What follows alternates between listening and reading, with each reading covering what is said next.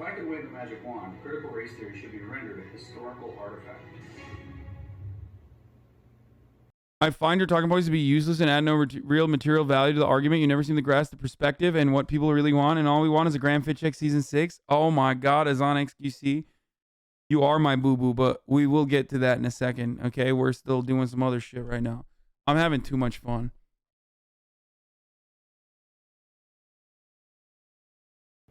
Please welcome co-author of book Cynical Theories, James Lindsay. James, thank you so much for being here.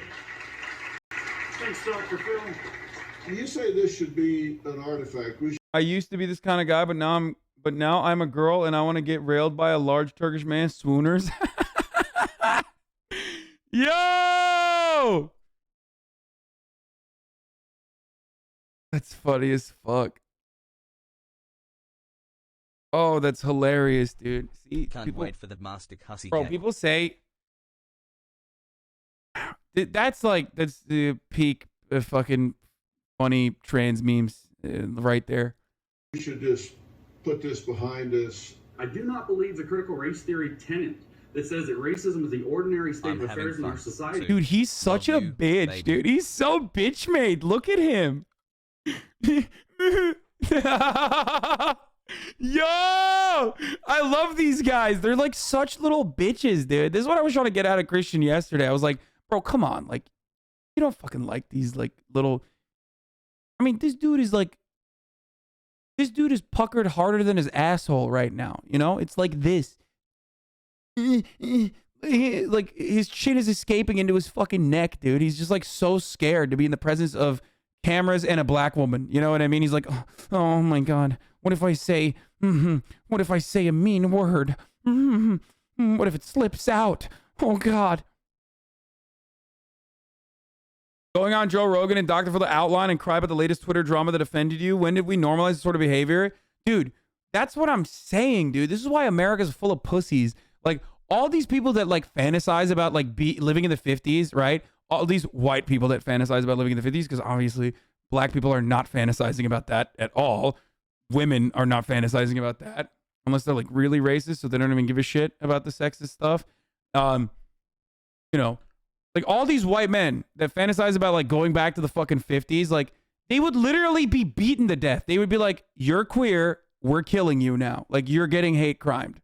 And they'd be like, no, I'm not. And they'd be like, no, you're not working at the fucking racism factory like all of us. You want to write books.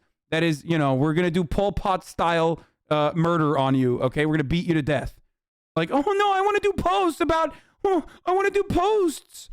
I want to do posts. I want to write books about, shut up. And they would beat the shit out of them, okay? So like, all these fucking dudes, at least I recognize that, okay? Like, I mean, I could probably work at the racism factory, you know? I wouldn't want to. I like what I'm doing. It's great, you know? But like, at least I like the era that I'm living in and want to even make it better. You know, and people call me a pussy for that, but like, whatever, you know? I think people should not have to suffer for no reason, right? But this guy's like, oh, I want to go back to a rugged era. It's like, dude, they would literally hate crime you. Like, you're a dork.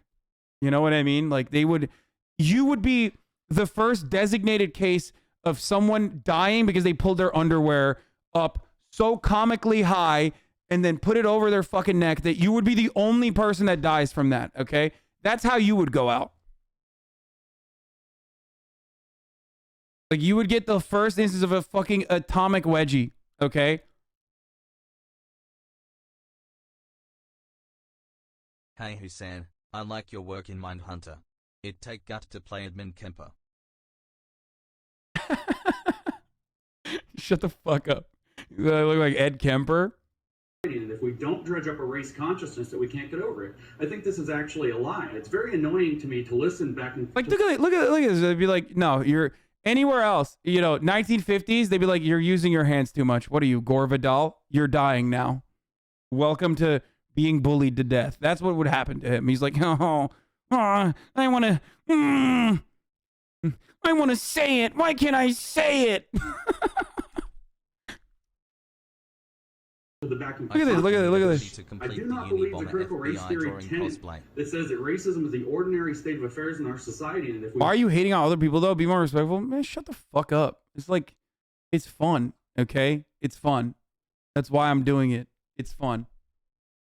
Don't dredge up a race consciousness that we can't get over it. I think this is actually a lie. It's very annoying to me to listen to the back and forth here. In fact, I'm glad to be here to bring some knowledge. I take a lot of umbrage with the idea that we're going to talk about should we have critical race theory, this or that, because it's talking about racism or history, when the fact of the matter is it's not are we, it's how are we. And I am shocked and appalled to hear the defensive side for critical race theory misrepresented this way, but they don't explain, for example, why the first paper called Toward a Critical Race Theory of Education by Gloria Lads and Billings was published in 1995. They don't explain why Richard Delgado's 2001 book explains on page 5, for example. You're just such a nerd, dude. I mean, imagine reading fucking books to this degree. You've read too much.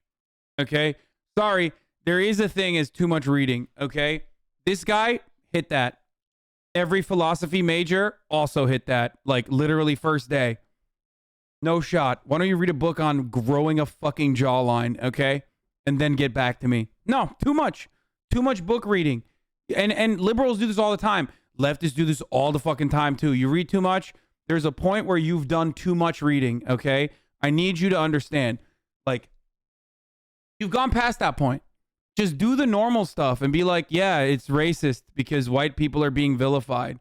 Don't be like, oh, in 1995, critical race theory was actually a legal scholarly argument made against, like, you know, white supremacists. Like, you know too much about it. You've lost already, okay? Just do the regular, like, you're too nerdy to actually fucking educate your side on this issue. You have gone way past the point of, like, propagandizing, and it's turned into something entirely different for you. Most people don't want to care. Most people don't want to read the manga, okay? They're not even going to watch One Piece, but they're certainly not going to read the manga. They just want to know the fucking highlights, okay? They know they want to cut the filler episodes out, and they just want to watch the fucking main shit. This homie's like, no, you have to read the manga of critical race theory. Otherwise, you will not understand it. And here are the other subsequent manga that were greatly influential in the creation of the One Piece manga. It's like, no, you do too much. Stop. Okay, take a breath. Take a deep breath. Stop. Go back like 8 steps. Dial it back. You are critically missing out on some bitches, okay?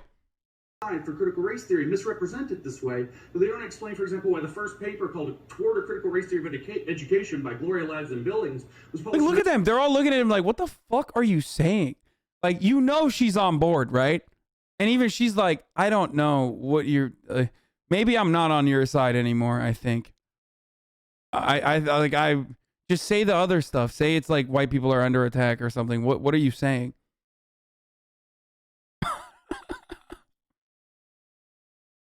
1995. They don't explain why Richard Delgado's 2001 book explains on page 5, for example, that it rapidly spread from law to other disciplines, especially education. like, yo, he's losing his own side, bro. I swear to God, he's like, what are you saying right now? You just, you did too much, okay? You literally did. Once you start pointing the pages, it's over, okay? It's done. You've lost everyone there. 5, for example, that it rapidly spread from law to other disciplines, especially education. They don't explain also in the exact same situation that Gloria Lads and Billings is one of the chief authors. The truth hurts, doesn't it? You bring statistics into an argument like a nerd. You think of yourself higher up on the bell curve when someone else does it. They're a beta cuck. I mean, relevant statistics are one thing. Talking about page 5 is entirely different. Also, no, I don't fucking do the whole bell curve shit either. I'm an idiot, okay? The reason why I'm smarter than you or most other people is because I recognize that I'm an idiot. Most of you don't see that. You think you are way smarter than you are. I'm a fucking dumbass, okay? I'm a dumbass. But I see that I'm a dumbass. I know what my limitations are. You, on the other hand, think you're not. And that's a problem. You are just as dumb as me, but usually even dumber because you don't think you're a dumbass. Also, I mean, what he's doing here, if we're going to be a fucking debate nerd, actually is he's doing what is known as gish galloping, okay?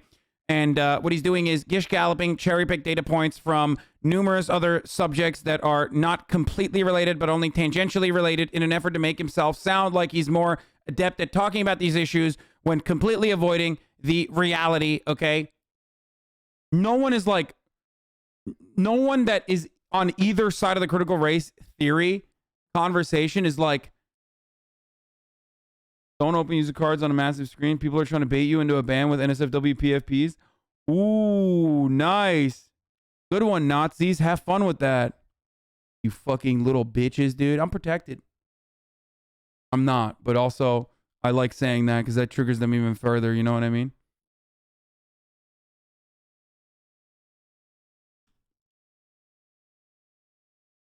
See, my coworker's a dentist. I work in a small coffee shop. It's real and I hate it. I'm just pretending I don't know who Lenin or Marx is anymore. See, that's what I'm saying. That's the leftist version of that.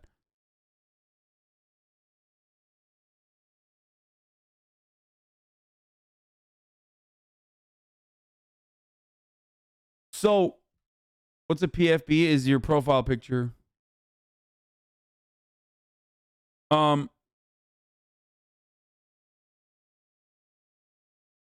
So what I was saying is like, what I was saying is that all of this stuff is completely unrelated to the actual fucking conversation about CRT, okay? Republicans think CRT is anything that mentions like black people as real human beings in a time when the majority did not, okay? That's just the reality. Like, when we have a conversation about like the founding fathers engaged in robust debate about like, you know, keeping black people enslaved or not, that is a conversation, okay? Hold on. That's a conversation that completely excludes the humanity of black people. I don't think many people understand that they're doing this. It's so pervasive that like people don't even recognize it, where you're like, well, what do you think the black people thought? Like, they didn't want to be enslaved. You know, they ran away. It was illegal for them to, right? So whenever people are talking about critical race theory, it's basically just a historical approach where they're like, no, but black people were humans back then as well, regardless of what the you know, non-black people thought, right? So they consider all of that to be critical race theory, and that's it. And they're against it, right? And the other side is like, no, we're for it. Of a ed equity in Virginia that's bringing critical race theory into all of the state schools of Virginia right now. You must breathe through your ears because you. Yeah, see, it's like impressive if you're a fucking idiot. You know what I mean? Like, yeah, if you're Dr. Phil, like, it's impressive. It's an impressive feat. Like, wow, this, you know.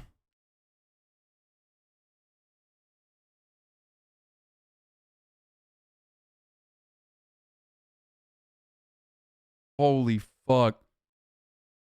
Bro, I just looked at my Instagram for a second. And there's a video of a motorcyclist who was running away from cops in West Hollywood, and he just fucking gets absolutely beaked by and just dies. And it's like the most insane car crash I've ever seen. He fucking ragdolls, bro. It's crazy. Loving the stash look and fit you got on, my guy. Russell, watch that Will on stream? definitely No pair up shot. nice with That's like, some Black Sperry's Hasan. Thanks for coming to my daily Sperry's TED bro, talk. that shit literally looks, it looks fake. It's so insane it looks fake. Don't watch it, but Russell watch the stream and deleted VOD. Yeah. 5. Oh my god, dude. DM it to me? No, but I'll just say it this much. He flies above buildings. Like, he fucking drives super fast and he hits a car and he flew, like he flung in the air. I think his like pants flew off and shit. And he was above buildings. Okay? No, I'm not even kidding. It was like some real fucking Grand Theft Auto shit. It's on LSF? No. I mean, I don't know if his pants flew off, but it just looked like... You're exaggerating? No, I want to show you, but I can't. It's straight. Bro. I'm not even kidding, dude. It's like, it's not, it sounds like a fucking joke, but it's not. It's like, he literally flies in the air, dude.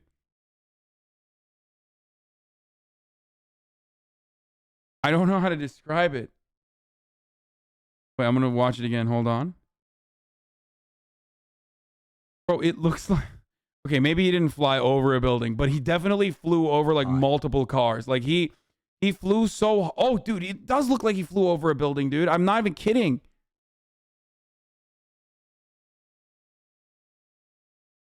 He does, like, 11 cartwheels in a fucking row, dude. It's not even...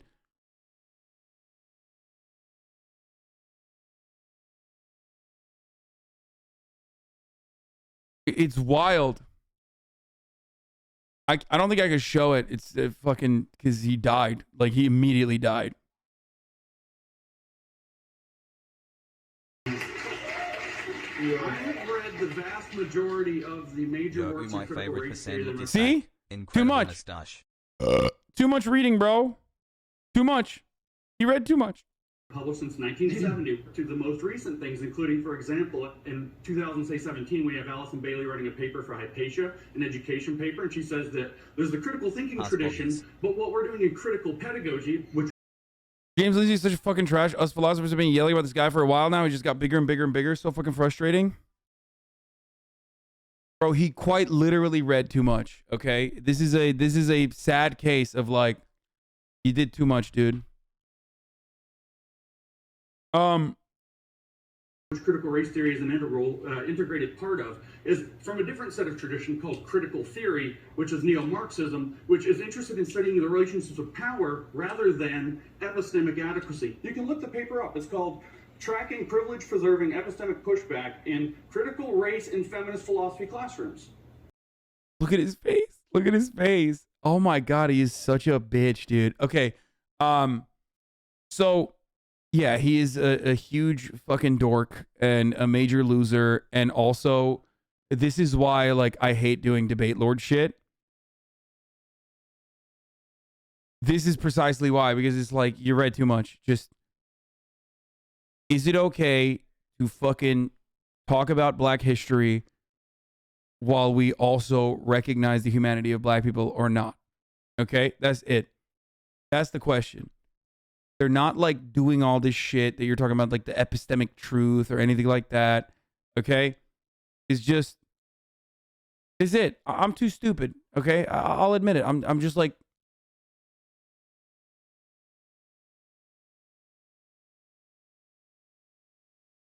it's not like a JP Parrot. No, it's just like,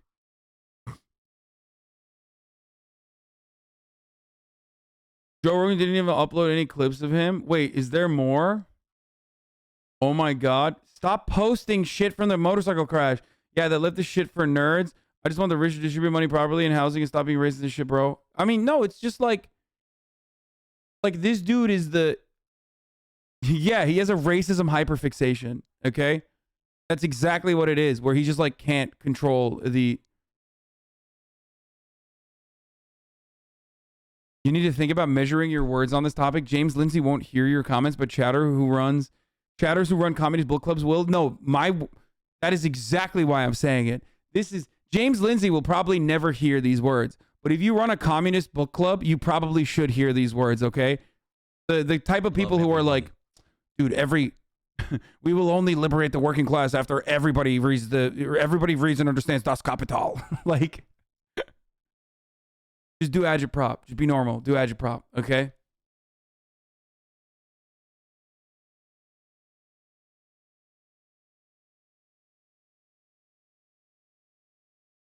That's not being taught in K-12 schools. Sorry. It just isn't. I mean, congratulate, like... The funny, if owned. Oh my God, that's it? It's called Tracking Privilege Preserving Epistemic Pushback in Critical Race in Feminist Philosophy Classrooms. That's not being taught in K-12 schools. Sorry. It just isn't. I mean, just wrecked. Just absolutely fucking destroyed, dude. That's crazy. That's crazy. I like the new look. She just like was like, that's not, you're crazy. You just made that up. There you go. That's how, Look at how well he got fucking rolled. Congratulate, like everybody if I see as much as you do. Oh, they're playing him out too. Oh, that's so funny. That's awesome. That's great. And by the way, it is true. So the other part about critical race theory, which we've like, boring, but like have talked about before, is that a lot of what conservatives do, and this is an entire industry, is they have think tanks like the Manhattan Institute where they go through any fucking paper that's ever been published, okay? In not the hard sciences, but any sort of paper that's ever been published with the same level of diligence of like an anti-vaxxer, okay? Looking for the next non-peer reviewed fucking study that justifies, I don't know, shoving ivermectin in their assholes or whatever, okay? And they find like whatever kind of fucking study that comes across like a little weird. And everything is discussed in academia. Everything, okay? It's no holds barred. Free speech, right? So they'll find whatever the fuck they can and then try to ram whatever academic paper that they have, that they're like, you know, of course, inappropriately discussing, that is totally irrelevant to the subject matter. And they love cramming that into like, this is what they're teaching in kindergarten. It's like, what fucking, you're an idiot, dude. No, they're not.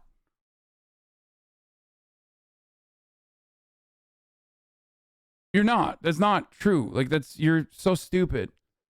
Man, he don't fly over buildings. What the fuck? That dude definitely flies over, like, the height of the building. Shut up. When he says neo-Marxism, he means Frankfurt School critical theory comprised of folks like Adorno, Horkheimer, Marcuse, Benjamin. Well, okay, see, unlike HasanAbi, I suggest reading them to learn about our current conditions. No, there's too much reading. Too much reading. I mean, you can if you want to, but you will be boring and annoying like that other guy.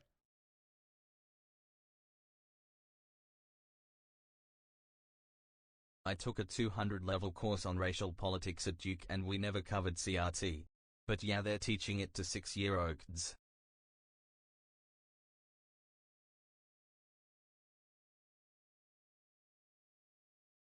Wait, his pants actually flew off? Stop.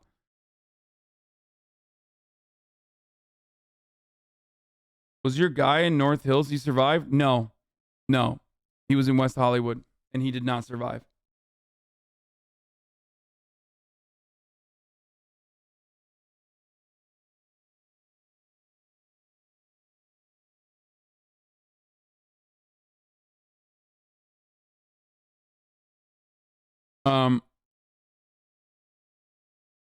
What is this? I don't speak German at Libsyn. James Lindsay and the Grievance Studies Hoax Part 2. What? Oh, this is 1 hour and 28 minutes, dude. What the fuck? Oh my god, no shot. That's like the reading form of listening to a podcast, dude. It's like you might as well read at that point. Read an audiobook, dude, instead of that. Anyway, the Frankfurters are major punching bag for fascist ideologues. Even American Hindu fascist Rajiv Malhotra bashes the Frankfurters. Yes, every one of them has briefly discussed it. It does not mean anything. It's just stupid as fuck.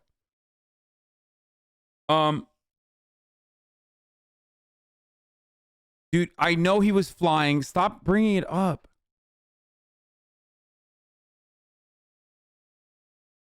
Okay. Is there more of James Lindsay's appearance? At this point, it's basically civil obligation to learn what James Lindsay has to teach. Whether you agree or disagree with what he said, this is years worth of meme content. 4 jaws hit the floor by 30 seconds. Like he just insulted grandma's cooking at Thanksgiving. Wait, what? I don't think they understand. Like did they watch the same video I watched? I feel like they look at this and go, oh, this guy.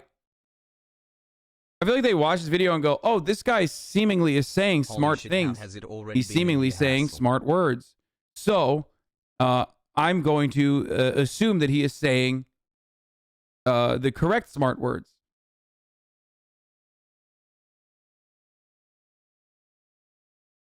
Have you played Disco Elysium? This topic was being discussed in that game too. There was a character called Measurehead. Pretty detailed game. Any takes from that yes, game? My favorite slot Yes. bottom got the 17 Measurehead. I did not actually fucking go fully into his critical racism theory, even though I originally was going to do that, but instead I beat him.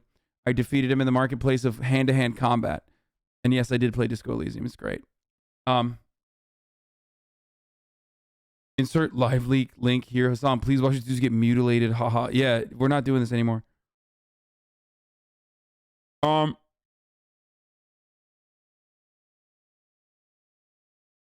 Look, let's watch the game. It's called Tracking Privilege Preserving Epistemic Pushback in Critical Race and Feminist Philosophy Classrooms. That's not being taught in K-12 schools. Sorry. It's It not. isn't. I mean, congratulations. It's awesome.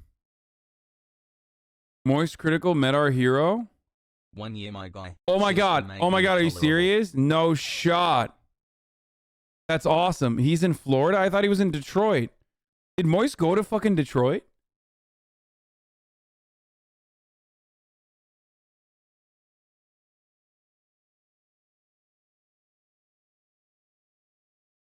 Did you see this clip a while back? Say that there's systemic racism. Oh, yeah. Marc Lamont Hill clapped this dude, didn't he? He made him like cry a little bit.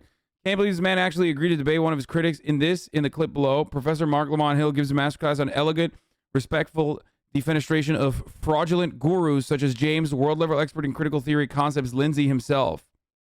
The argument has never been that every single thing that happens in the world is due to systems. There's always been a relationship between structures or systems and agency, human action. And all of the research literature, all the philosophy, all the theory has been about trying to find a balance and trying to make sense of the relationship between those two things. We're not robots walking through the world. We have choices, we have options. No race theorist argues that we don't. And so the idea here that systemic racism is just some kind of institutional blame game, I think, becomes a kind of caricature of it. I'm going to say one more, and then I want to give you two a chance to respond here. You said that critical race theory says that is the view that all disparities in group outcomes are due. Bro, did the homie suck up on a lemon or something? Why is his face literally like? It looks like his lips are trying to hide inside of his mouth. Like, he just looks like his face is getting smaller and smaller the more Marc Lamont Hill talks. I want to give you two a chance to respond here. You said that critical race theory says that is the view that all disparities in group outcomes are due to racist systems, right? Again, no. I mean, one of the most enduring, if not the most enduring term from critical race theory has been intersectionality. And so when we look at people like Kimberly Crenshaw and others who talk about the intersections of race and gender and geography and ability status, I think it's wholly inaccurate to suggest that everything, even in critical race theory, is chalked up to race. How would you respond to those two criticisms? I mean, the intersectionality one's actually very easy to respond to. Yeah, of course, she's talking about other intersecting systems of power, but all of these systems of power are said to work the same way. And you mentioned structural, so I'm very glad you did that, because structural refers to, in this case, one of two things: language, as in structuralism, as interpreted through postmodernism, which means that we are actually contingent products of our culture and times, which therefore means that we don't actually have agency, that because we are actually just socialized into the conditions that we're in, and we mistake. Dude, I hate this. I hate this so much. I hate it so much. Oh my god. As in structuralism, as interpreted through postmodernism, which means that we are actually contingent products of our culture and times, which therefore means that we don't actually have agency, that because we are actually just socialized into the conditions that we're in, and we mistake that which we think is true when it's actually just manifestations of those systems of power. It's also can refer to the structures of society in a Marxian superstructure way, like Karl Marx, as put forth, say, by Herbert Marcuse in the 1960s, father of the New Left, who talked about the fact that everybody who doesn't have a critical awakened consciousness, in other words, everybody who's not a critical theorist, whether it's critical race, critical gender, critical queer, critical disability, critical fat, whatever you want to have it, is actually just being influenced in his thought through the heteronomous interests of corporate. You know what's funny about all of this is that, bro, he's kind of owning himself. Like, maybe you got too much critical theory, bro. Like, if his argument ultimately whittles down to, like, it's bullshit to, like, learn all of these, to learn all this critical theory because you will become this, like, hysteric that is consistently applying systemic analysis, devoid of any sort of like individual agency, which quite literally happened to you. You know what I mean? You read too much critical theory and it broke your brain. You're just on the opposite side. Okay? His plants did fly off. Okay, stop! Stop showing me the fucking biker whose pants flew off as he did like 12 cartwheels over like a 1-story fucking house.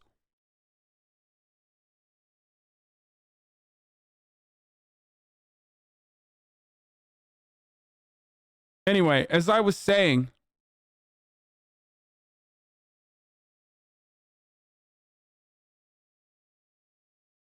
capitalism and consumerism and the various systems of power, including racism, sexism, etc., that manifest throughout society. So actually, we don't have agency under critical race theory or any of its philosophical antecedents.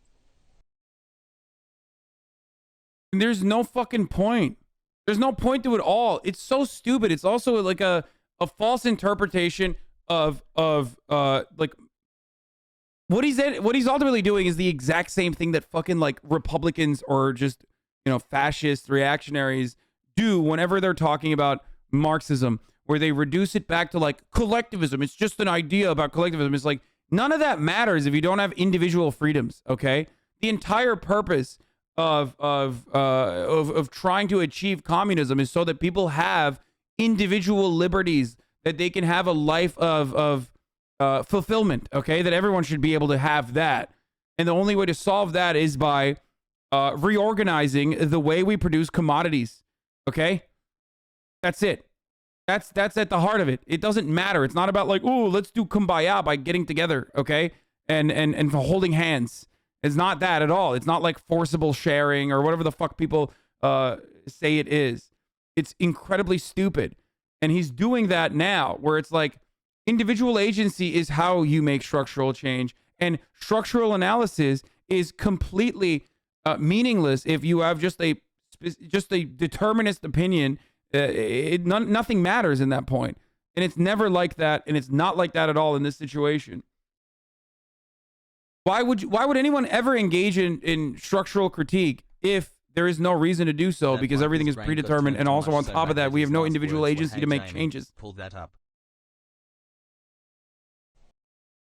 Okay, so he says this. What is his response? Don't have agency under critical race theory or any of its philosophical antecedents. That's correct. So I wish we had more time to unpack your critical theorist, which is an incredible irony, because you actually have to sacrifice all of your agency to think otherwise, which is how it chills freedom of thought and freedom of speech, because you have to be critically conscious or else you have false consciousness and are therefore not acting out yourself. You have no actual agency. By the way, if you think that this is the main reason why people are upset about critical race theory, you are dumber than Dr. James Lindsay, okay? Like, this is like 11 layers above what people are fucking, salivating over or fucking having aneurysms over. Like, do you think that that's why it's like the way that we are arriving at the epistemic truths is completely devoid of, personal agency? Then that's precisely why we should just stop doing critical race theory in schools. Like, no one, not a single person in the United States of America is unironically saying this is the actual reason why they're mad about critical race theory being taught in schools. This is not being taught in schools. And it's not also, this is not even the starting point for people talking about any of this shit in schools. Oh my Lord, bro. Just holy fuck. Months. Like I said, too much reading. Daily content. Agency. Of course, we're running out of time, but I'm going to respond just so the audience and the people who watch this on clips don't think that I don't have a response. First of all, your counter is predicated on the idea that there's a one-to-one relationship between critical race theory and critical theory as sort of produced from the Marxist tradition, from the Frankfurt School, etc., when in fact, critical race theory has certainly connections to any kind of critical intellectual discourse, but it's also connected to critical legal studies, which was not committed to sort of inheriting all of the kind of Gramscian. Should it be taught in schools? This is not being taught in schools. And even if this was being taught in schools, that'd be kind of dope. But like, no fucking kid is going to understand this. Most adults that don't have the precursory understanding and knowledge are never going to understand this either. So yeah, I don't give a shit if they taught this in schools, and they certainly do not. If you think that this is being taught in like American public schools, you're just fucking insane, okay?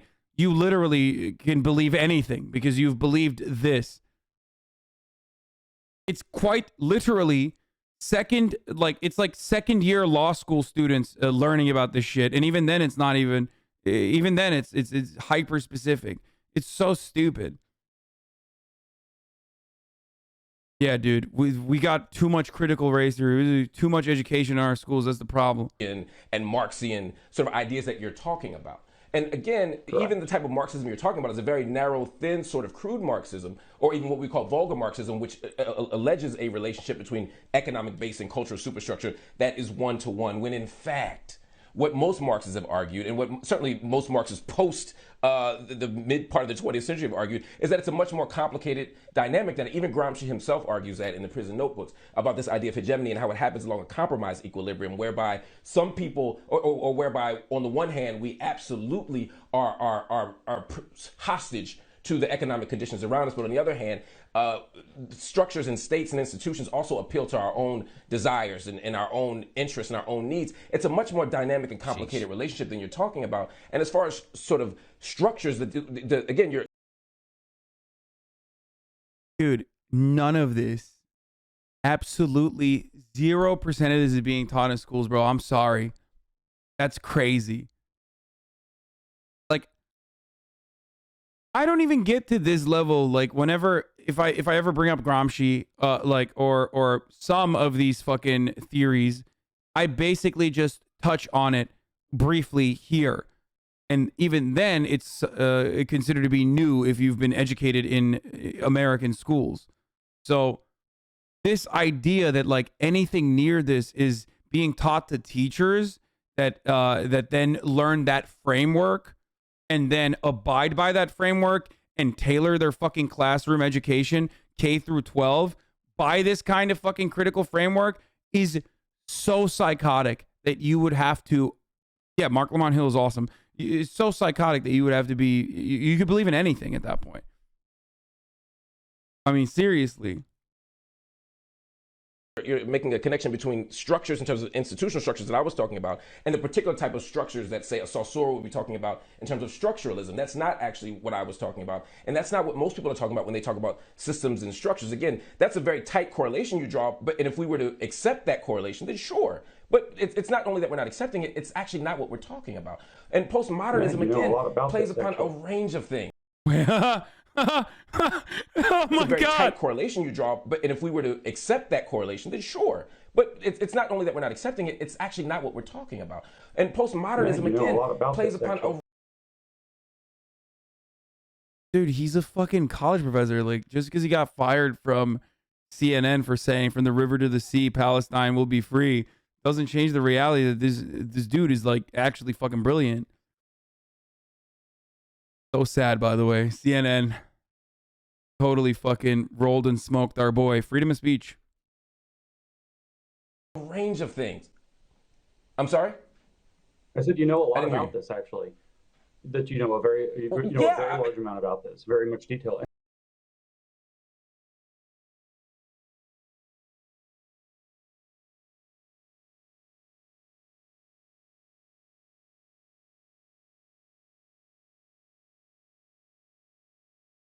So actually, the person that we're watching that knows a lot about this is Marc Lamont Hill, who was famously fired. Worth reminding everyone the public assessment of his own expertise here. An expert in critical race theory. I want to kind of start my testimony. I'll try to stay brief by saying that I receive thousands of messages from people all over the country because I am recognized. He got rightfully deplatformed. Marc Lamont Hill got rightfully deplatformed? You're fucking psycho, dude. What the fuck are you saying?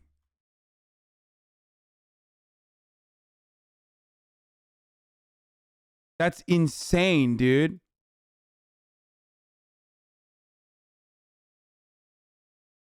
He got fired from He got fired from CNN for delivering a speech at the United Nations, dude. Like, you're like you're a freak, okay? You're quite literally a fucking freak if you think that that is in any meaningful capacity an acceptable fucking take.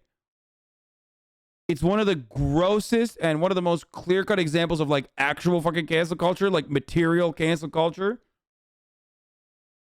Okay?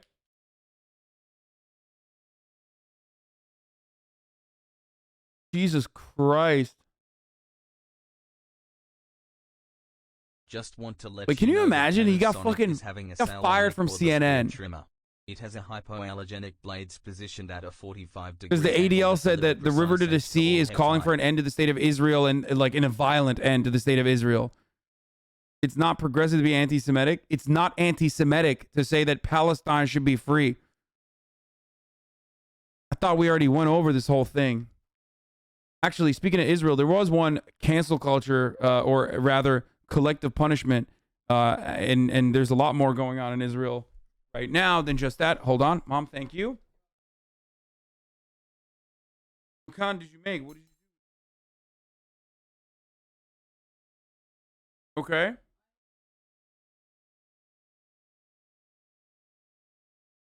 You can give me the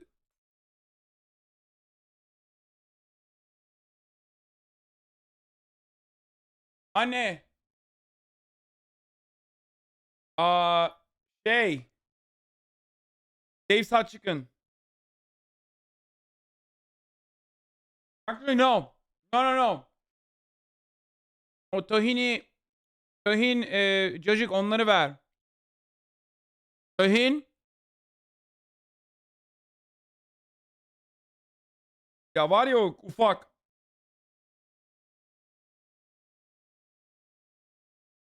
I was just choosing sauces. Bir de diyet kola lütfen. Imagine being 40 getting fed by your mom. It's fucking awesome, bitch. What do you mean?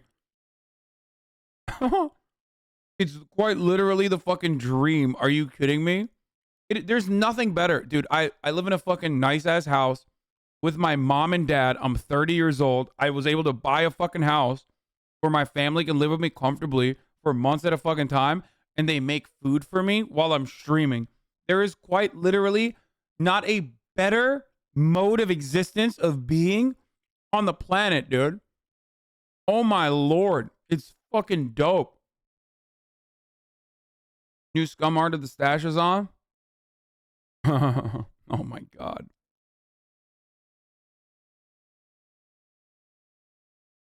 It looks good.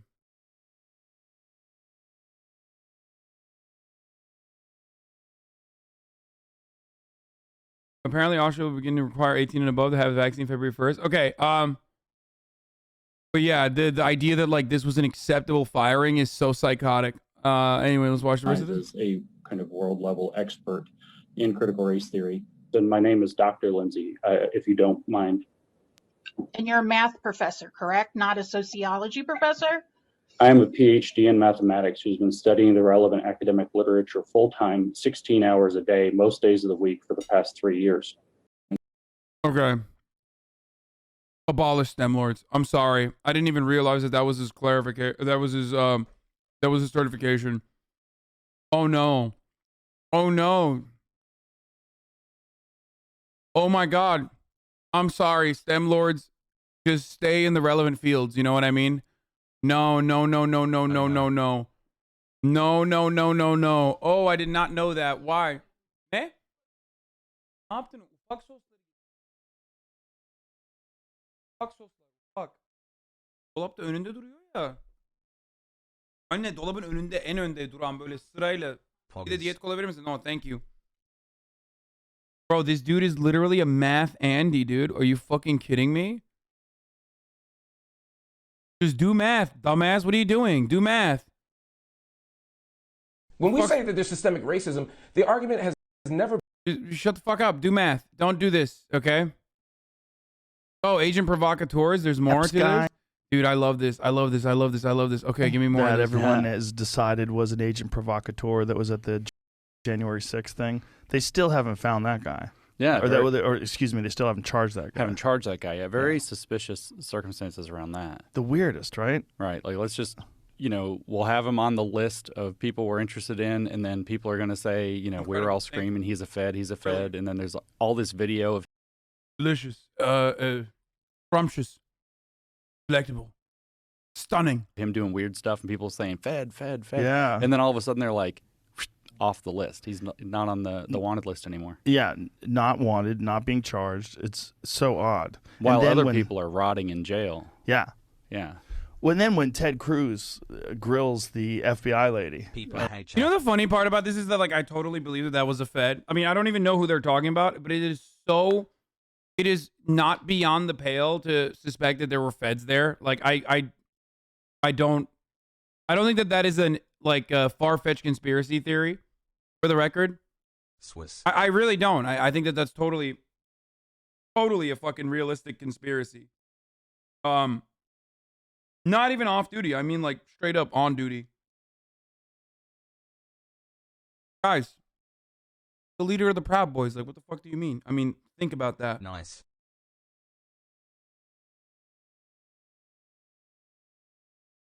I said it's not beyond the pale. I'm saying it's not far-fetched.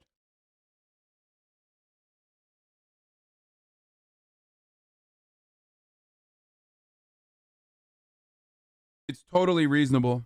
That's a totally reasonable thing to say. Tanky? What? You motherfuckers say everything's a tanky. Shut the fuck up, idiot. I don't know what any words mean.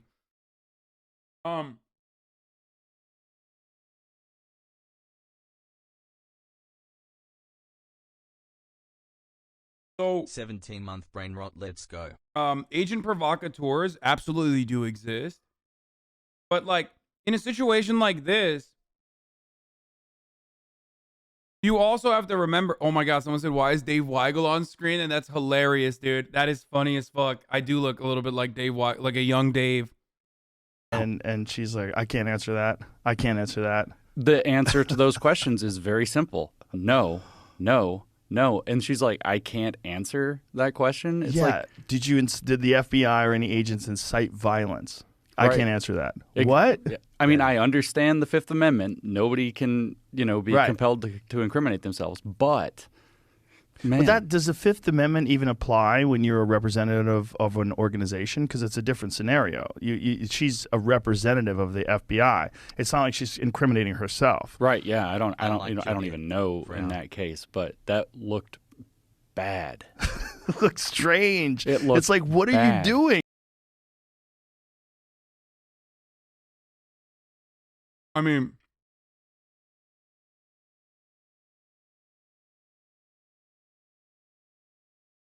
like, that's not far-fetched. Show this article to anyone who questions FBI, COINTEL involvement with right-wing movements and suppression of left-wing movements. I mean, yeah, FBI has done this for left-wing movements in perpetuity. And I don't think it's acceptable when they do it to right-wing movements either. Like, don't get me wrong. Part of the reason why this is like a very weird thing to fucking point to is also because, like, Donald Trump was also the main fucking advocate. You know what I mean? Like, like, you can cry about fucking the FBI or whatever, but, like, you know who else was agitating people to go do shit? Donald Trump. And you thought of parents coming in to tell teachers how the kids should be taught. You're like, well, what? It's like saying FBI brought about the top of the hour ad break. It's like, no, it's not the FBI. It's me. Okay. Jeff Bezos compelled me to give you the top of the hour ad break, but I'm the one who's serving it to you. Right. And if you want an ad-free broadcasting experience, which many do, and that's understandable, it's an understandable desire to have, then, you can't go to the FBI. You got to go get a fucking subscription for $5. Or for free with a Twitch Prime. That's right. Or maybe if you're lucky, you'll get gifted a sub. But those are the ways to do it. Royal Screen, for example, just gifted 5 subs. Thank you, Royal. Here's a woman ad break now. What do the parents know? But then when you see some of the ridiculous shit that kids are getting taught in school today, and then if you follow like libs of TikTok, and you see some of these crazy groomer teachers. Groomer teachers, yeah. It's so bizarre. It's so bizarre to see these people making these videos because they're doing it like out in the open. They're like, we are going to teach your kids the right things. We are going to teach your kids to respect us. We are going to teach your kids to, you know, like whatever theories that they want. Fellows, teachers are kind of fucking, you know, educating your children. Don't you think that's grooming? This is like the fucking right-wing version of like liberals saying everything is eugenics, okay? And you know I've had this fucking stonewalk before. This is like literally the right-wing version of that. Like liberals will say like, oh, you want people to die from COVID? That's eugenics or whatever the fuck. You know what I mean? Oh, you want to fucking do gene editing for CRISPR to eradicate fucking hereditary diseases? That's eugenics. Okay? They say everything is fucking eugenics. Felix and I made jokes about this yesterday, if you remember. This is the right-wing version of that. It's like, fellas, it's grooming. If an adult is trying to educate your child, you know, think about that for a second. That's quite literally grooming, right? I mean, they're trying to put information in your child's brain. Like, dude, that's education. You're describing education and then saying it's grooming. You're currently describing the process of education, and your monkey brain thinks that that is grooming. Like, and they're doing it in this weird, arrogant assertion that they're going to indoctrinate these children into their ideology, and they're literally like mocking or taunting the parents that we're going to do this to your kids. Yeah. And I don't understand the motivation. I don't understand why they would make those videos. I don't understand why anybody would hire those people to be teachers. And why they wouldn't fire them immediately upon seeing those videos. I know they did fire that one teacher. I think she was a professor who was talking about people who are attracted to underage people, that we shouldn't call them pedophiles. Yeah, that was a professor. That's right. Right. Yeah, I forgot. 16 months, let's go. Okay, that is literally grooming. That's different. That's, again, illegal. Okay? Illegal. Unsportsmanlike conduct. Very different. Probably a libertarian. Don't believe that fucking professor is a leftist, okay? That is very different than what the fuck, you know, you're saying that these other teachers are doing on libs of TikTok. She said we shouldn't call them pedophiles. Yeah. We should call them minor attracted. Minor attracted persons. Yeah. Which the MAP, but the P in MAP should just stand for pedophile, because that's what minor attracted means.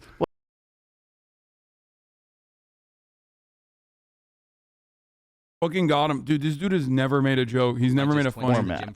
Joe Rogan and Conceptual James on how CNN destroys CNN.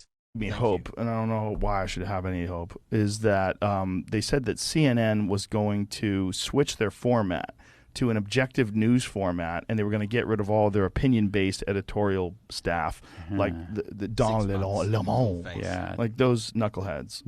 Again, this donkey loves fucking Tucker Carlson. So what's the difference? Like, I mean, I don't like Don Lemon, okay? I don't. I think that, like, CNN's commentary pieces fucking suck. Okay? I think that they are not great. But if you... Wait, is Pokemon actually being sued by Ninja? What? Shut the fuck up. Are you serious? What is going on right now? Love to see it.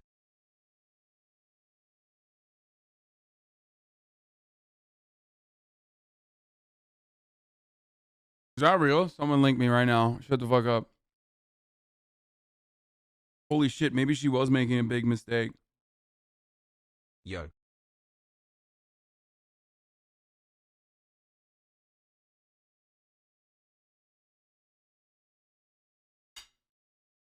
Is that real?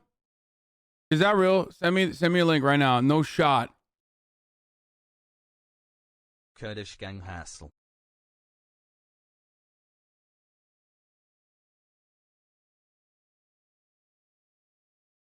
Bro, that is so crazy. Oh wait, you're just saying that because No, Noise this Critical is saying it. Like, I don't think this is real, right?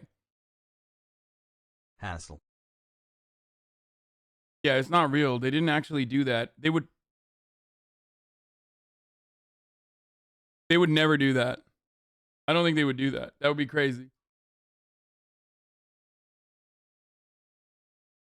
They're threatening to sue him. We already did this. They're not actually suing him, though.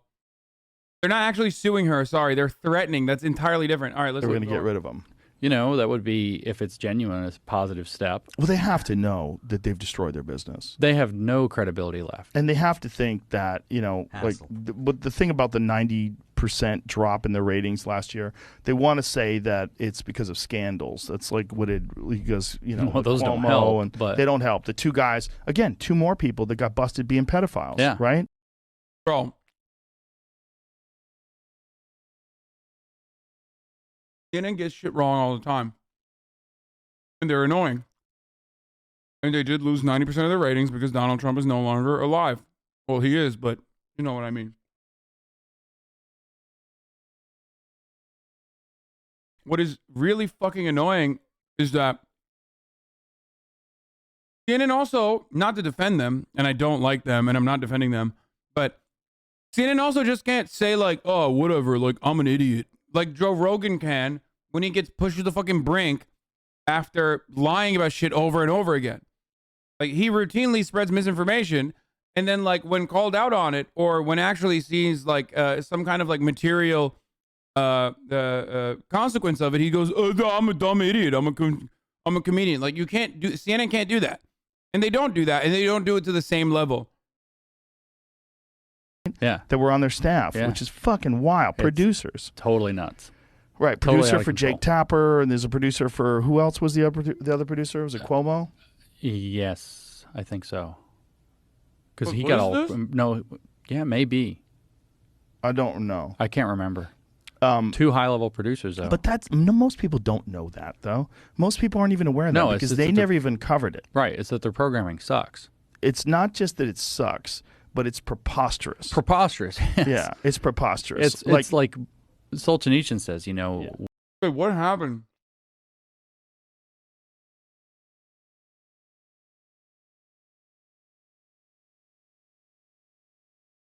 CNN did what? There were pedophiles?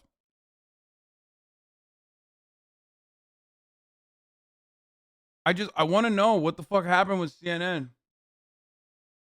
Matt Gaetz' ex-girlfriend was granted immunity in exchange for her grand jury testimony. Yeah, we saw that. Wait, what?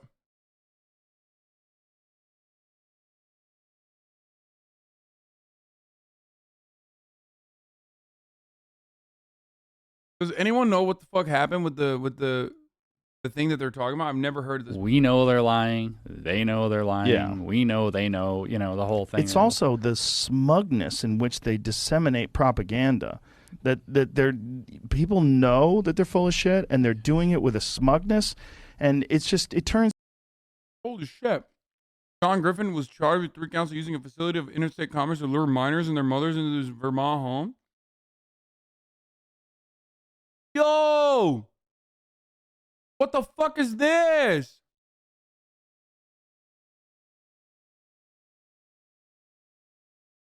What the fuck? Yo, Joe Rogan Experience. Real news, baby. I just learned something new. I cannot believe I just learned something new about Joe Rogan, from Joe Rogan.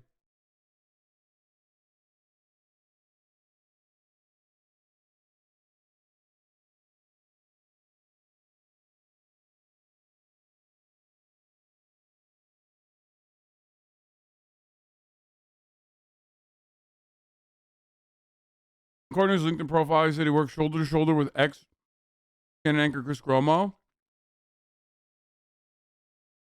Oh, he used kick. It's over. It's over. Arrest this man. Tail him. Done. I don't need to see anything more.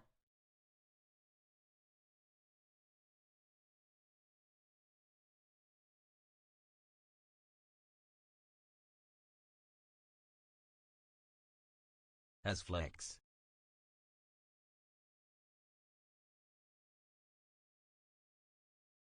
Texas mother of 2 girls, ages 9 and 13. Yo, arrest the parents too. What the fuck? Wait, when is this from?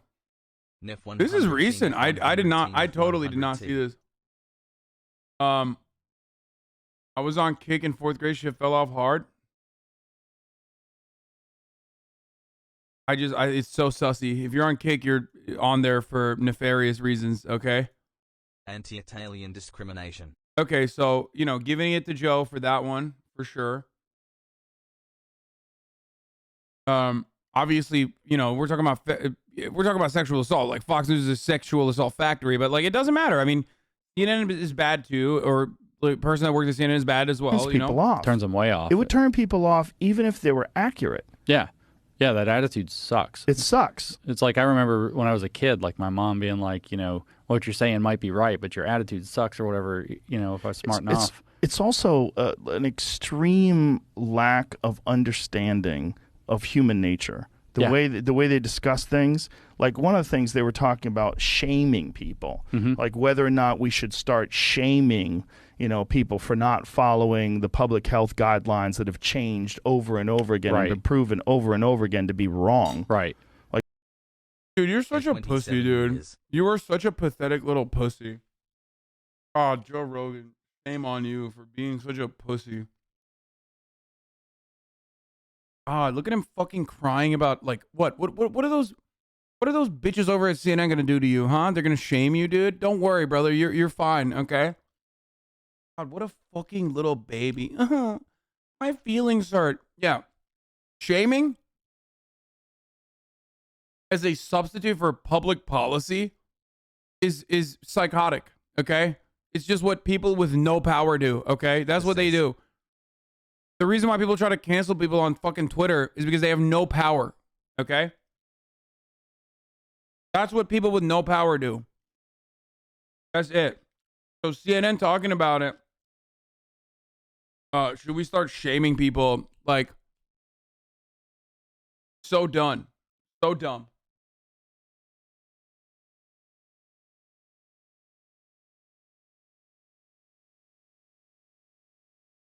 Your mother's bacon, didn't you get butthurt when people were talking about you on LSF? I'm willing to bet. Hold on. I'm willing to bet before I even read this. I'm not reading it yet. Didn't you get butthurt when people were talking about you on LSF? I'm willing to bet that this person, which I have not read his chat logs, features information that goes way beyond people just talking about me, even in the chat logs itself. Okay?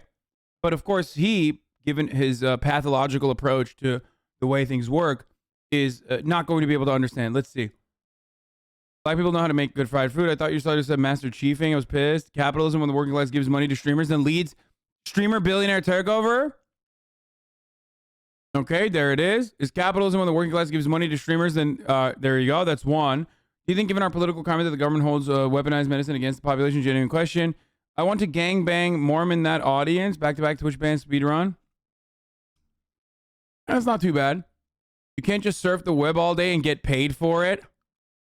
Okay, there you go. Tyrone coming for your ass? What the fuck?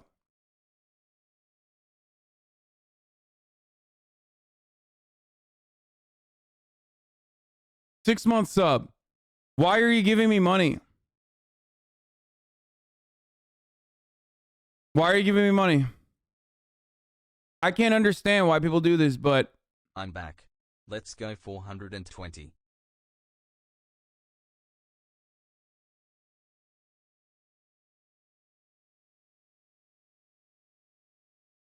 He went from like, look, he went from like being a fan, like an actual fan, to just like, you know, turning into a fucking weirdo over the course of like, I think it was the house thing.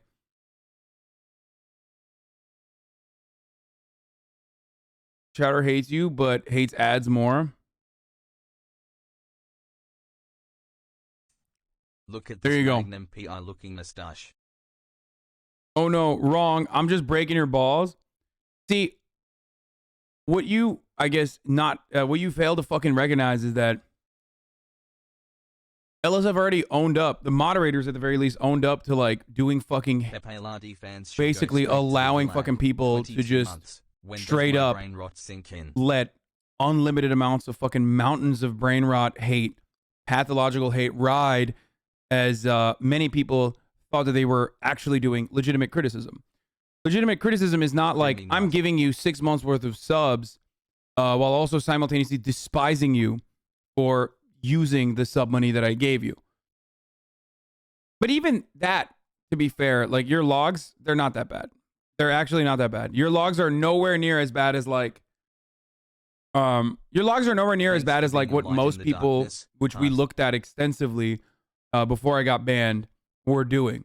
There are entire fucking Reddit accounts dedicated to like writing misinformation about what they perceive I'm doing in across numerous other subreddits. Less than 3. And these people are regularly fucking they're regularly doing this everywhere. And of course I wanted to be banned from the subreddit that was allowing this to happen. That's not just like you know, I was getting butthurt because people were doing LSF. It's because people were using the much larger platform like LSF that has the capacity to go to the fucking top of Reddit all as a launching pad for routinely taking every controversy that was occurring on the platform or off the platform and turning it back to me being the main villain. So much so that people were actually joking about it. Like other Twitch streamers were aware of this and they were joking about it, where they would always say, hey, at least Hasan is here, so he'll, you know, be the fucking magnet for all the negative attention and all the hate. I just did not want that to be, you know, I didn't want to be used as like the fucking whipping boy for that anymore. You know? 1118 talks about tying you up. Wait, what? Hey, I love your hassle. What color duct tape do you like to be tied up with, by the way? What?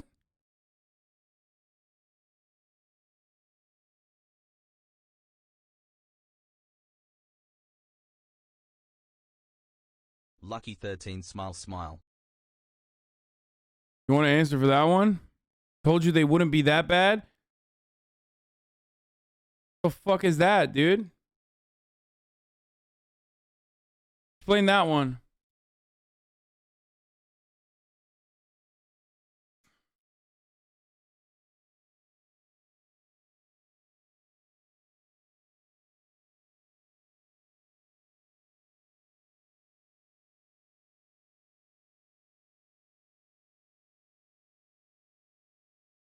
At HasanAbi 1 year anniversary, looking sexy my guy.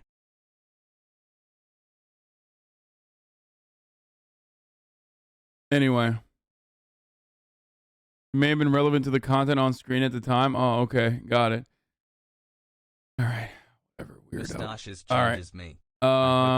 Let's finish like, this what one. are you fucking saying? See, this like, is you're on the news, yeah, and you're talking about shaming people. Shaming people.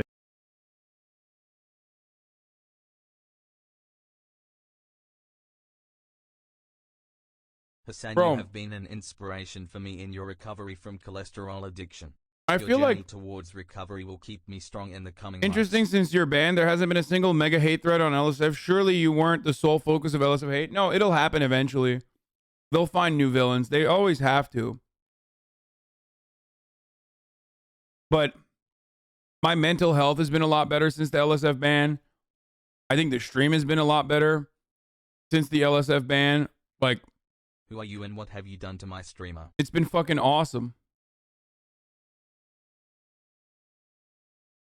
Libs of TikTok, CNN destroys CNN, anti-racist personalities. Labeling people like, okay, this goes Asian provocateurs. That's it. Those are all the best clips from this.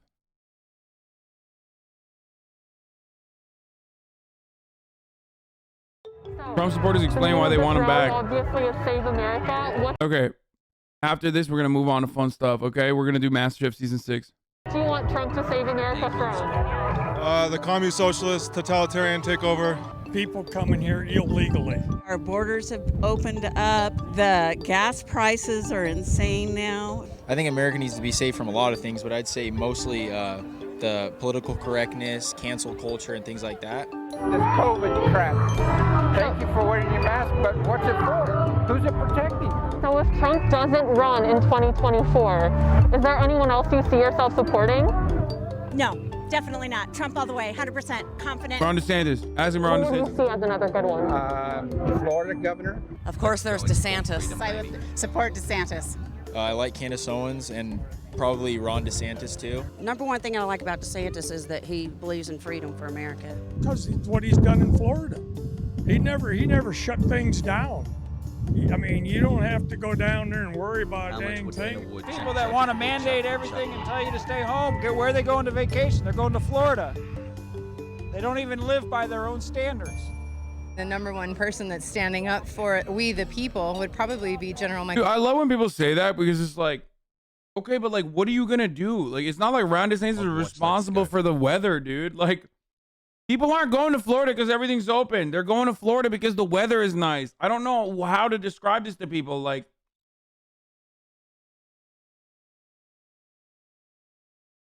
it's so fucking stupid. It's like literally historically always been the primo fucking. Like, no one is. I've never been to a state because I was like, I love their governor, dude. You know, I love their governor and his policies. It's so stupid.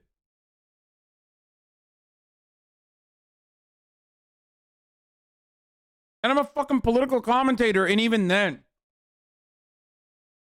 it's like, bro, everything's open in Iowa. Why the fuck is nobody going to Iowa? You know what I mean? It's like, why? Why is nobody going to fucking Iowa, dog? I wonder why. Why do you think? Because it's fucking 10 degrees and there's nothing to do. Even motherfuckers from Iowa don't want to be in Iowa during the winter.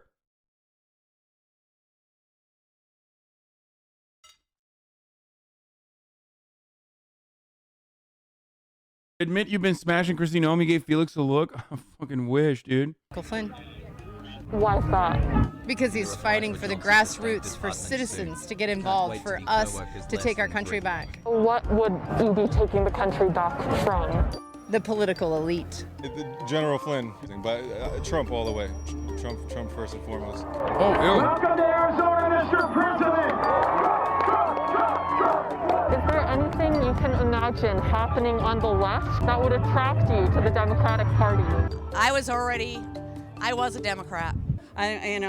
a Democrat. I was always a Democrat, all my life. I voted for Obama twice, and something one day just said, "What are you doing?" I had to switch because I saw what was happening with the Democratic Party. And then I seen what happened, what's going on with Obama the second year.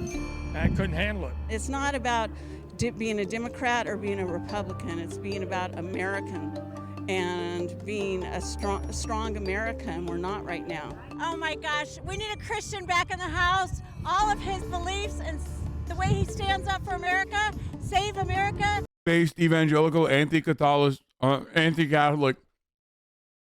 She said, we need a real Christian in the house. She's like mad like it's JFK, you know what I mean? She's like, yo, Catholics aren't real Christians. Help our people. We definitely need him back in the House. He represents God and country, and I can't see that the Democrats are literally destroying the country at this point. There's no other Republican you see representing what Trump represents? Oh, I'm sure there are, but right now I'm just focused on getting Trump back in there. We're God's country. So what would you say is more important to you, the Republican Party or Trump as the leader of the party? No, I'm so tired of the Republicans. I could give it a darn about the Republican Party. Trump's still our president, and we just love him. It shouldn't have anything to do with party, right? It should have to do with what's constitutional. I believe that there's a lot of rhinos in Washington, and we need to get rid of them because they just kind of go along with the narrative. And we're not being heard. What's the Republican Party not hearing? There's just been too many lies. Trump stands for the people, not for himself. Well, he's able to rally people together. He's able to get people, united. I love that. I love that, like, the one identifiable quality of Trump, undeniably, is that he is a gigantic narcissist who only cares about himself. And he's got these dumbasses convinced. United, which is pretty big. I don't know if he even wants to run, but I'm pretty sure Trump's going to be back at some point in some way.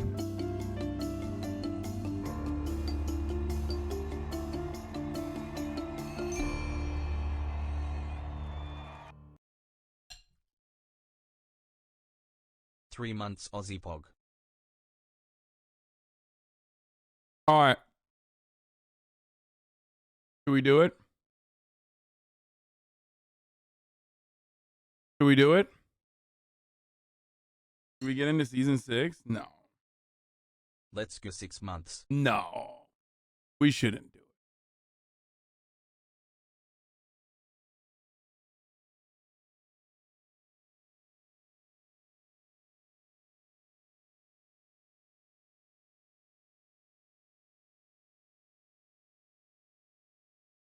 Okay, let's do it. Oh, come on, let's do it. Oh, okay. MasterChef season 6 starts now.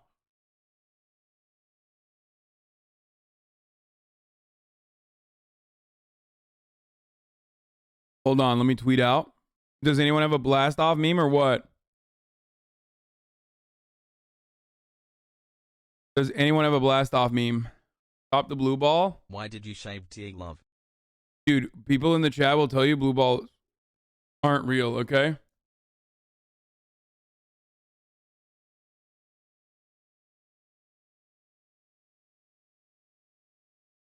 It's back. Let's go. They said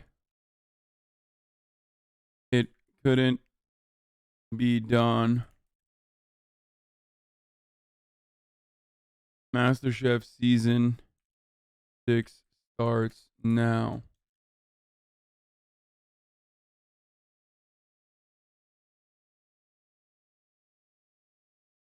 Tweet this out. What do you got? What do you got? There's so many rare gram opportunities. Okay, that's not a rare gram. That's just me. That's just me twice. I don't know why you just posted a photo of me twice with like a similar backdrop. I don't understand that. It's not funny. Show me. Give me a MasterChef.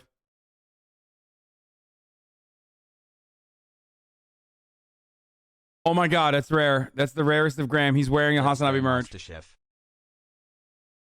That's the rare merch gram. That's a fit check that I'd love to do, you know? All right, here it is. Let the people know that it's fucking time, you know, that we're live and alive. We're live and alive. We're live and alive. We're live and alive. We're live and alive.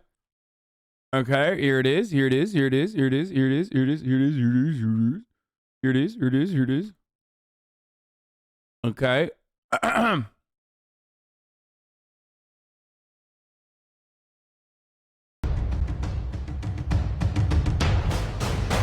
The MasterChef White Apron, the coveted ticket into the world's biggest and toughest cooking competition.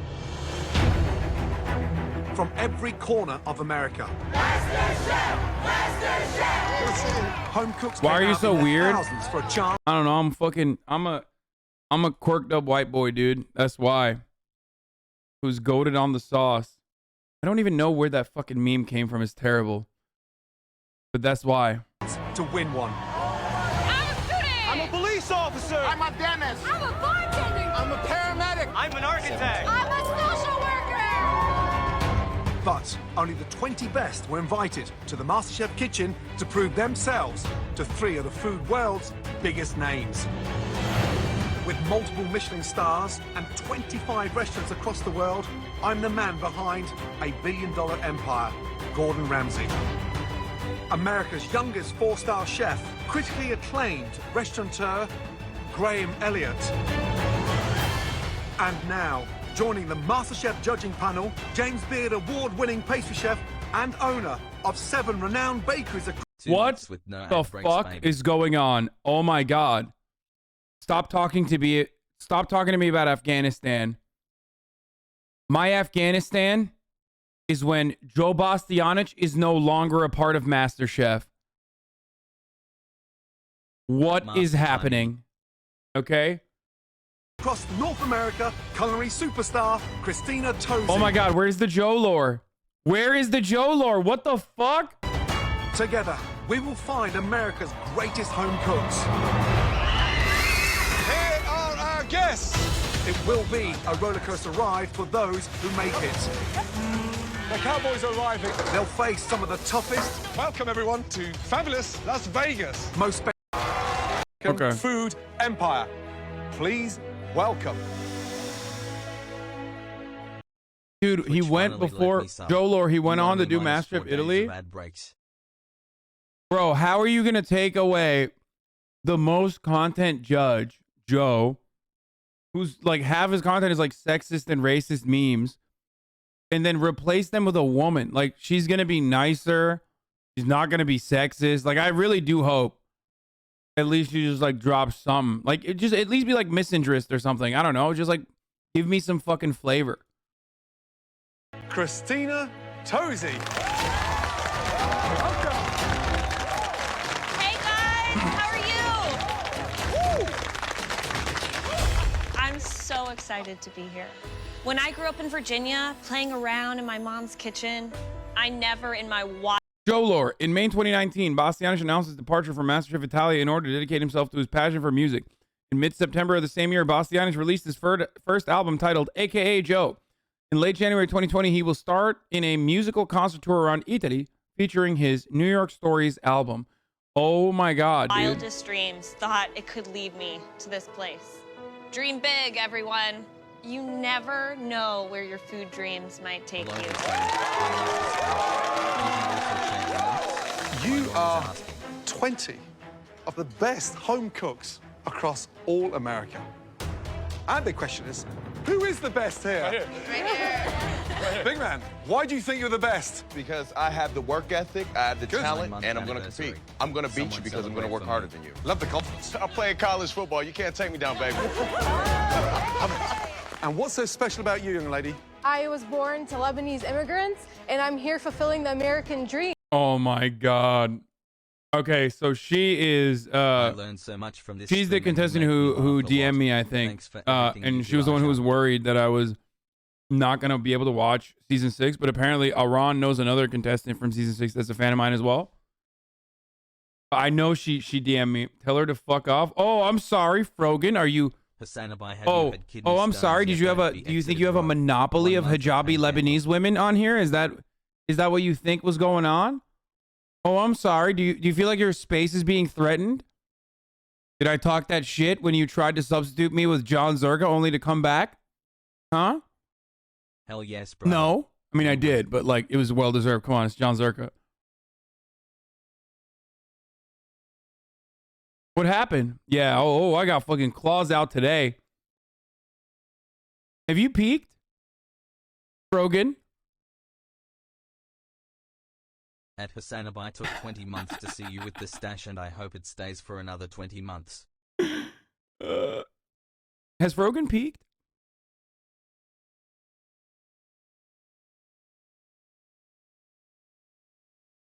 Why is she not saying anything? Why is she not saying anything? I don't know why she's just not saying anything. I feel like I beaked her too hard. I white knight for you, unfortunately. Wow, unfortunately. I'm combining my Lebanese roots and American cooking, and that's who I am. Brilliant. I think we stand a new Lebanese queen here. I want to unleash an avalanche of style. I design clothing in Chicago. Right. And I'm going to put couture on a plate. Fantastic. Glad to hear it, Tommy. Are you ready to show us how good you really are? Are you all ready to put on a MasterChef apron? Right. There's only one thing standing between you. Oh, dude, we're missing out. Joe would have been so like Islamophobic, dude. That would have been tight. We're missing out on so much. I'm just gonna imagine how Islamophobic Joe would have been. You know what I mean? He would just like make snide remarks like, "What's up? Doesn't it get hot in there? How do you keep cooking when it's so hot up there? What's happening? Wow, you're making ethnic food again?"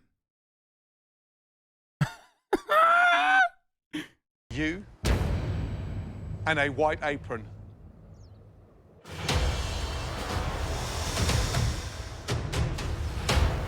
These people.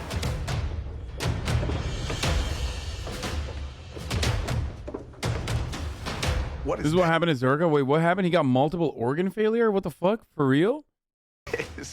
I thought that we were the only people that were supposed to be here. Oh, this is just an excuse for you to be homophobic, you bigot? Wait, what? Okay, why am I reading chat? Why am I reading chat? I'm done. I'm done reading chat. We're done. We're done. We're having fun now. People packing in. It's 20 more of the best home cooks across America. If they thought it was gonna be easy, they have no idea what I'm about to do today.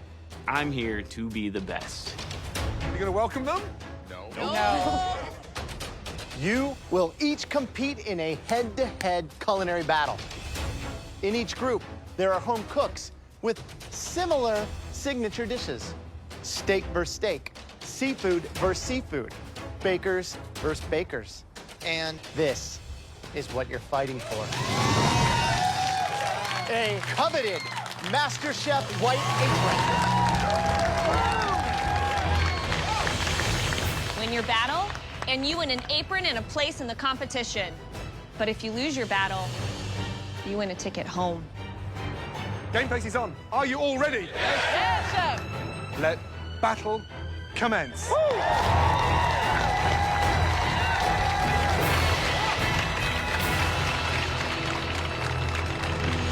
I wonder who the other fan is. We know one of them. In the battle for their aprons, the home cooks will have just 30 minutes to prepare their signature dish. We will then decide who... Lebanon Pride, the only country to not be invaded by USA and ISIS. Yo!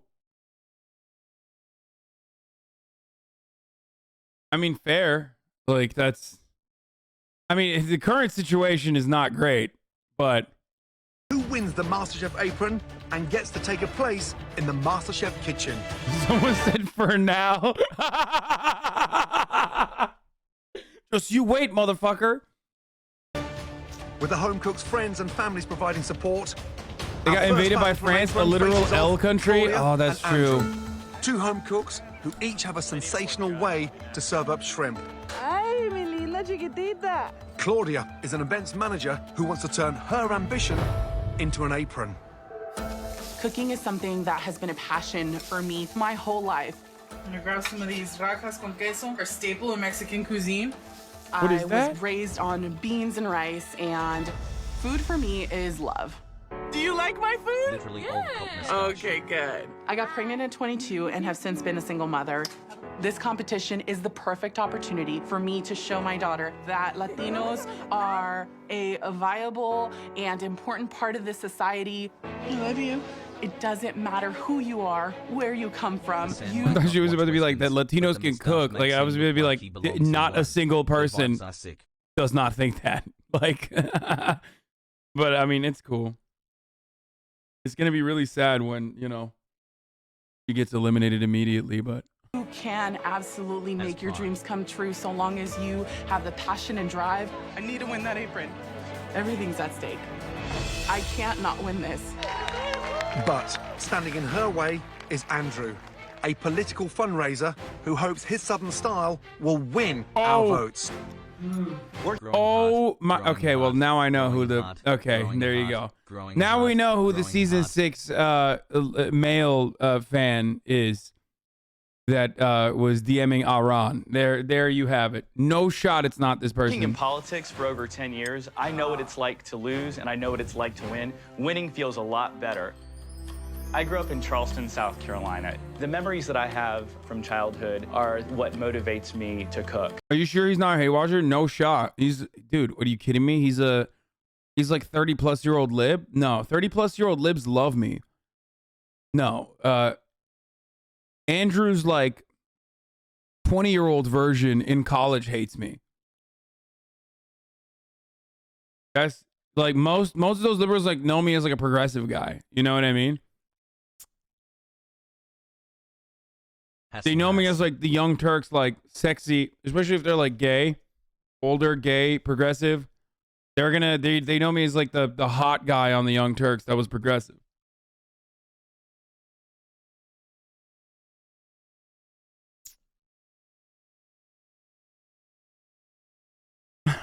Colette, a woman judge, ladies with pink hair, a gay politician, a Hispanic single mother, a Muslim. May as well call this show Gordon Ramsay's liberal chef agenda. Disgusting. Yikes. Go woke and go broke, MasterChef.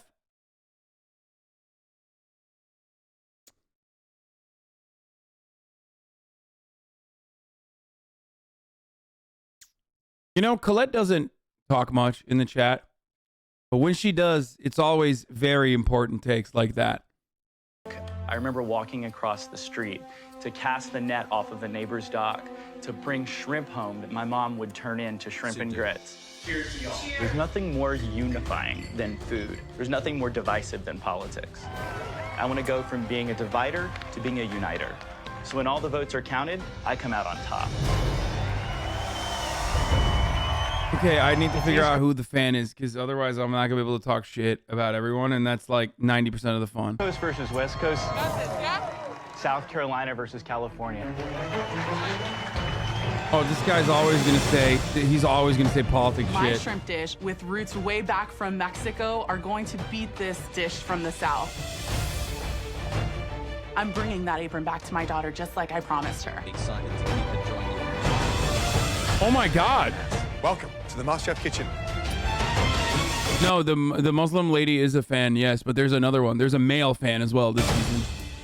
Claudia, tell us about your dish. I am cooking camarones barbones al mojo de ajo, which means they are head-on shrimp sautéed in an amazing garlic butter sauce, served on top of a great pico as well as... Where's Joe? Joe would immediately be like, you're a woman and you made ethnic food? Are you trying to win? Are you trying to lose? Have you peaked? You're speaking in an ethnic language? Like, I can't. I miss him. I miss him so much. I literally miss him, dude. I miss his racism. I'm sorry. Fuck it. I'll admit it, dude. Okay? Like, I miss laughing at, you know, the dumb shit that he would say. He would say Spanish speaking is not sophisticated and that, you know, he has a sophisticated, refined palate, and then he would, you know, tell her that it's ethnic food. a white Mexican rice. Andrew, what's the dish you're cooking for us tonight? I'm making low country shrimp and grits, deglazed with a little bit of white vermouth, and I'm really, really excited to share the flavors of my childhood with y'all. Two very talented home cooks battling it out for one apron. Your 30 minutes starts now. We got rid of the idiot of Bastianic in Italy as well. He barely speaks Italian. We have real chefs as judge now. Yeah, I'm excited for this. You guys got a gift in the form of Joe Bastianic. And you boofed it. Head on shrimp. You have to know what you're doing Big time. because you can never really tell when that shrimp is properly cooked when it's in the shell. So that will be a real test. Yep. Shrimp and grits. That's a big one, that one, to pull it off in 30 minutes. Those grits don't cook easily. If they're not seasoned well, that is the kiss of death. 10 minutes gone, 20 minutes left to get your hands on that apron. Claudia. now the shrimp Congratulations, is soaked in garlic Smidel. butter. Glad you're getting Tell me vaccinated. about this rice. Why is it going to be magical? It is a Mazatlan Mexican rice, which is the one that we usually serve with a lot of our seafood dishes. Sounds delicious. Andrew, great knife skills. You're so kind. Brilliant. What have you done with the bacon there? You've rendered the fat down? I've rendered the fat down. I poured a little bit of the fat off before I throw the mushrooms in. Interesting. How are you cooking the shrimp? I'm actually going to add them to the sauce at the very end. I finished the sauce with the sweet white vermouth, so it won't be too soupy when the shrimp go in. Wow. Come on. Speed up. 60 seconds to go.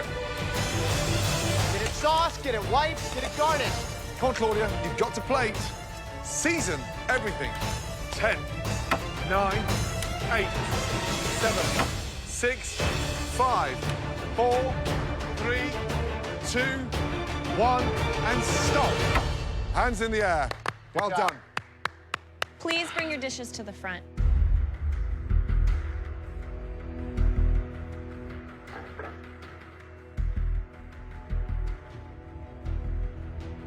Claudia, describe the dish, please. This is a shrimp sauteed in garlic and butter, served over a great pico and a Mexican white rice. How many times have you cooked this dish? A million times. It's my daughter's favorite. The actual salsa's nice. I like the heat in there. Delicious. Shrimps are cooked nicely. Crispy, elegant. Nice flavor. Does something quite charming. I feel the love. Thank you.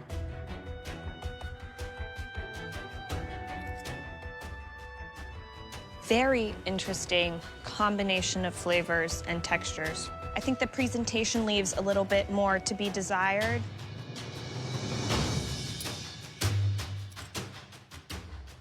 Good flavor. I like the garlic. The great pico. I think you could use a pinch of salt just to bring that out and make it a little more savory. Yeah. But I think it's really, really tasty.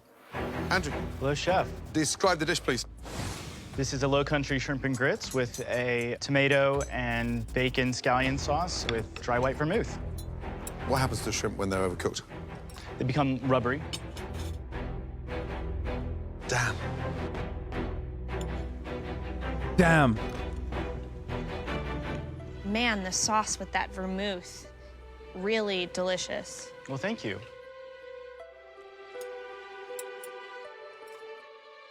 Oh, he's looking up. The shrimp was a little too much give, a little overcooked. But I like the flavor. I really enjoy the layers of the bacon and the mushroom and the shrimp. Thanks. Really well done. This is tough. 2 very good dishes. 1 white apron. Christina, which home cook should get the apron? Claudia, I loved your shrimp, but the rice didn't really enhance or elevate the dish. Andrew, the sauce was so delicious. I love the addition of the vermouth. You wowed me. I gotta say, I think the apron should go to Andrew. Wow. Thank you. Ready? Yeah? Yeah, I disagree. I mean, I like them both, but one had the edge. Damn, drama amongst the judges. Oh, wait. You mean to tell me this is gonna be a classic 1-1? We're back. We're freaking back, dude. Joe's gone, but the classic 1-1s, they're back, okay? Every episode, there will be a classic motherfucking 1-1. Let's go classic 1-1. Nailed the shrimp. Cooked to perfection. I'm going with Claudia. Wow, so it's on me now. Yep. 2 Classic. totally different styles. 1 apron.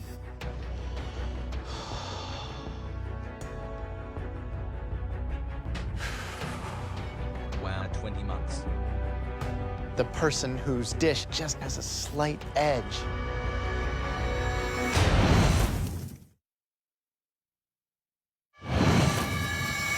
Claudia and Andrew have had just 30 minutes to prepare their signature shrimp dishes in a head-to-head battle, where only one will win a coveted MasterChef apron.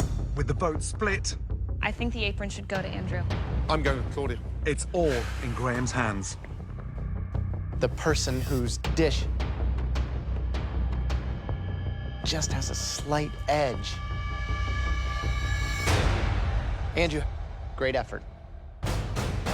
People, Claudia. Hey, chat you cute. Hope you're all done. Sorry. People kiss. But you gotta stick around longer. Thank you, job. thank you. Andrew, great dish, really delicious. Thank you. Congratulations. Thank you.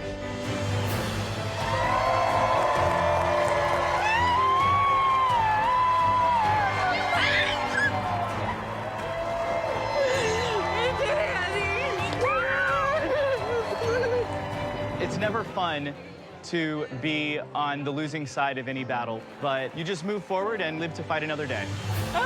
Fairy tales don't usually come true for people like me. For me to actually have gotten this today means so much. I love you. Battling for a white apron next is Stephen from Palm Springs, who hopes to use his passion for gardening to harvest a MasterChef apron. Gardening is what has brought me into cooking today. Over here, I got celery. I'm an urban gardener, so I grow really good food, and then I cook it so you can eat it and be happy and healthy and make babies. And I'm not being arrogant. Wait, but my who food won? is Who great. won that one? Sorry, I had to pee and take my dishes to the kitchen, and I ran. Big house. He looks like he wants the whitest apron. More Joe lore. Okay, we've done enough. Claudia won. Oh, Politics Andy lost. Politics Andy got smoked. Bozo. Damn.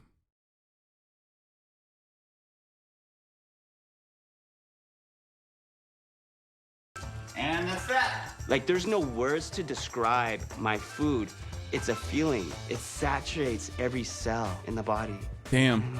It's beautiful. Stephen's competition is Tommy. I am sure some of the other contestants will, I think Tommy's gonna lose. He's too much of a character. I think. I don't know. The other dude looks like he knows have what to he's take doing me too. with a grain of salt. Oh my God. But I'm a regular guy from the south side of Chicago who's made good. I've been a fashion designer for my entire life, and I think My man said fashion regular. and food is related. It is a There is nothing regular about that hair. Homie does look straight like a JoJo character. There is nothing. This is in every way, shape, sense of the word irregular, okay?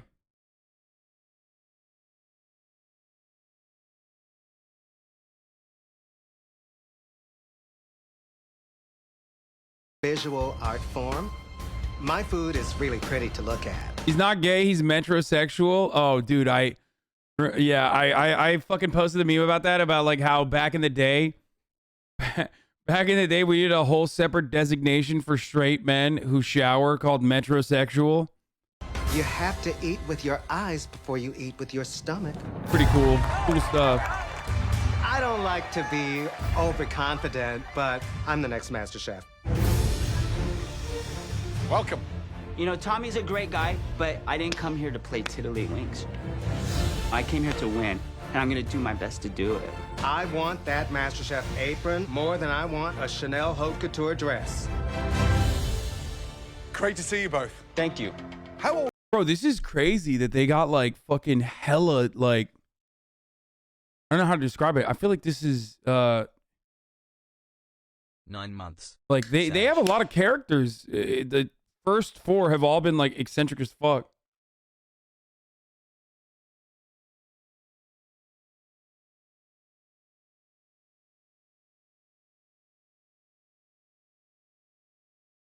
Someone said 13 Ludwig months. got banned. Bring back When is he RP not? Pfizer. Like, what else is new, bro? Like, you know, the sun came up this morning and it's going to go down soon, you know? Like, what do you mean? Oh, no, he got banned? That's crazy at this point. How old are you? 47. I am the magical age of 53. Stop No it. way. I'm not cut. It's all real. Amazing. Oh, my God. Okay, never mind. He's an anti-activist. Let's go. Let's go. My man said fucking penis rights, okay? My man straight up said, I am not a circ boy, okay? I am not circed up. You will not stop me.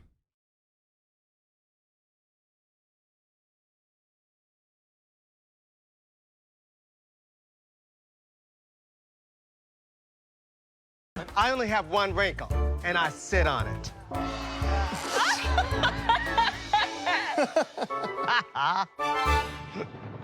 So, gentlemen, you're both cooking your signature dish, which is pork.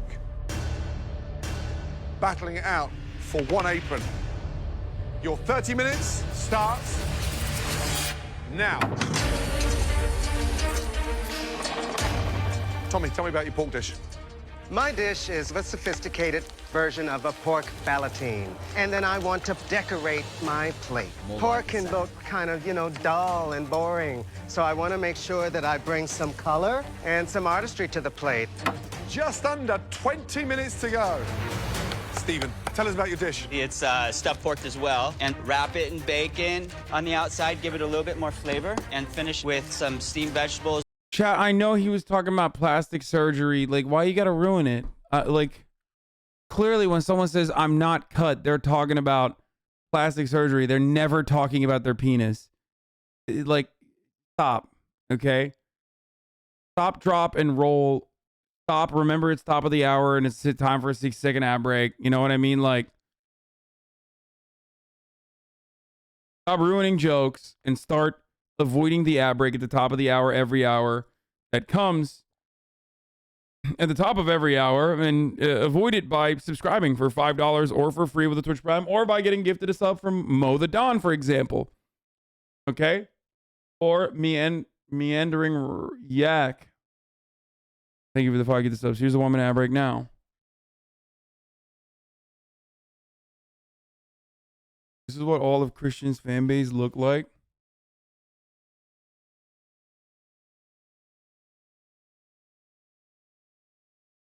Sounds awesome. Yeah, you bet you. Have you guys gotten used to my mustache? Jose, thank you for the 5 get the. Have you guys gotten used to my someone by the name of Iowa Corn Farmer just subscribed with a Prime. Have you gotten used to it or no? No? Told you would start getting used to it by the end of the day. Coming up to the last 3 minutes.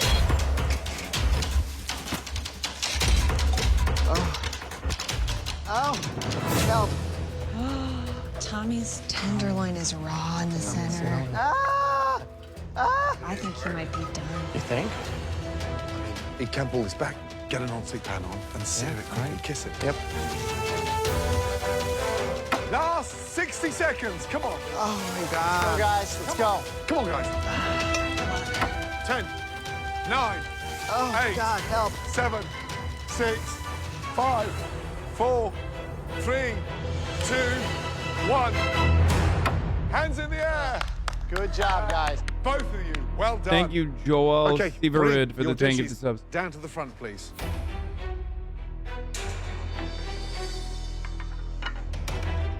His fit is blasted though. That's a good Tommy, fit. describe your dish, please.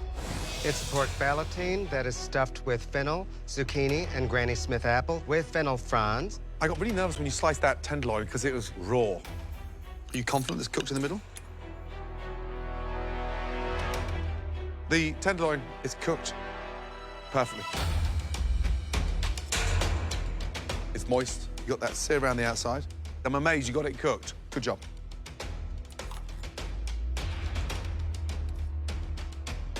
It's really, really tasty. Plating-wise, you've got stems of the fennel, you've got the fronds, you've got a sage leaf. It's nice that you're showing some of that artistry, but you need to dial it back.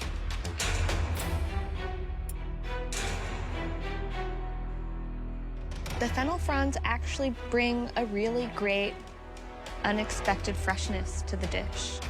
Really great effort. Thank you. Stephen. Yes. Please, describe your dish.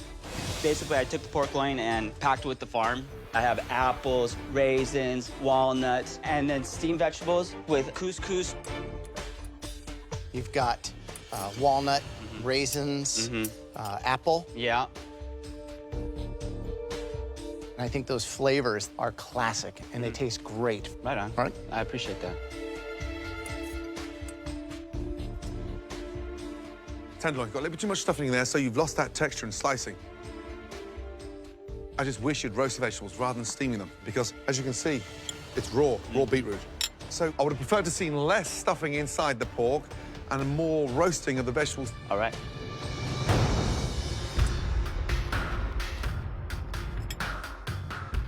Your pork has a really great flavor to it. Thank you. But the vegetable in the middle, they're almost so hard they could just be a crudité on the side. The irony of those vegetables. You being an urban gardener. Yeah, it's sad. It's the thing you love, but it also might be the thing that sent you home. Uh-oh.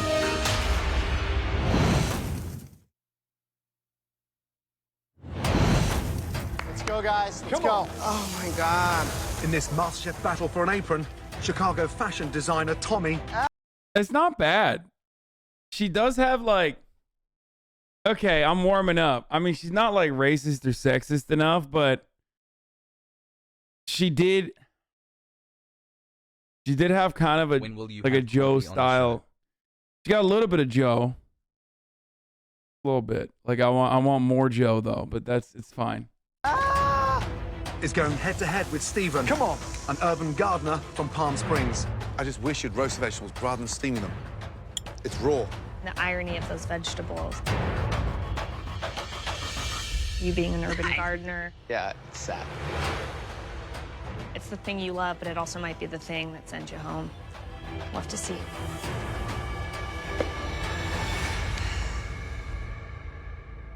Tough. This is two very energetic, talented individuals. Stephen's filling. Filling's good. Tommy's was a mess. 4 minutes to go, it was raw, so I'm amazed he pulled that back. Right. I know. You both did a really great job. Which one of these pork dishes wins this apron? The apron goes to... I once was sitting next to Christina Tozzi at a restaurant in El Segundo, and she would not stop talking to her friend about how her boobs were getting bigger, and I was on a date. It was great. Damn, that's the tea. Wait, why was her boobs getting bigger? Is she like... My husband walked into the room and asked why is Charlie's Hasan wearing tactical a as fake fuck. We saw mustache this already. Give me some videos of this, okay? I need to see this. Pretty funny. Hey, I need to see videos of this. I don't want to see anything else. 9-month porn.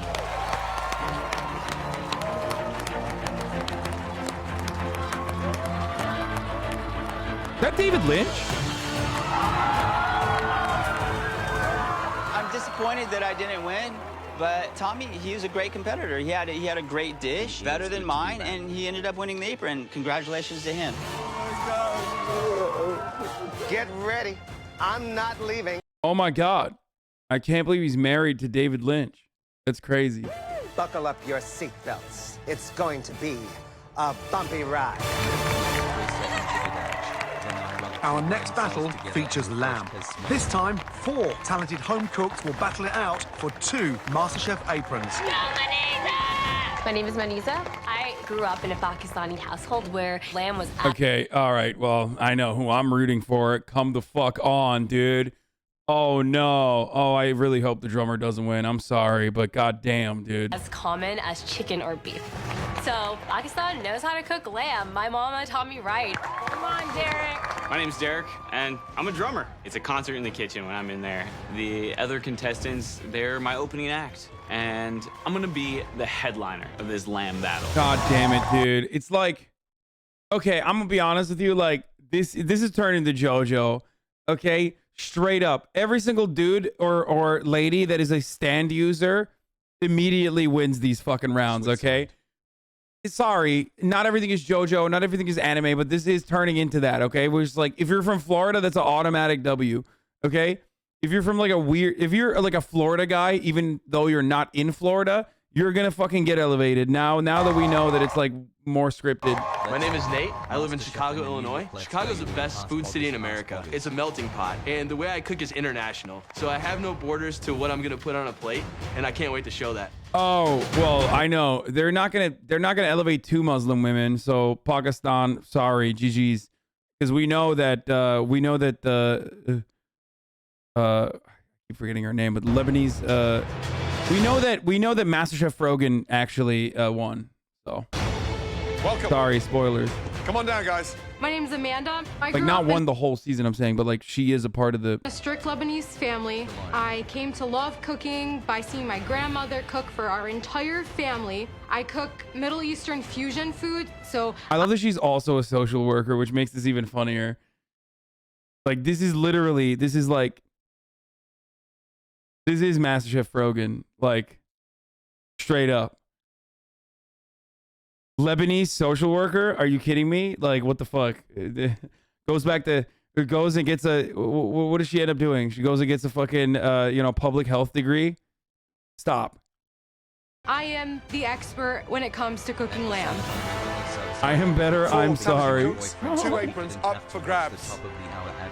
30 minutes to nail it. Your time starts. This is okay. Honestly, Amanda is what Frogan could be if she spent time cooking. Okay, if she spent time in the kitchen instead of fucking simping after like political commentators or like every fucking band that she posts on her timeline. I forget that she somehow gets photos with in their fan meetups. That's literally like this is what Frogan would be doing here. Calm down. What is it, like Big Time Rush? I don't even fucking know. I always see photos and I'm like, how the fuck she like, how does she end up meeting all these people, including myself? I mean, she did quite literally meet me in person as well. So she just has a way.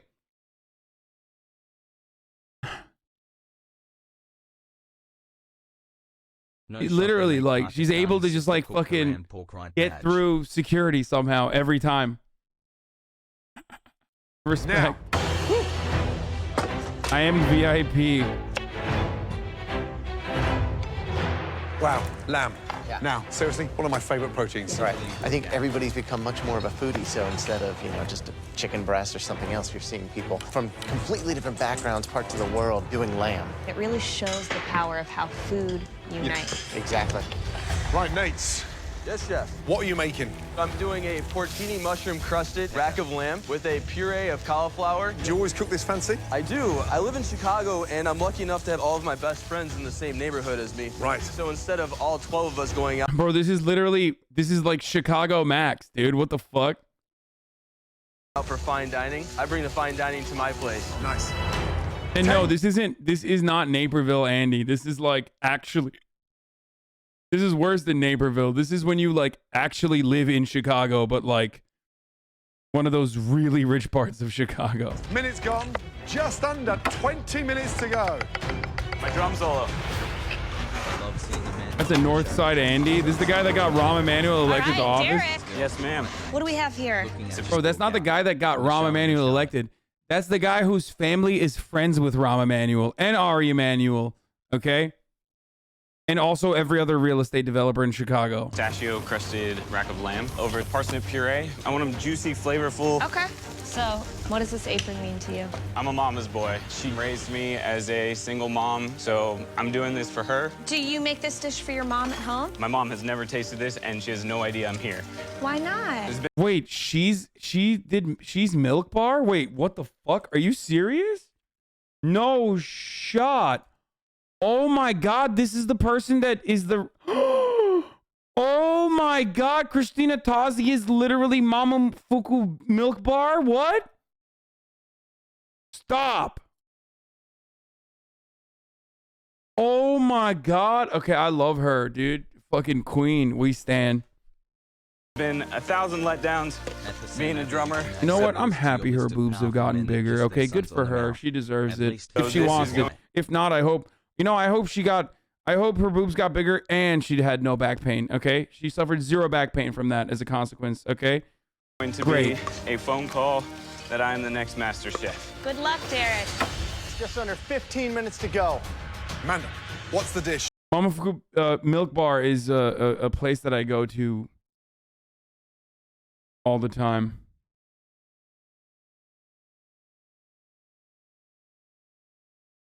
Well, not go to, but it's the fucking cookie place. It's a dessert.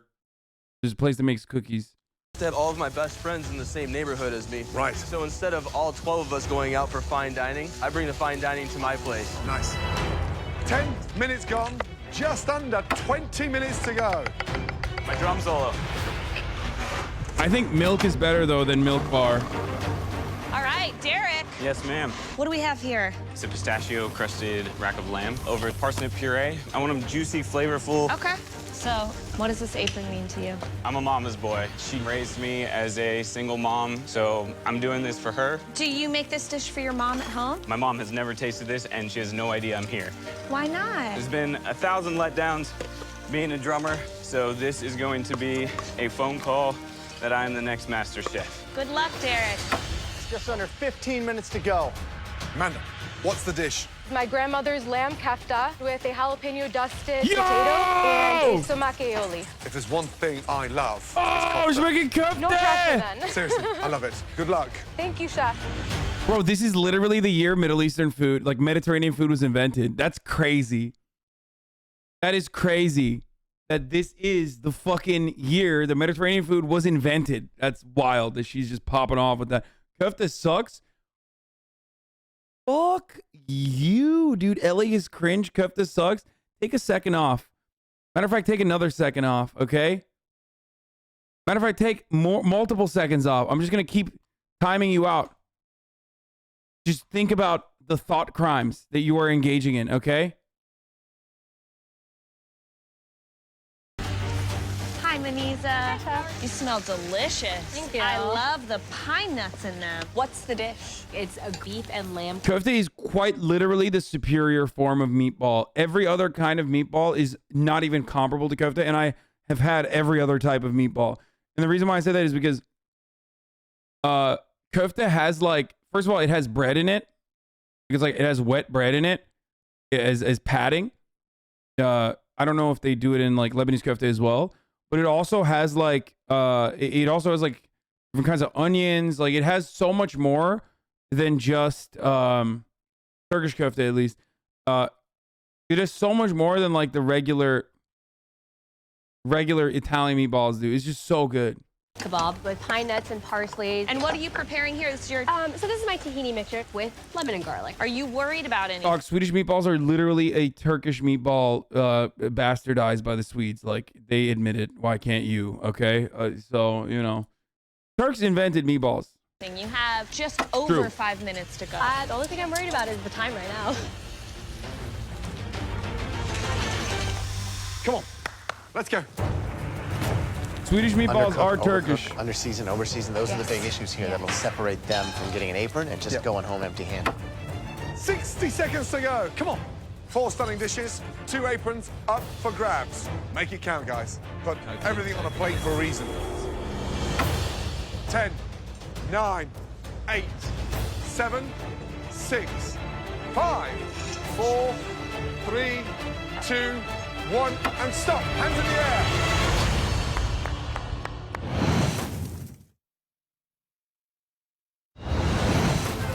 4 stunning dishes, 2 aprons up for grabs.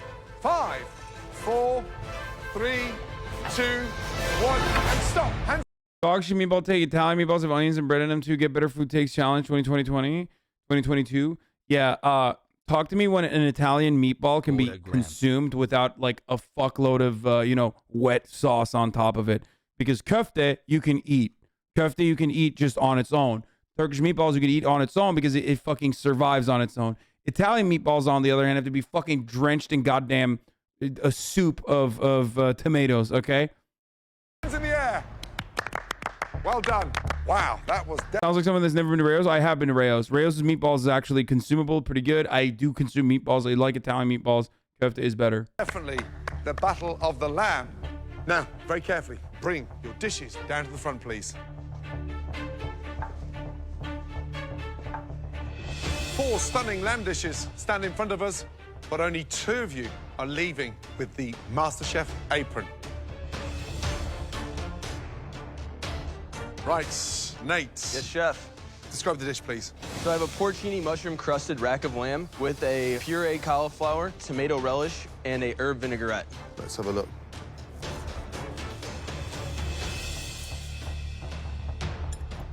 Is that what you wanted? It's probably closer on the rare side, but it looks fairly good. What's the seasoning in there? Shallot, salt, pepper, and red wine vinegar. The flavoring's good, but it's a little bit too rare, so it's very tough. You know, you've got the best cut of lamb, so it should be melting in my mouth. It's not. Okay. Thank you. Hi, Amanda. What's the dish? My grandmother's lamb kefta combined with a jalapeno dusted potato and a sumac aioli. Nice depth of flavor. Really nice decision, that sumac on seasoning. Damn, if Joe was here, you know, he'd be like, this is ethnic. This is like, this reminds me of my mother's meatballs, but worse because it's ethnic somehow, because you're brown and Italians are white. You know what I mean? I miss him. I miss him so much. I miss him. Really brings out both the potatoes and the lamb. I could see that the potatoes, if they... Isn't sumac poisonous? Is it? Bitch, I've been putting that poison in my body every day for like 30 years then. And let let me tell you, as someone who consumes it pretty much every day, that and cumin, if they're poisonous, then I would have died a long time ago. They were crisp would really be a great statement in texture, but they're a little soft, so you can sort of see where you lost track of time. Derek, how are we doing? Doing well. Go ahead and tell me what you've made. It's a pistachio-crusted rack of lamb over parsnip puree and quinoa with a coconut curry. This dude popped off, too. This is crazy. He deserves it. I'm not gonna lie. I don't know if he won it or not, but To be honest, the preparation, the flavor, the technique, and the plating, you've nailed them all. I think you've got a long road ahead of you with cooking. This is one of the best things that we've had so far. yeah, Gigi's the Pakistani girl, but I think it's gonna be Drummer Boy and MasterChef Rogan that wins. Yes. Describe the dish, please. My dish is a beef and lamb kebab with pine nuts and parsley upon a sauce with ghee. That's where I get my Pakistani Indian flair with.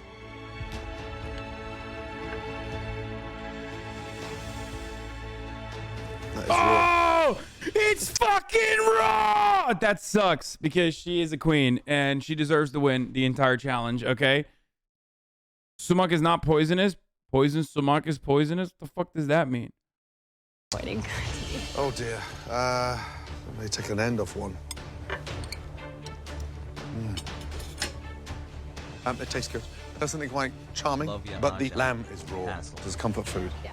That's not giving me comfort. That's giving me the heebie-jeebies. Thank you.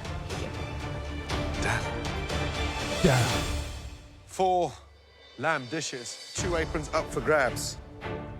But let's be honest, the first apron goes to the one individual that we strongly believe stood head and shoulders above their competition. We would like that person to very confidently pick up their apron.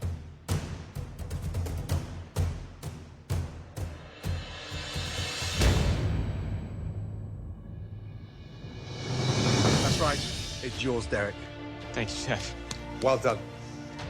Perfectly executed. Thank you, Chef. What the fuck? Put that apron on and walk through those doors with your head up high and make that important call to your mother. Well done. Good job. Thank you. Well done. Great job. I did it. I went into that kitchen and I rocked the house. My dish was a hit. Okay, that part of the challenge is like kind of busted because like this is like the racial passive. Like if you have if you've been randomly assigned white male class, like that always is like the automatic racial passive you get. Is the racial and sex passive is like the class passive that you get is like you will always grab things like that, okay? It's just like that absolutely is like it's busted. Like you can't, the Pakistani girl or the Lebanese girl is never gonna fucking be like, oh, I deserve this over the white guy. I feel like the other white dude's gonna try to grab the second one. It was the best show I've ever put on in my life.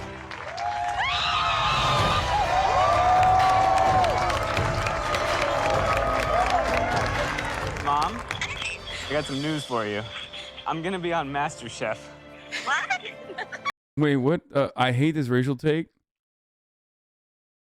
Stupid ass take. They verbally said that guy had the best food. Oh my god, why are you guys so fucking fragile, dude?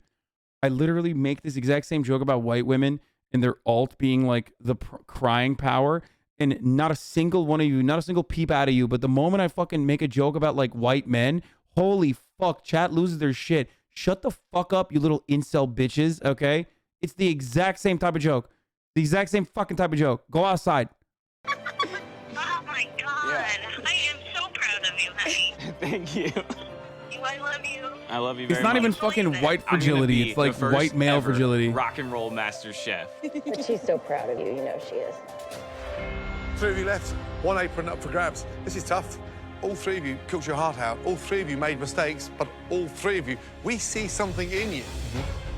So right now, this is a very tough decision. The apron goes to...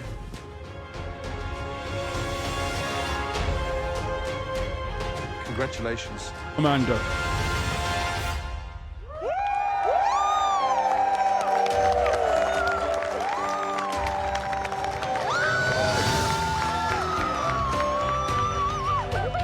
That's sick. This is to make my family proud. This is to make all minorities in America proud. Let them know that they can do anything they put their mind to. I want an apron in the lamb battle, and I'm going to be the next MasterChef. Coming up, when hometown rivals face off over fish, will the pressure of the MasterChef kitchen prove too much? Earth to Katrina. No, are they gonna do coming up all the time? Do I have to like fucking skip that shit? Home cooks come from all walks of life. I work for the railroad. I am a mechanical engineer, and I'm also a model. I'm a human resources professional at a health food store. I am a high school teacher of Spanish and science. Oh my God, he has my hair. What the fuck? Been a stay-at-home mom for almost 42 years. I was a restaurant supply sales rep, but I actually left my job for this. But creating extraordinary dishes. That's really good. Young man, you can cook. Thanks, chef. Really delicious. It's earthy, get that punchy flavor. That pastry cream filling is really delicious. Elegance. Protein you've nailed. A great job. Has turned these talented home cooks This apron's going to... into potential master chefs. Elsa. Yes! Dan. Yes! Carrie. Thank you. Chad, these aren't spoilers. They're just like rapid firing them. It's a speed run, okay? How have you not figured this out yet? It's literally just like they do the speed runs. Like it's a montage of all the people that fucking won. These are like the NPC characters, okay? Tail. Thank you. Why would I skip this? You need to know who won. Nick. And proud winners of 6 more MasterChef aprons. Next up, battling for an apron over salmon are Katrina and Taylor, hometown rivals from Milwaukee. Katrina is an admin assistant who's come in search of her true calling. University Housing, this is Katrina. How may I help you? The job that I do pays the bills, but it's not what pushes me every day. Cooking makes me love life. I grew up in a food family. My dad's a hobby fisherman, so we would have fish every Friday. I'm nervous. You're gonna do such great things. I know I can do this. I really need to have some confidence in my head and my heart. I'm battling another person from Wisconsin, making salmon, and now I'm gonna kick some ass. Oh my God, bro. She's just like, this is another one with no fucking cooldown, okay? She's going to be spamming the alt over and over again. Katrina's only obstacle is Taylor, a 23-year-old server who's no stranger to the taste of competition.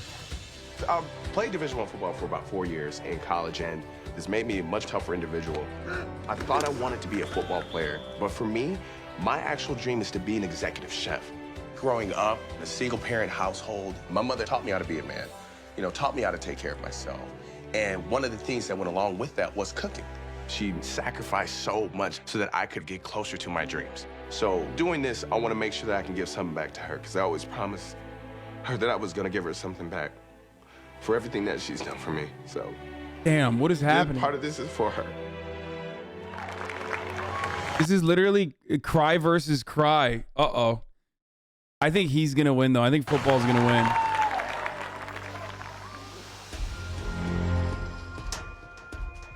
Welcome. Come on down, please. There's no such thing as black man tears as an alt, okay? That's not a thing, chatters. It's never worked in the history of Milwaukee, and it's not going to be me. What's going to happen in this battle today is that I'm going to walk out with an apron. This battle was tailor-made for Taylor. That is, unfortunately, that is not an alt. Signature dishes, 1 apron, and 30 minutes to nail it. Your 30 minutes starts now. Let's go. Taylor. Yes, sir. What are you making to battle for that apron? My signature dish is a blackened salmon plated with a pineapple salsa. How you cooking the salmon? I'm gonna cook it in a cast iron skillet, gonna throw some canola oil on there as well. I'm a big guy, I need the calories, I probably should be burning them all, but obviously, that hasn't been happening for a while. Katrina. Yes, chef. How you cooking the salmon? I'm making a pan-seared salmon with peng yang curry sauce, rice and peas, and a slaw. Why curry with salmon? I really love spicy, sour, sweet, salty. Good. It's a little confusing to me, those salmon curried flavors, but I also feel like it's ballsy. Yeah. Woo! The level of action that Taylor's bringing here, like it's game day. He's ready. If you guys came to change your lives, you have 5 minutes to do so. You can smell those blackening spices. Taking off the rice from the direct heat like that, a damp cloth draws the moisture out so it steams it so it's fluffy. How many home cooks do you see to that? Love it. Yeah, but she has a lot to get done at this point. Here we go. Last minutes. Oh my gosh. Taste everything. Let's go. If it's not on the plate, we don't have anything to taste. 10, 9, Taylor, 8, keep going. Keep 7, going. Ma'am, yes, ma'am. 6, 5, 4, 3, 2, 1, and stop. Hands in the air. Well done. Both of you, very carefully, bring your dishes down to the front, please.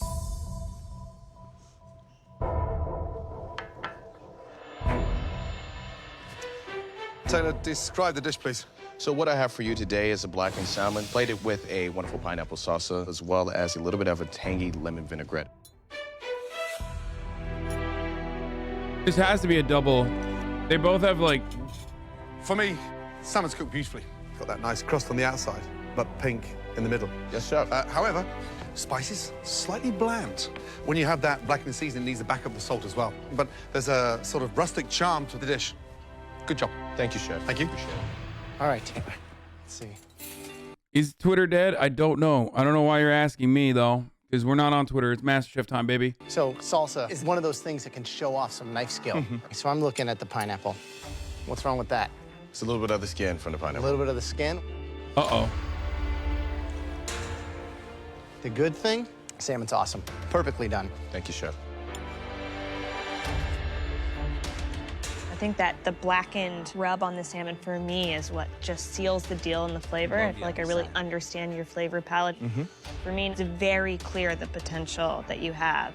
Thank Very you, ma'am. exciting. Thank Yeah. you. Thank you.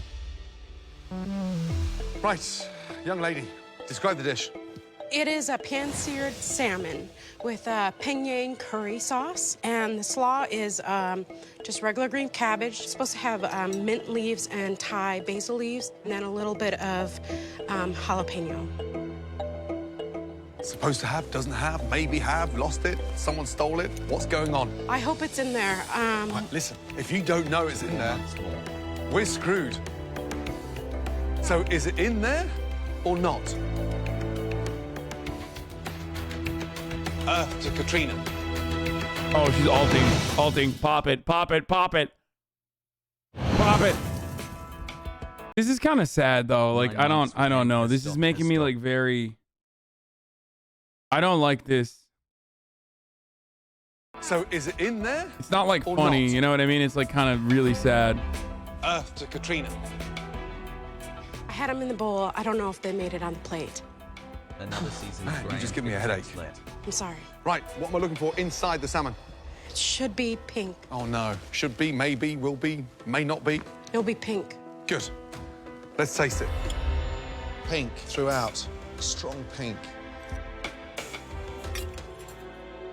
Katrina. Salmon's cooked beautifully. Flavour of the curry is delicious. Sour, sweet, salty, so it's a traditional Thai infused curry. However, you don't know what's on the plate.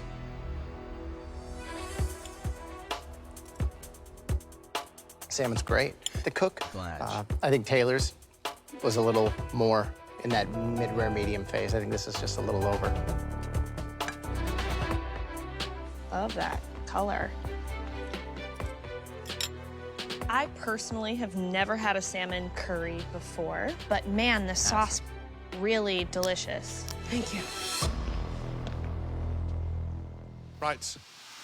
One apron. It sucks to be that old and have no confidence. I think she's got some stuff going on. I mean, I don't know, but it felt like it when she was crying, or like not when she was crying, but when she was like looking down with her eyes closed, it just felt like there might be some other stuff going on there. Stunning dishes. Other than just like Graham. I'm going with Taylor. Someone not being confident. Or maybe they're just not confident. I don't know. I gotta go with Katrina. Oh no, classic 1-1, dude.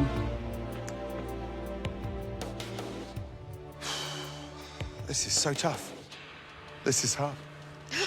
I mean, yeah, but I mean, the cook on Taylor's was perfect. You can teach him some stuff. Yeah, but Katrina's personality on her plate, you can really gauge what her potential is. Oh my God. Dude, these are so stupid. Like when they argue back and forth like this is like, okay, Dad. Okay.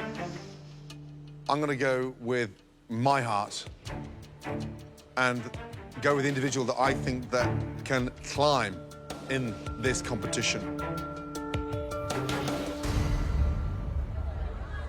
I think it's Football Andy. Dude, come on. They had every season there's a Football Andy contingency. Like, you know what I mean? Unless it's a double whammy where they both win.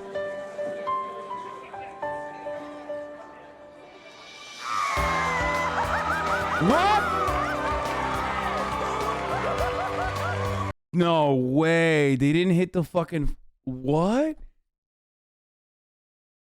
There needs to be a Football Andy, dude. What? That makes no sense.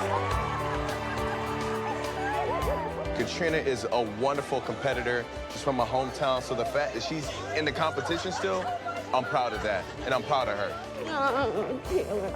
I'm proud. No, Football Andy could have won too. That's like, he's telegenic. Like, are you kidding me? That's like... I didn't expect I'd get... But we always have like rather poorly crying women. That's like, that is definitely a contingency in and of itself as well. But like, so is like the young telegenic, you know, like cool black guy that they always have as well. Hassle. They had a Football Andy prior, not this past season, but the season before that. Like, this is, I don't know, it's missed. This far, you know, I'm always the underdog. I'm the girl who doesn't win much. That's the pass. Next time on MasterChef. Oh, I almost fucking spoiled it. What the fuck?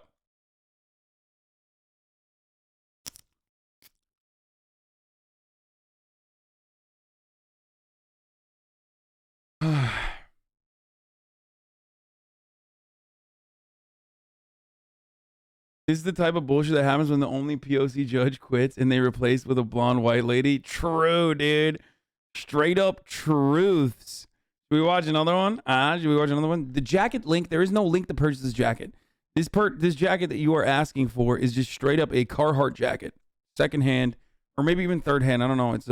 I got it from Miggy, my friend, Reconstruct Studios.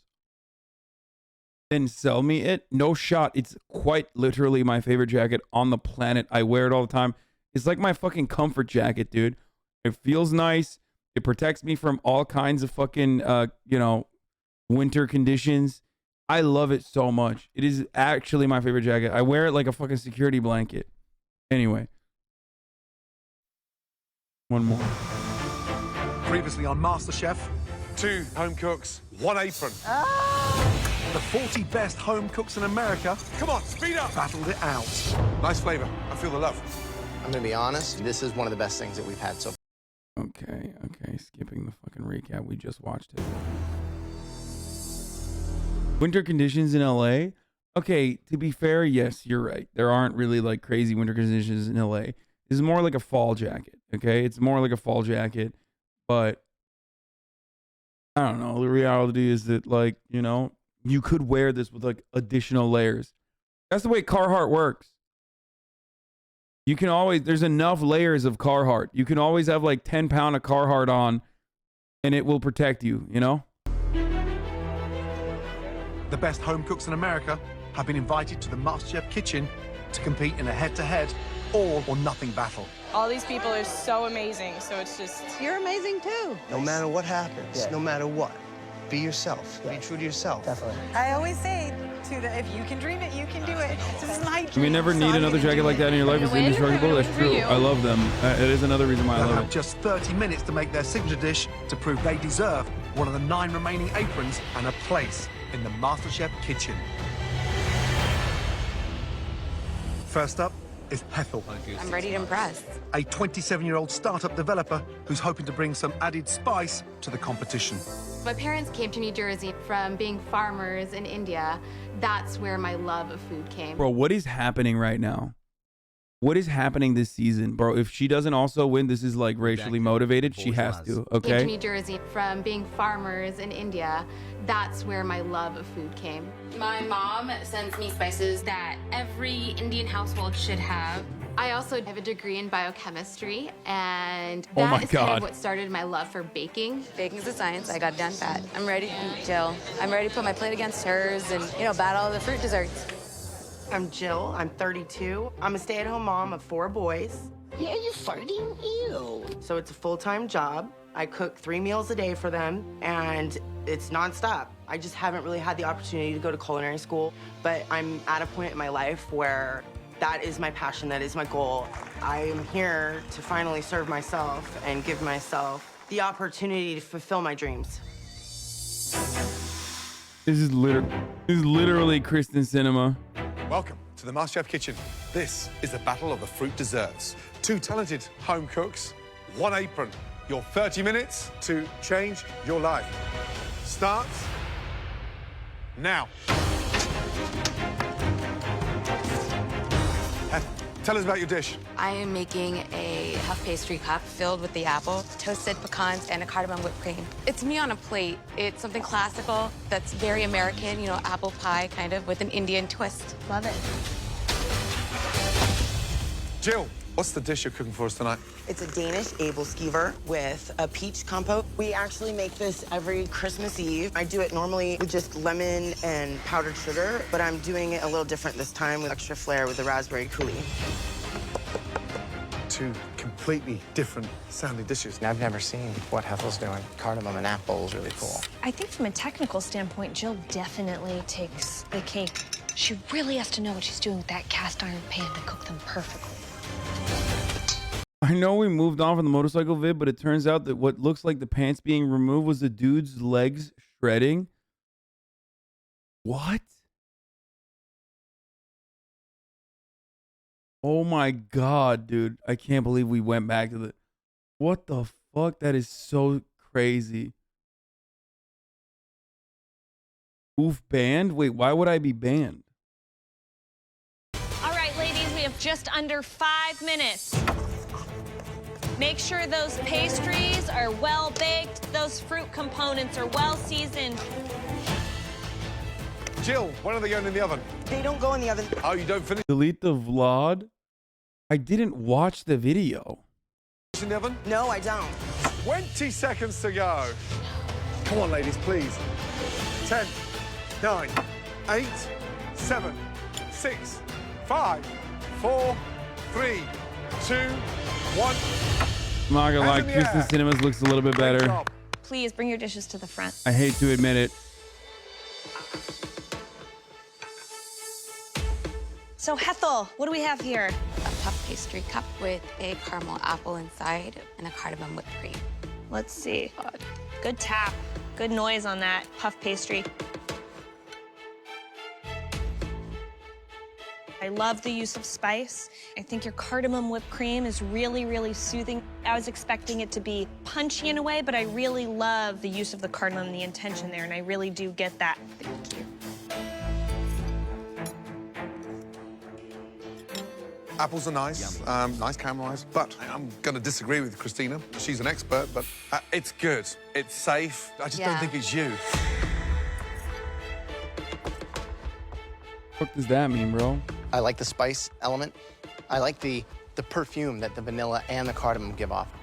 The apples, nice, tart. So I think it's a really good dish. Thank you. Thank you. Jill, please describe your dish. It's a Danish Abelskever with a peach compote and a raspberry coulis. Oh, they are really like pillows. Look at that. It looks like it's nice. No, and it looks eggy. burnt. Never mind. He meant it's not ethnic enough, and that's why he meant it's not her. But I was making a joke. But her outer shell looks a little burnt.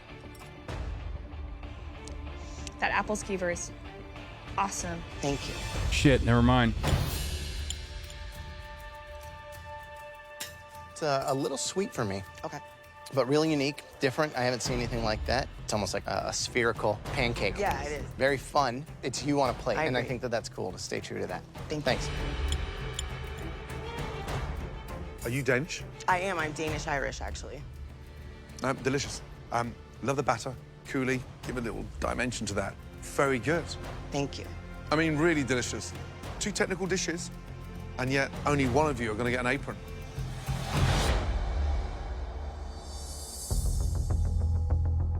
Well done, both of you. 2 very strong efforts. Who's got the biggest potential for me? Jill has got my vote. Graham? Comes down to flavor, presentation, skill set. For me, that's gonna be Hasan. I wanna see what else you can do. It looks like it comes right back down to me. Who's the JoJo character? Who's the JoJo character out of these 2? Are you kidding me? Who's the JoJo character out of these 2? Who do you think? Kirsten Cinema, obviously. What the fuck?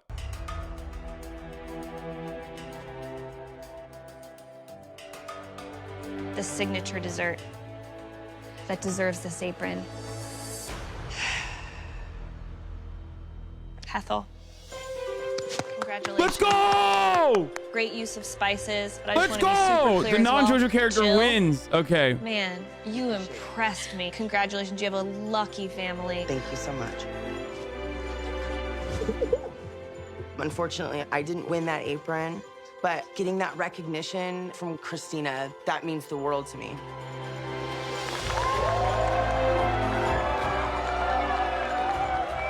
In the Indian culture, your parents kind of give you 3 options: engineer, doctor, or business person, and I completely strayed off that path. I want to follow my passion, and winning I really hope she's not gonna turn out like type A, like fucking what's her face was that apron today in the previous really represents seasons. that to me.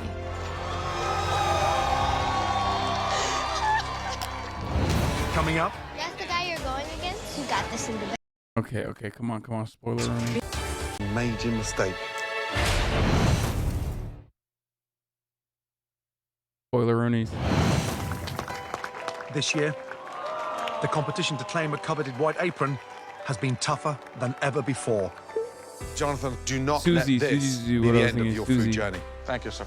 But with the battles drawing to a close, the apron belongs to Dara.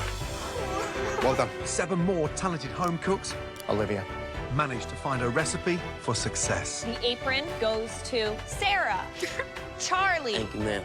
Justin. Thank you.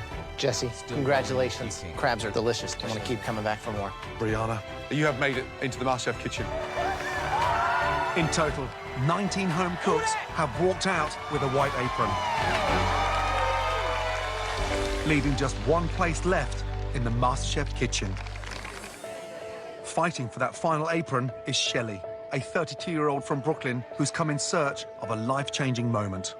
I'm a single mom, and I got a 9-year-old who's my everything. She's my biggest cheerleader. Uh-oh. So me being on MasterChef, I'm doing this for her. I'm doing this for us.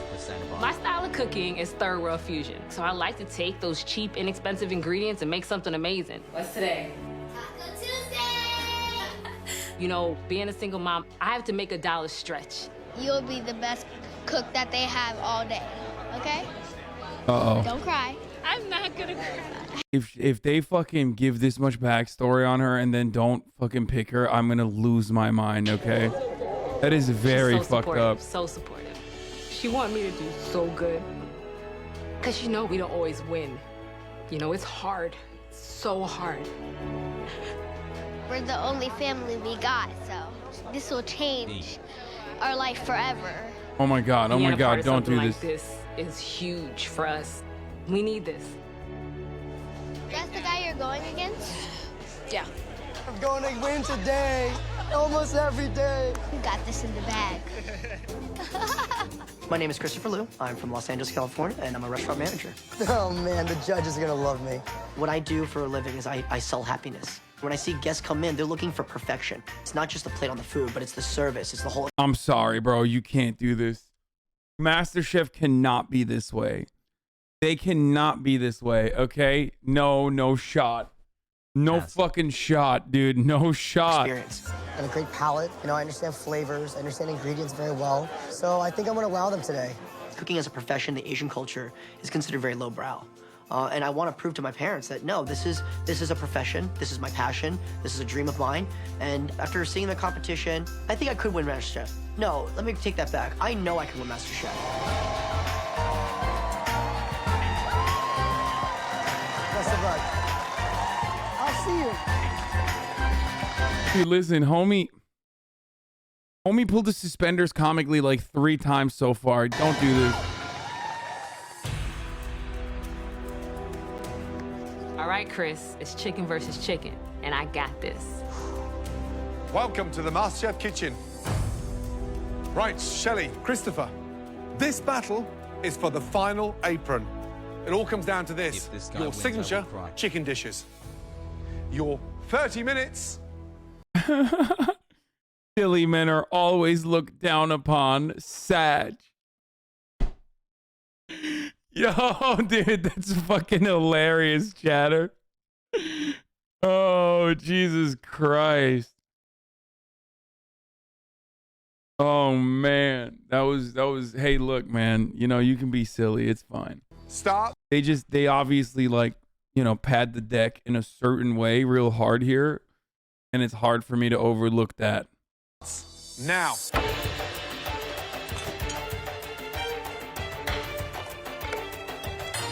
Shelly, what do you got going on over there? I'm first-generation American from a huge Jamaican family, so I'm taking you on a trip to Jamaica. We're gonna get some escabeche. What I do is I pan-sear it first to get that nice crust, that nice color on it, and you know you can't have chicken with all that flavor without a little sweet plantain. It's gonna be me on a plate, so you're gonna see a lot of color. All right.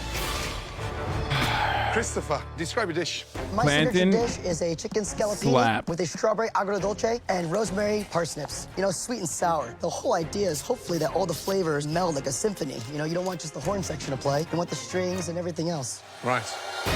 Just under 12 minutes to go. What do you guys think at this point? I definitely think there's like almost like a rock star quality going on with Shelly right now. You can almost feel the passion going off of Shelly's bench over there. I don't know. I think Christopher will pull it out. He's got a lot of flavors. He's got a lot of knowledge and a lot of pride. All right, guys, if you came in here to change your life, you have 5 minutes to do so. What is she doing? She's slicing it like 60 seconds to go. Christopher, I would get some food on a plate if I was you. Yes, chef. Come on. Go. Taste, season, everything. Here we go. 10, 9, 8, 7, 6, 5, 4, 3, 2, 1, and stop. Hands in the air.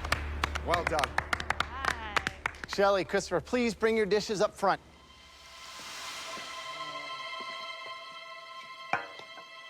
Wow, what an exciting final battle. Oh my God, her plating is off the fucking charts too. Describe the dish, please. Escabeche. Girl, come on. That's fucking that. Oh, come on. She also, I think plantain is like a really good fucking intro to, you know, non-Western centric dishes. It's gonna, my dude, that does not look good. You think this doesn't look good? Chicken with a sweet plantain mofongo. Talk to me about the plantain. How do you cook them? I did a light fry, so just to make them Are golden. you serious? And then let them rest for a little bit. Added some minced garlic and just mash it. I got a little bit nervous when you pulled the chicken out of the oven and it was piping hot and you started slicing it. Was it juicy? It could have been juicier. Yeah, I agree. However, yeah, it's a strong effort. Seasoning's good. Plantain, you've sort of overdone it on that, but I think that's you. I think deep down inside, you've got that little bit of a generous spirit. Thank you. Looking at it, it looks like a mofongo garnished with a piece of chicken on top. And this isn't the star of the dish, right? The chicken's definitely the start, definitely. Oh no, she's got a great good. spice, good heat. Thank you. But the sear on the outside, I think it could have gotten some more color. There's not. You look like this? How dare you, dude? Disguised face? Like a gorgeous, crispy skin. All in all, you know, it's a tasty dish.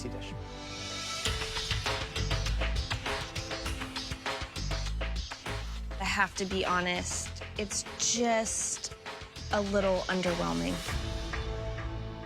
All right, what do you have here?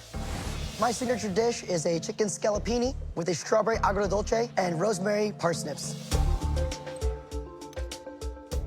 Chicken should be the hero, but it's skin off. There's not a lot to it, but the parsnips are delicious. That's really, really tasty. And the sauce is really unique, different. I haven't seen anything like that. Not bad. Okay, they both did fucking wag-ass chicken, which is kind of funny. Like, how do they fuck up chicken so much? Chicken is, at this point, the most fucked up cut meat, whatever, in every season almost. It's so weird. Chicken's delicious, crispy, nicely seasoned, a little bit too heavy-handed on the pepper, but you can't just dump rocket salad on top of that and expect it to be delicious. Damn.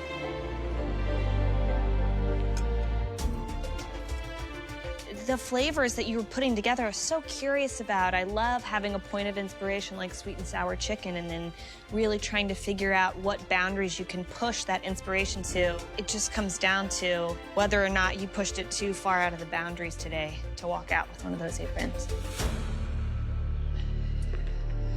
I don't know how I feel about Kristen. Well done, both sure, of you. She's an accomplished chef with many This is accolades. Very But how tough. can we trust that her We only palate is have intellectual just enough one to discern what dishes final are good apron. enough for an Italian mother? Christina, I'm is it just not Shelley? sure about this. Or Christopher, please. For me, there is something about You look good, inspiration behind Christopher's dish that I see the potential. For me, it's Christopher.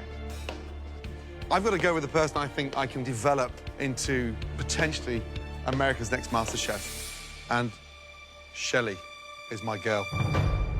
Thank you, HasanAbi. Last apron, guys. I don't know which way to go. I mean, usually pretty decisive. I know the deal, but why do you think you deserve it? When you come to this country, you don't always win. That American. Bro, come on. Don't do this. I'm sorry, but like, you gotta give it to her, dude. Come on. Bro, come on. They hit you with the fucking single mom shit. Like, you can't do that. Dream, they say it a lot. But people come here and they're dishwashers, they clean hotels. 19 months. And being a first-generation American, it's hard. I have a bachelor's degree and I'm making $10 an hour. If you give me that apron, I will work my ass off because this is going to change everything if this happens for me. Give it to her, Graham. Christopher, same question. I think I can trust I know I Kristen made as some long as mistakes, she but see if you the can top of the hour trust and in me, break I'm the going to do my very best. You know, just like Shelley, I'm here to achieve the American dream too. Both of you are so passionate, but when it comes down to what dish I want to eat, Shelley's.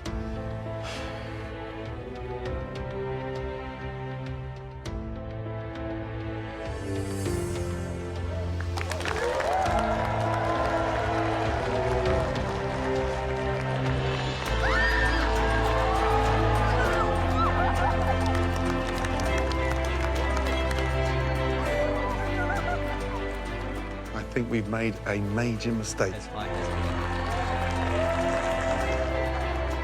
I will never forget the words that came from Gordon Ramsay's mouth. And this is a man that knows me from nothing. But he saw something, he saw potential in me.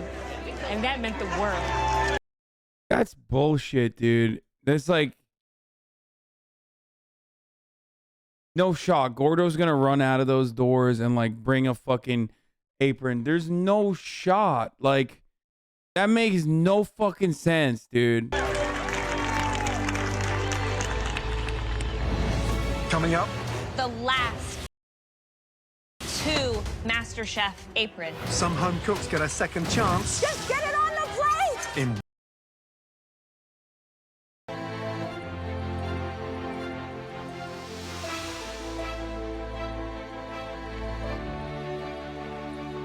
Moustache. The motorcyclist did indeed lose his pants in the accident. There's an image of him lying on the ground, sans pants. Hostile. Can we stop? I don't want to hear about this motorcycle incident anymore, dude. It's just like absolutely cooked, okay? This is the most amazing feeling. I'm on the biggest stage of my life, and I'm gonna let them know that a rock and roll drummer can be the next Master Chef. Congratulations to all of you. You have now officially earned your spot in the biggest culinary competition in the world. Brilliant. To win those aprons, you had to beat out these 20 amazing individuals.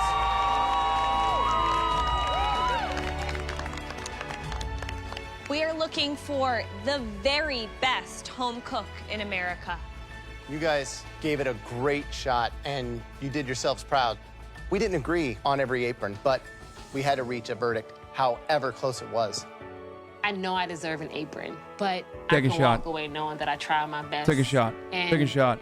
I'm proud of myself. Some of you standing in front of us are about to get another shot at winning a MasterChef apron.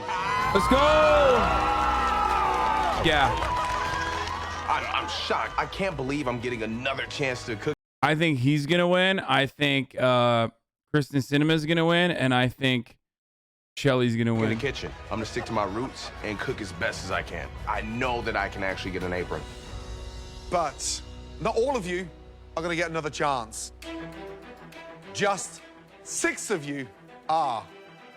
6 home cooks fighting for The last 2 MasterChef aprons. each one of us will get to pick 2 home cooks that we think should get one last chance to win a MasterChef apron. Nate is amazing. I battled next to him. I was watching him work, so I'm a little nervous that he could come back with vengeance. Graham. The first home cook that I would like to give another shot to is somebody that has a real burning competitive fire. From Milwaukee, Wisconsin, I'm gonna give another shot to Taylor. The battle of Taylor and I was really close, and I feel like if Taylor wins an apron, he will be tough to beat down the line. My second pick, they are one of the most passionate home cooks that we've seen in any of the battles. Bald guy. That person, Steven. Bro, he's got the fucking NBA. Like, he literally has the NBA glasses, okay? He's got the wraparounds. You know homie is, like, fucking ready, okay? He's trying to throw down. What's the... Fuck, I'm trying to figure out... I'm forgetting the name of the fucking guy. Who was the guy? Derek? Who used to wear those glasses in the NBA?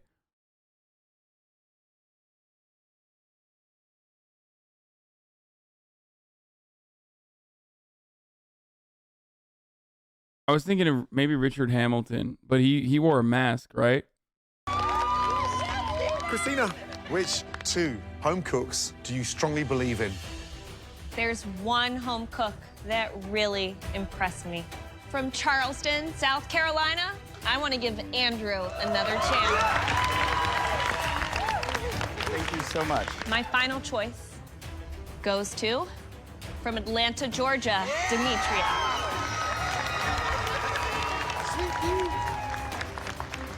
Just 2 left to pick, and it's on me. Yep. The first home cook that I strongly believe. Bro, this is okay. Sorry, this is like, bro. People used to talk about like the NBA being. People used to talk about the NBA being different, like or not NBA being different. Sorry, people used to talk about it how the past NBA is the same as like new NBA. Like you can compare Jordan to fucking Jordan season to LeBron season, and then homies actually wore fucking glasses. Like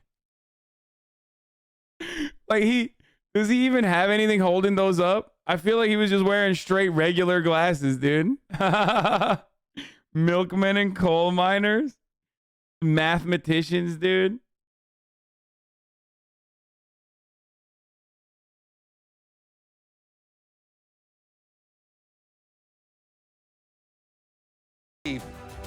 Deserves a second chance. Jill.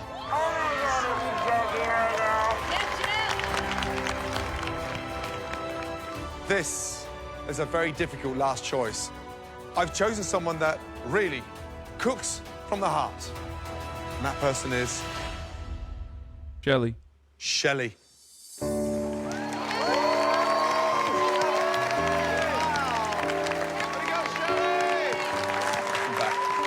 Welcome back. You can do this. Connie. You can do this. Come on. Gordon has he picked me to have a second chance in the MasterChef kitchen. It's incredible. I have no other option but to get that apron for me and my daughter, because it's gonna change our life. I want to say congratulations to everyone standing in front of us. But I'm sorry to say, tonight's where your MasterChef journey ends. Keep on cooking. For now, it's time to say goodbye. Here we go, guys!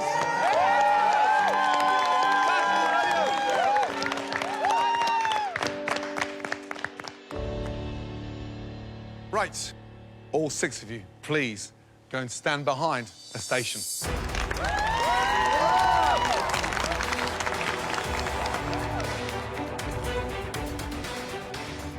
Andrew, Demetria, Taylor, Jill, Stephen, and Shelley. There are just 2 more aprons, and this is the last opportunity for 2 of you to get back in the competition. We have to give you a challenge where you can prove to us that you have the potential to become America's next Master Chef. Okay, Shelly's got to be one. If they double cook Shelly, I'm fucking not watching this season. Like, I'm skipping it, okay? Shelly's a definite lock. My second one, well, I'm going to tell you my second one in a second after while I'm running the top of the hour ad break. That's right. The real fucking paywall is my commentary, not the fucking MasterChef. Okay? Because at the top of the hour, there's a 60-second ad break, and if you want to hear my take on who I think is going to win, if you want to hear the hottest takes uninterrupted, well, then all you need to do is subscribe for $5 or for free. That's right. With a Twitch Prime. Or by getting gifted subs. Here's the 1-minute ad break now. I think it's going to be... I think it's going to be Shelly. I think it's going to be Shelly in football, bro, but maybe I'm wrong. So, the biggest challenge in your culinary lives will be all about my basics. To me, this competition's about potential. Finding great home cooks that can take everyday ingredients and turn them into a dish that belongs here in the MasterChef Thank you, math teachers. kitchen. Call me. Staples Come on. I always want to have at home because of their versatility. Chicken, tomatoes on the vine, bacon, kale, heirloom carrots, mushrooms, blueberries, cheese, and every girl's best friend, chocolate. Basics I can't live without. Underneath your stations, you're going to each find a bag with those ingredients in them. You're also going to find a staple pantry box. And in there, you're going to find things like flour, sugar, butter, even heavy cream. Now, you're going to each have an hour to use as many of Christina's favorite ingredients as you want to make us a MasterChef-worthy dish, one that's going to earn you an apron and a place in the competition. Now, is everybody ready? I'm ready. Yes, chef. Your 60 minutes starts now.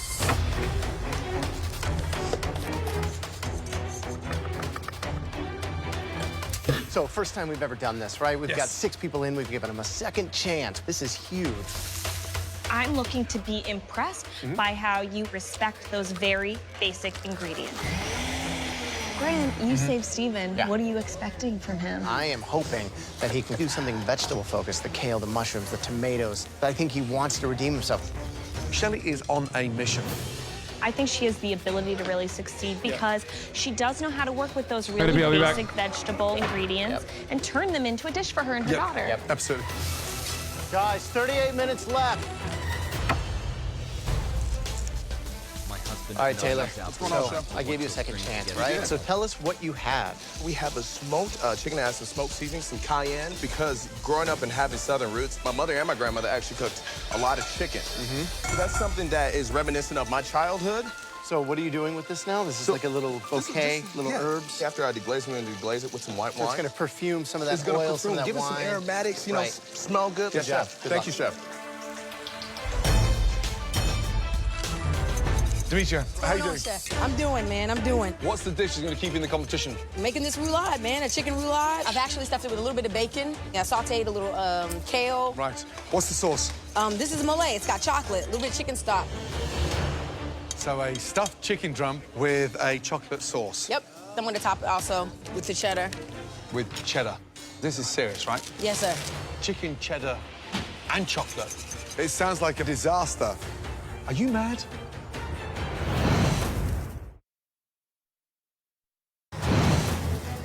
I like you a lot, right? Yes, sir. Chicken, cheddar, and chocolate doesn't work.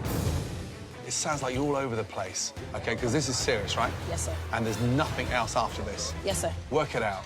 I will. Good luck. There's only 2 aprons left. Girl, you crazy? Chocolate and chicken, I'd never do it. All right, guys, 30 minutes down, just over halfway there.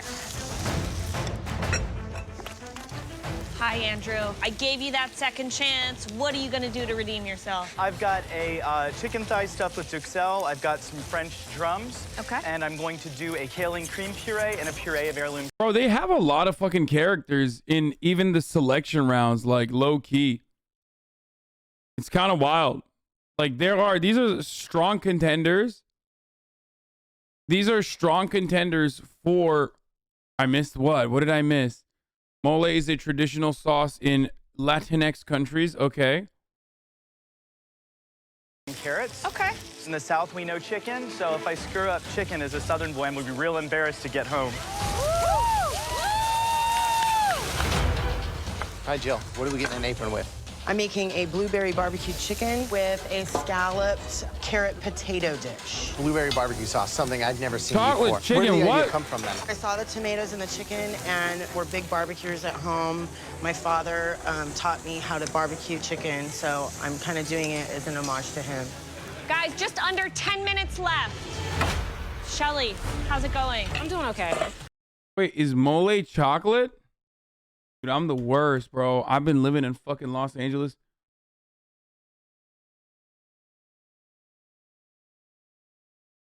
I thought it just meant sauce. Just contemporary Mexico terms, number of sauces. Like, what do you mean? Mole rojo, mole green mole. Like, I just thought, like, you know, sauce. That's what I thought. Like guacamole. Guacamole.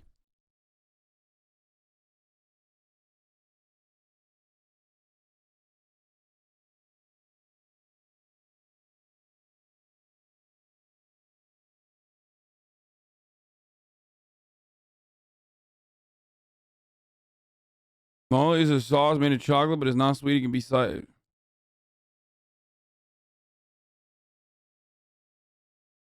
Why the fuck are people saying that mole has chocolate in it when I always just thought that it would just meant like every sauce?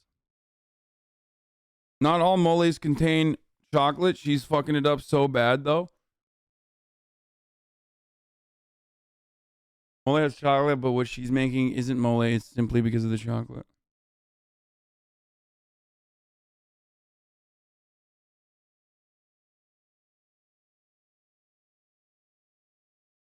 Okay. So, fellow Brooklyn lady, what are you making? I'm going for something fried. I'm gonna make I've literally never, I don't think I've ever had mole with chocolate in it. That's why I was surprised. fritter. So I'm calling it a mushroom cheese puff, and I'm gonna serve it with some nice tomato gravy. I always have to sneak in vegetables into my daughter's food, so that was the whole premise of this meal today, is just doing something my daughter would love, and I know you guys will love too. All right, girl, do it for Brooklyn. All righty, BK, represent. That was some Joe Bastianich right tell me there. about the dish. Papa Dolly All right, girl, do it for Brooklyn. That's that's Caucasian pasta with activity. mushroom sauce, and we have grilled chicken with roasted vegetables. Love the idea of the fact you're making fresh pasta. Thank you. Please tell me. Look at me in the eyes. Yeah, Look at me in the eyes. You're not going to be serving me raw vegetables. No. Here, pinky swear. Pinky swear. No more raw vegetables. You funny guy. I got a little bit of juice. I'm going to squeeze on here like so. I got my white pasta. See, rolling the pasta really thin, so it's going to take literally seconds to cook, so make sure you don't put that in there too early. You're the man. Okay, and FYI, your language is terrible. Sorry about that. Just under 5 minutes Wait, why? What did he? Has he been cursing? Is that why Gordo said that? I don't understand. to go. Stephen is on it. I've never seen a chef multitask in this competition as much as he has. He's got 7 different things going on. Come on.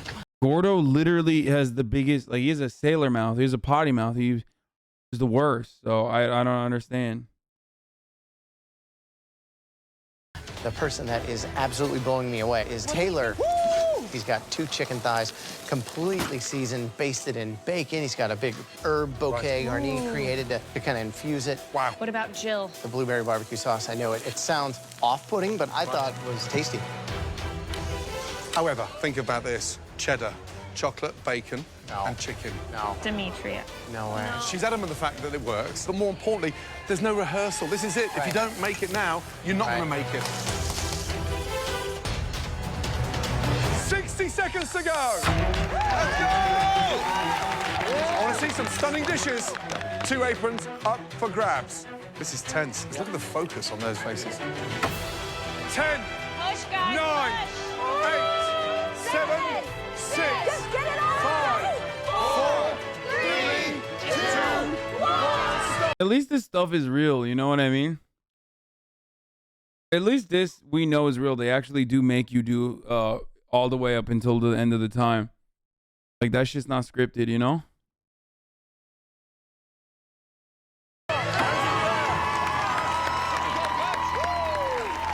That's one of the most energized 60 minutes we've ever experienced. It is time to taste those phenomenal dishes. First up, we'd like to try Andrew's dish, please. Politics is about beating the other guy or girl. So it's just like when the polls are about to close. The next few minutes are going to determine my future in the MasterChef kitchen. What's the dish? A chicken thigh that's been stuffed with mushroom duxelle.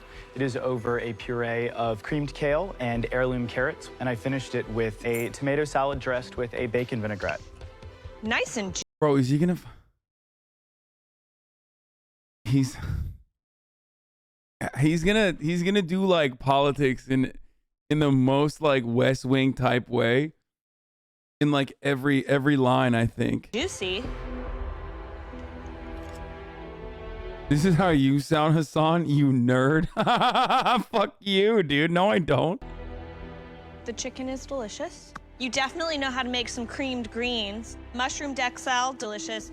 However, between the creamed kale and the heirloom carrot mash... To be fair, I want him to be in here I want him to win just so I can make fun of him. They're both nice, but there's one too many things sort of going on, and I'm starting to lose your vision and your perspective on a plate. Talking about the duxelle, what's in there? Mushroom. It's like, you know who else lost the vision? Al Gore.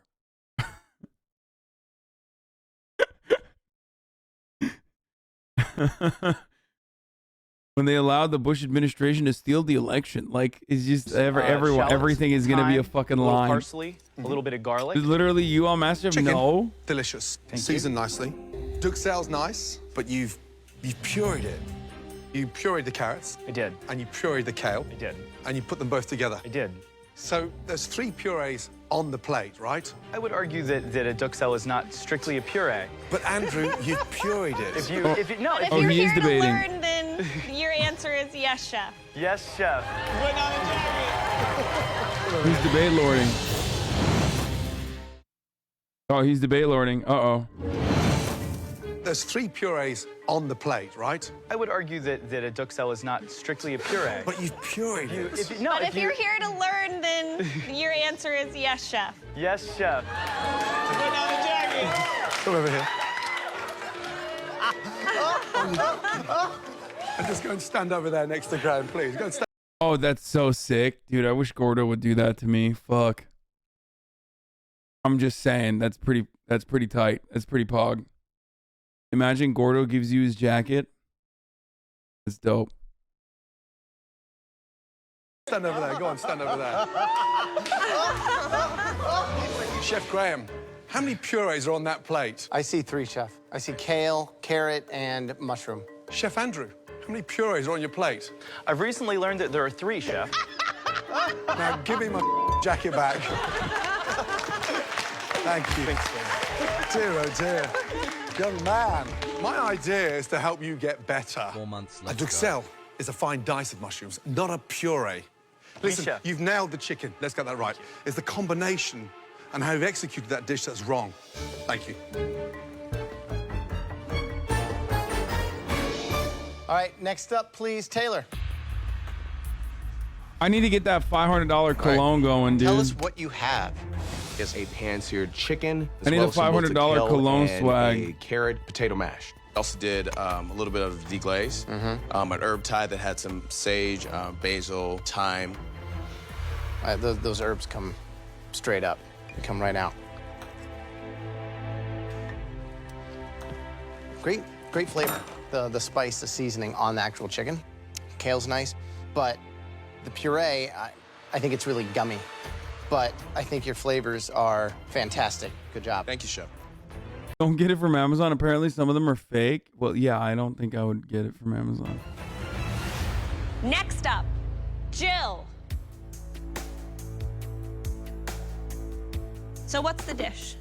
I've got a blueberry barbecued chicken. Wait, what the fuck? How does she get to serve it on a... Wait, what? She's serving it on a fucking, like, crazy plate? Like, where does she... Carrot and potato scallop, and then a kale salad with an apple cider vinaigrette. I'm curious about the blueberry. Bro, look at that. She's serving it on like a wooden plate. Like, what? You get to choose that? You can't get a fucking bonus like that. Barbecue sauce. I've never had anything It looks like quite an artisanal that plate. Before. Artisanal It log looks plate. like a proper barbecue sauce. I was worried you were gonna get like a Smurf blue chicken drum, but it looks really nice. Bro, that shit's straight pay to win. What the fuck? Have to say, you really got a lot of flavor in that chicken. I think your choice of using some of those staple pantry herbs and spices, I think really helped bring that flavor in. Your gratin is delicious, but there's so much heavy cream and milk and rosemary that the beauty and simplicity of an heirloom carrot is lost, but great effort. Next up, Stephen. Right. Stephen, describe the dish, please. So we have grilled chicken, and we have pappardelle pasta with mushrooms, with roasted vegetables and kale. It's a humongous portion. Look, there's Christina's dish there, Graham's dish there, and my dish there. One dish, cohesively, not three independent dishes on one plate. Wait, what the fuck does that mean? That's such a ridiculous thing to diss someone on. I really don't like that. Like, at least say that, you know, it's not grilled, that's black in the chicken. Like, it's maybe, or it's like it looks like be too burnt. To White Heisenberg. Less is more. What I think you're saying is slow down and try and, like, bring your food together in an organized way. Yes! All right, I got it. Finally! Right, how do you cook the chicken? On the grill. You boned it out? Yes. Okay, chicken cooked nicely, salsa verde, spicy, delicious, rich. Forget the cream sauce, because you've got the salsa verde there, so you just need one or the other. Yeah. However, there's something quite energetic about the amount of effort you put into it. So rein it in, decisive, refinement. I got it. Thank you. Next up, Shelly. So, what's the dish? A mushroom and kale fritter, a light kale salad with a deep fried chicken skin, and I did a roasted tomato with balsamic sauce. No chicken? I thought it was different. I knew everyone was gonna do chicken, and I didn't want to do that. And how can I better understand you through this dish? I feel like I went to mom training school, so that's how I learned to cook.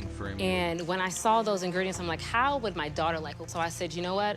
I'm gonna go off the reservation a little bit, and I'm gonna put everything in one bite so they get every bit of texture and taste and flavor. I can't speak on this at all. I have no idea what's really going on delicious. here. I love your editing process. I love that you didn't use everything.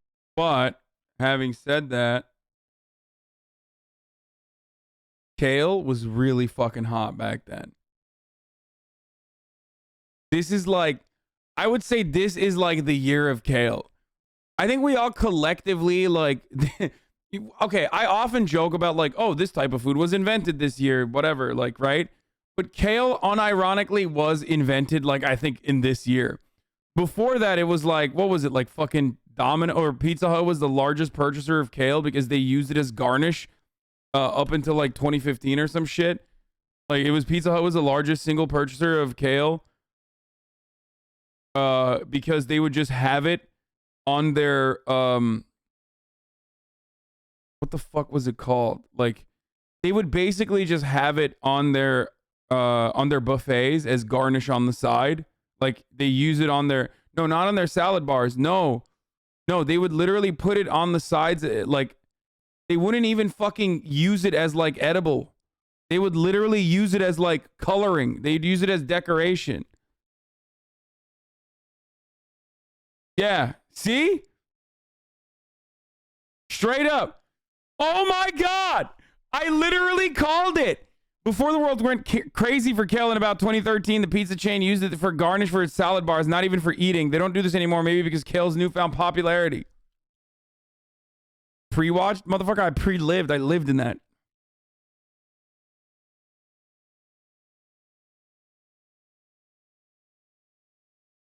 Oh my God. Ew, look at that. Look at this article. Dude, abolish journalism, dude. This is terrible. Look at this. 17 reasons why 2014 was kale's best year ever. 2014 was a major year for kale. Almost too major. Let's count the ways. Bro, this is like... And then group of dudes made a parody of Beyonce's music video featuring actual kale. This guy and probably many other people dressed as kale for Halloween. In April 2014, Madonna visited the BuzzFeed offices and outed kale as gay.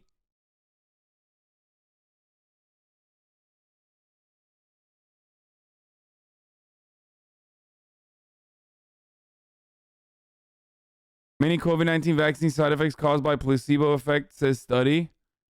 Many continue to worry about experiencing side effects from vaccines, especially COVID-19 vaccines, but new data from comprehensive meta-analysis suggests there's little to fear. That doesn't mean anything, dude. You think, yeah, no shit. Also, no shit. That's it. Like, this is, they're not going to fucking be like, oh, I guess you were right. I guess my friends that I fucking believe died because of the vaccine are now no longer dead because of the vaccine because I read an article, a meta-analysis. These people are lost in the sauce. Not a single person is actually going to be like, oh yeah, no, I am going to completely go against the insane belief system that I've like broken my brain with because I read a fucking I read meta-analysis. Come on. We know that it's not actual additional research. What do you think Pokey plays Gideon thing? To me, it seemed like obvious. Ninja didn't mean bitches like that, and Pokey's just being a professional victim. I don't think she's being a professional victim. I think it was legitimate. Her gripe was legit. Broke. Yo, Amanda said MasterChef Rogan. That's crazy.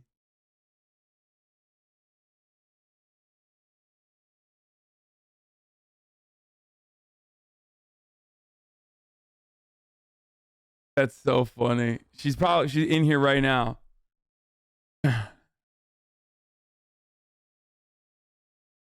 Okay, no spoilers, no spoilers, no spoilers, no spoilers. My mother told me 2 people we knew died from the vaccine. She refused to tell me their medical problems outside of the vaccine.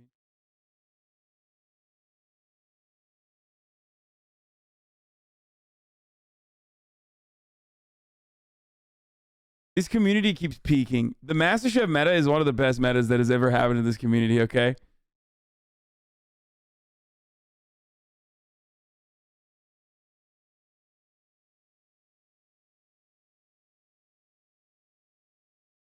No spoilers. But I do love that.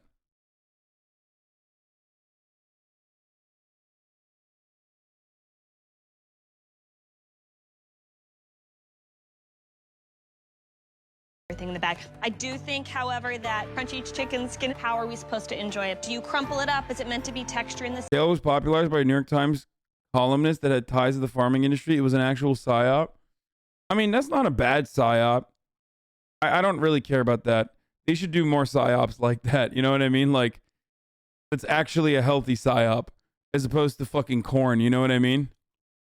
salad? Is it meant to be part of the coating on the fritter? It's just not awesome. But overall, great job. Thank you, Chef. All right, last up, Demetria. Explain the dish to me. I went with the chicken roulade, stuffed with kale, bacon, shallots, and mushrooms. And I did just a simple sauteed potato with dark mole sauce. What's this thing? It's a Hail Mary attempt at a mole. I wanted to pick a sauce that would kind of represent me. It's a little chocolate with a little spice. Bro, that's the worst spoon push I've ever seen. I'm sorry to report, but that spoon push looks like more like a spoon poop, okay?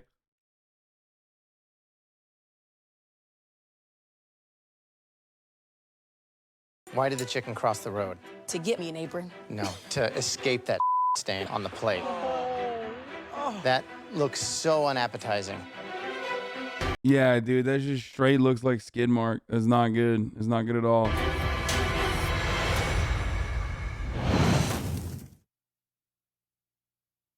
I mean, Graham popped off on that, but like... Why did the chicken cross the road? To get me an apron. No, to escape that stain on the plate. He's right, though. He's right. He's right. Looks so unappetizing. Honestly, you scrape this aside, and it looks like the chicken's plated on a diaper.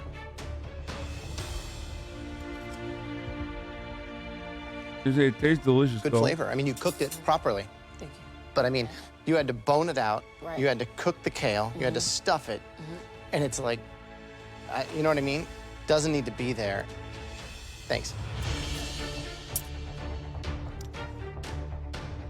I think the bacon was a really nice touch. Really smart to put it inside the chicken. I think the mole, I want to understand what you were going for, but I don't understand what you were going for. I'm just looking at it and going like, oh my God, did she take this second chance and throw it away?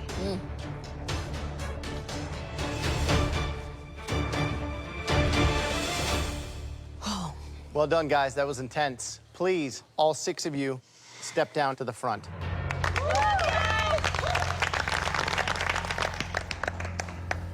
Clearly, we have a lot to discuss. Give us a minute. This is intense. Let's start with Andrew. He knows technique. The cook on the chicken. But for me, the purees were terrible. Right. Taylor's was nice. The flavour of the meat was delicious. You left the bone in. Yeah. What'd you think of Jill? Yeah, the drums were delicious. She was so thoughtful about the composition, about the visual. Amanda's whole family watches you? Wait, really? Where did it go? Someone was saying that. Okay, well, don't spoil it. No spoiling. No spoiling. Spoiler, no spoiler.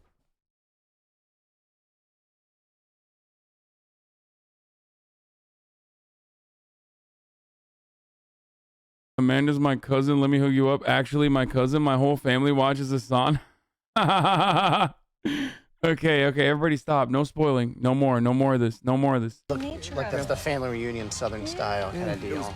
You guys got such good critique. Everybody did something right. Everybody I did still something don't wrong. understand how she got the fucking Shelley, log that, plate. for me, is a dish that's true to her heart. Yeah. The only thing I found a bit weird was the chicken skin at the end.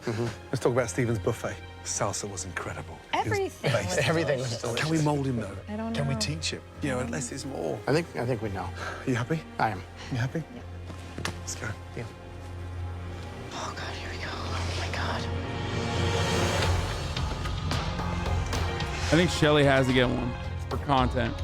So the question is, what we do with these 2 aprons. Please step forward, Demetria. Demetria, I'm afraid your second gamble didn't pay off. Oh, For now, we'll shit. say goodbye and thank you. I came here to take risks, to put myself out there, to show who I was, and I did just that, and it got me this far. So I'm going home today, but it's definitely not with a bowed head. Can the following 2 home cooks please step forward? Taylor? Oh. Shelly. Oh, they both won. They I both won. have 2 aprons. One of you will be wearing one of these aprons. Oh, fuck. Okay, The Shelly other then. We will be saying goodbye to. I was wrong. Shelly. Shelly got it. The one home It cook has that to we be think Shelly. deserves to wear this MasterChef apron. Shelly.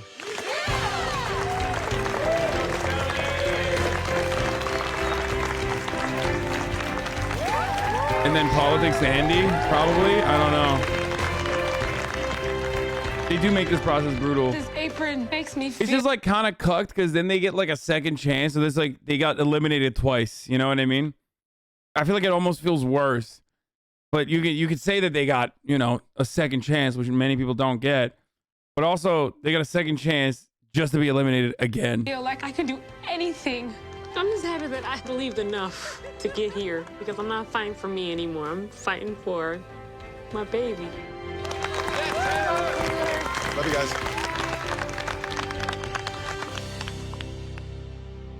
3 remain, and I have just 1 final apron. Jill, you know, there's something exciting about the flavor profile that you're prepared to risk. Even though it may not sound like it's going to work, you bring it together. Thank you. Andrew, tonight you demonstrated a proper technique with your Ballantine, and you put love into everything you do. Stephen, you're like a whirlwind.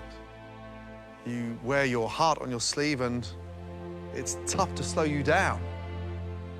Stephen, Christina, Graham, and I, we feel that you could go a long way in this competition. Congratulations. Yes! I'm so excited I won the last apron. Hard work opened the door for me, and it's going to be the continuous hard work that just keeps the door open to give me the opportunity to win it all. Andrew, Jill, a very gallant, bold effort. Unfortunately, not good enough second time round. Thank you both. Thank you. Good job, guys. Good job, guys. Guess what, big man? You are allowed to smile. Well done. Head up to the bow. Oh, for the record, no. I asked Iran and she said no. It was just Amanda that was the fan from season 6. There wasn't a male one. I don't know why. I just remember her saying that there was a male one, but I was wrong. Congratulations.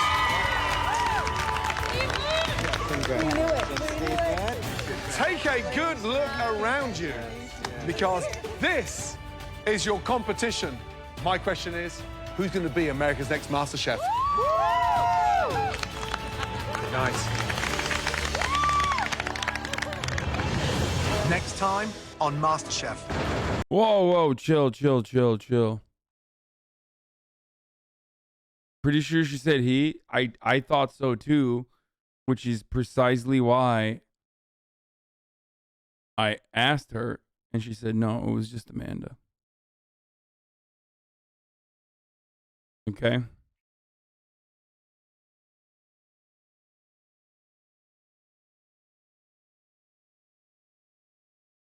Do we watch another one?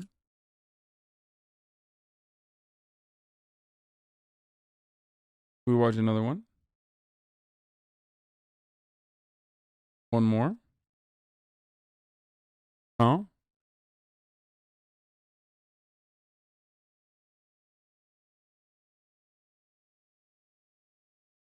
Maybe. Should we? All right, we'll watch another one. Okay, we'll watch another one. All right, stop. Okay, 20 episodes this season. Nice. Previously, the 40 best home cooks in America came from across the country. I'm from Milwaukee, Wisconsin. Seattle, Washington, New Jersey. Louisiana, California. To prove themselves to 3 of the food world's biggest names. Culinary legend Gordon Ramsay, America's youngest 4-star chef Graham Elliott, and James Beard award-winning pastry chef. So your breeze already going back? Yeah, I already have a 5 o'clock shadow. You know, it is 6:30, so 6:40. So I do have a 6 o'clock shadow already growing.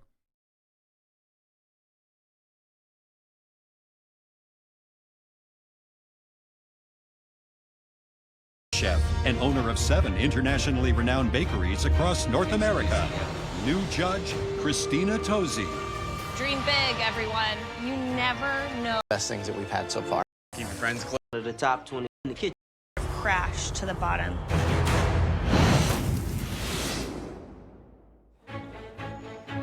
Hassle. It's a wonderful feeling to be. My mom was initially on the season and they cut her out of the edits because she made some nasty ass food. What? No shot, dude. What the fuck? Yo, why are you calling out your mom like that, bro? I climb ice peaks. That's hilarious, dude.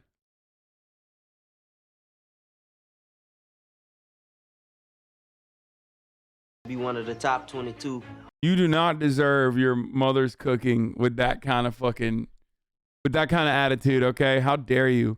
My mother makes the most delicious food. Do you understand? Struggling to drag the window, sometimes it fucks up. Bro, I was hyped as fuck when she got called into the studio. Come on, chatter. How dare you? Home cooks of America. Because just like 2 weeks ago, I was on the roof fixing air conditioners. And now I'm where I want to be, in the kitchen, cooking for the 3 top chefs of the world. So really, this is my dream come true. First, she got exposed on national television. And then she got exposed on national twitch.tv/HasanAbi.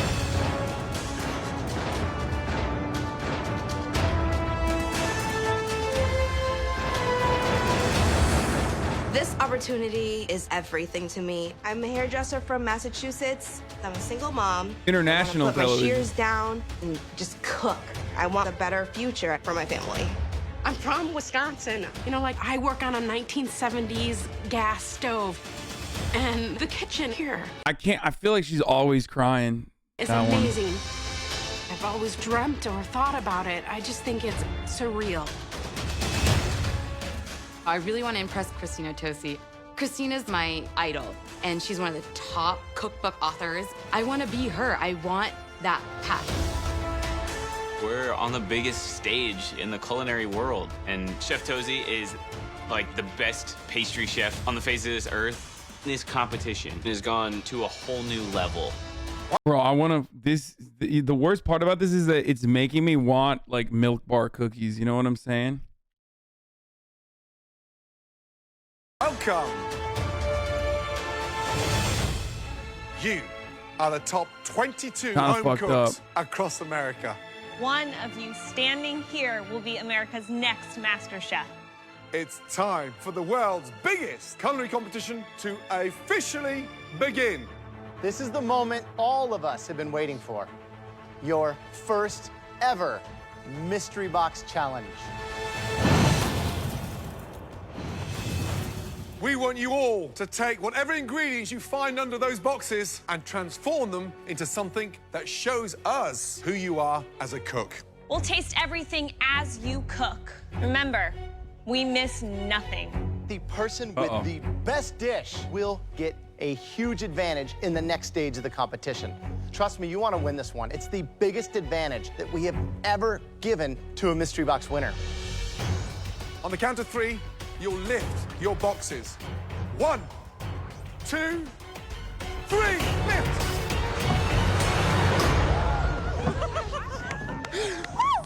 This is mine. Look around. No way. Oh, they're all different. Like a can in. Damn, bro. Milk Bar LA has a 3.8 on Google. Why are LA people so harsh? To be fair, Milk is better than Milk Bar. I don't know how to, like, it's not, Milk Bar is all right. Milk is better, but Milk Bar is still pretty decent. But yeah, this one is better. It's kind of weird that they also have like Milk and Milk Bar, but this shit is fucking fuego. Wait, what? It's closed?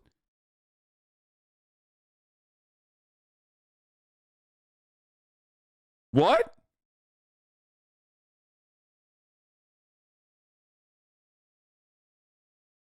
Oh, I guess Christina Tozzi sends her regards. You know what I'm saying?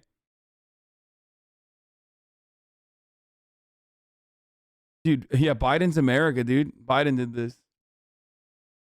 It was founded in 2006 from our Art Deco flagship. We were so delighted to serve many of you delicious baked goods and ice cream treats today. As we announce the sad news, we keep a smile on our faces as we embark onto a new chapter of Milk.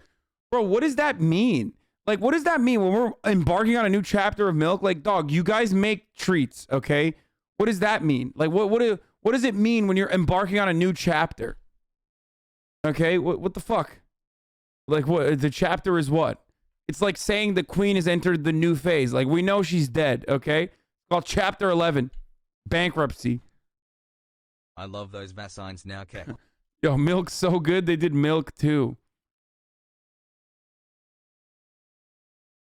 Yes, I have had the Milk Bar crack pie. Yeah, it's pretty good.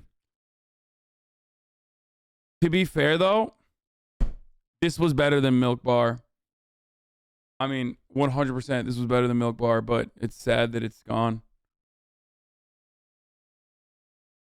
But Milk Bar is pretty good too, to be honest. So, you know, not as good as milk, but Do any of you recognize what's in front of you? Yes, chef. Yes. Yes, chef. This is my refrigerator. My kitchen. I have turmeric, I have goat cheese, feta cheese. I'm like, they made this for me. Let's go. That's right. You all have a station of ingredients that each of you left behind in your very own kitchen when you left to travel here. Unfortunately, back home, I cook so eclectically and make so many varieties of dishes that now I have a bunch of different look at that. That's a stand user. Like that. You're gonna tell me that's not a Stunda user? Like, look at this. Every Florida person, I swear to God, just like automatically interesting person. that don't fit together. What's Hey, bad news about your fave, dog. We're in the 6th season of MasterChef. You think we didn't already know that Joe Bastianich had said racist and sexist things? Like, what do you mean? We know. We've been know.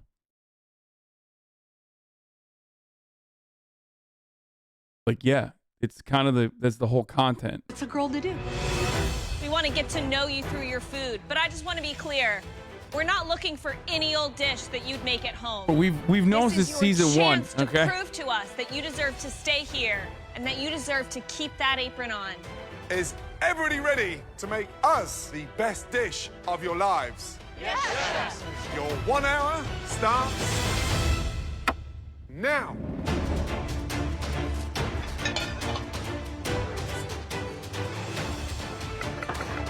This is it. The very best. 22. I'm excited for this year. Yeah, 13 states represented this year. Wow. Illinois, Jersey, Texas, Louisiana. I love that. I mean, that's the best part about food right now, right? The diversity of cultures and flavors, regardless of what state you're from. Woo! Intensity. That's me. This is very different than being at home. Christina, this is their first big challenge and your first big mystery box. As a judge, what do you think? I am so excited to join the search for the next MasterChef. Back in New Orleans, Louisiana, this is stuff I always find in my fridge, and you know, I'm comfortable with using. I'm doing spicy wings with a side salad. I'm on Always a Nola Andy. And then I'm gonna make a spicy Cajun sauce. To be fair though, Nola food is fucking crack. It's so good. It. I'm just trying to get it done, trying to get the flavors right, and elevate a basic dish. Beautiful. Heather, Yes. tell me about the dish. So I'm making a coconut curry soup, and I'm gonna be making... No protein. No protein. I'm actually Indian, but even further than that, I'm Gujarati Indian. It's a state I'm from. And most Gujaratis don't eat meat. You know the competition's fierce. How do you think you're going to fare when you have to go through each and every stage, having to cook the most exotic proteins? I'm not gonna lie, I'm gonna be a little nervous just because I've never really been around it, but I really want to surprise people. Good luck. Thank you. I'm doing a pan-seared black cod with a purple cauliflower puree. I'm gonna roast some Brussels sprouts. This is gonna be the most beautiful plate any rocker has put on a dish. This is my stage. I'm here to win. 30 minutes gone, 30 minutes to go. Hey, Dan. Hi, Chef. How's it going? We got the vegetarian boys. Like, it's a lock. It's a lock. We're every archetype, like every character archetype is like slowly revealing itself. You know what I mean? You got the vegetarian.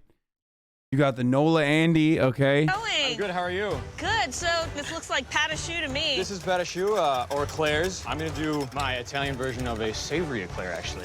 Interesting.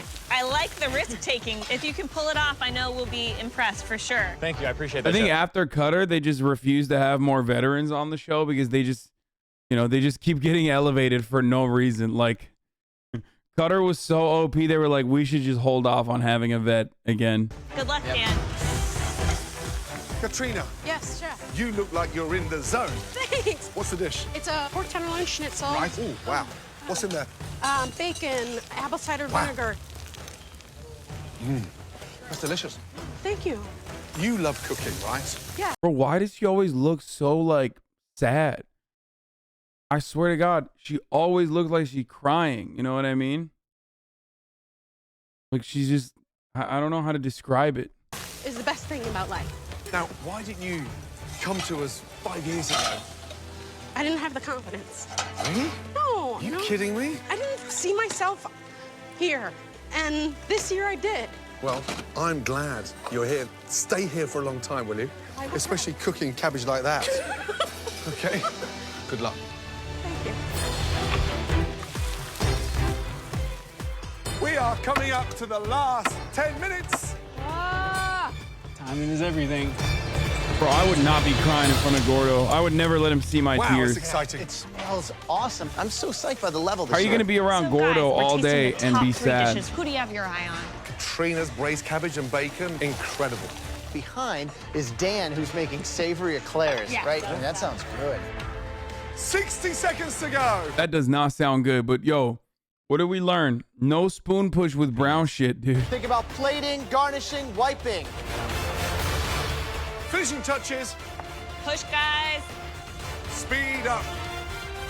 10, 9, 8, 7, 6, 5, 4, 3, 2, 1, and stop. Hands in the air. Oh, I did it.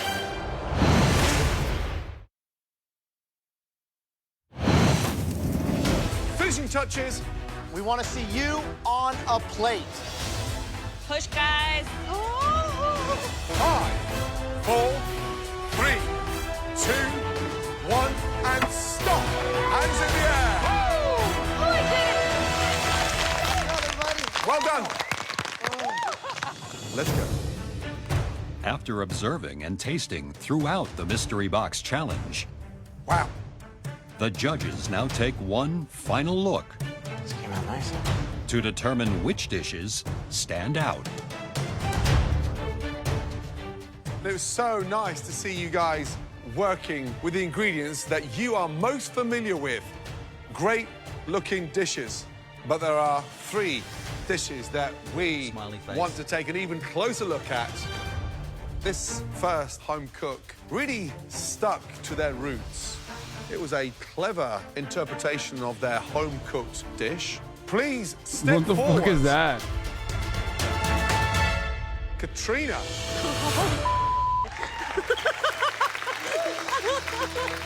Oh my gosh. I didn't expect it to have Gordon Ramsay say my name. I'm so grateful. I'm floating up to heaven. Katrina, describe the dish, please. It is a pork schnitzel Jesus with Christ. braised red cabbage with bacon and Christmas peas, which is what my mom makes every Christmas. The visual impact, it looks beautiful. And you've got finesse. How long did you cook the bacon with the cabbage? Probably about 5 minutes. Any acidity in the cabbage? Yes, apple cider vinegar.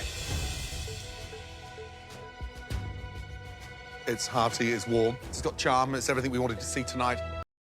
I'm calling it. Katrina's going to be a chat favorite because she is like, her low self-esteem is to a point where it's almost like, I mean, it's crippling low self-esteem, and chat sees a lot of her.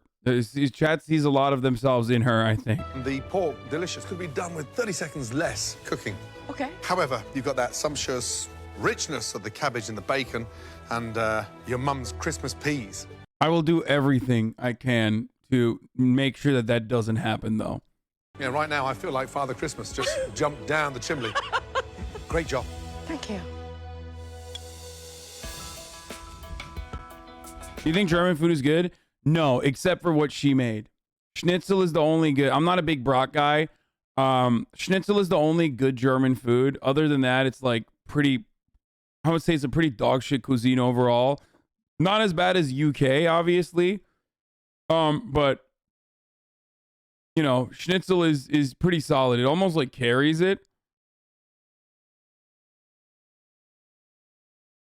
Pretty much it though. I mean, and also Schnitzel can be really bad too.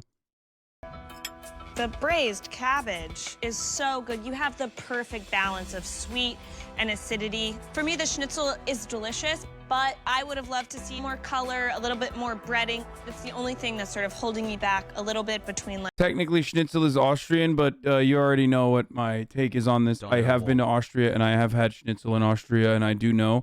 But you already know what my take is. Me and Felix have already...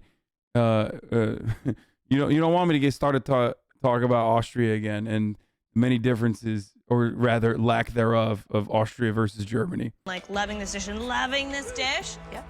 But man, do I love that braised red cabbage. Good job. Thank you. So tell me exactly about the dish, the inspiration behind it. Bro, listen, if you have the same fucking language, okay, if you have the same language, if your people are literally the same, and you don't even have like a different religion, you can't claim to be a different country. At least like the differences between Greeks and Turks is, in my opinion, insignificant, but like at least there's a different religion and a different language, you know what I mean? And I still think Greeks and Turks are like pretty much the same fucking person. It's just that the Turkish cuisine is better, but that's fine. Like,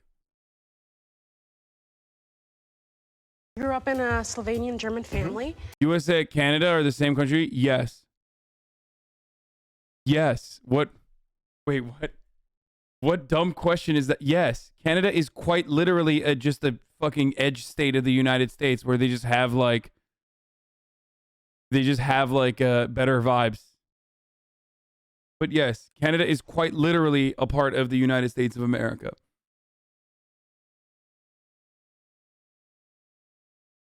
It's just America with healthcare and like somewhat better social safety nets.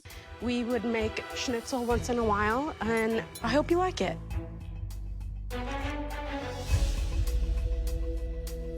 I don't really like it.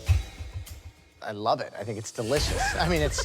Would you say North and South Korea is just Not one, the right? same Yes. country. We have healthcare. And Yes, you it's the don't. Democratic People's Republic. Yes. Also, what do you mean? Unified Korea is literally like, that's not even a fucking meme. Yeah, that is quite literally, without ideological warfare, it would quite literally be one country. So, yes. Why do chatters keep asking me these questions? Yes, one unified Korea, okay?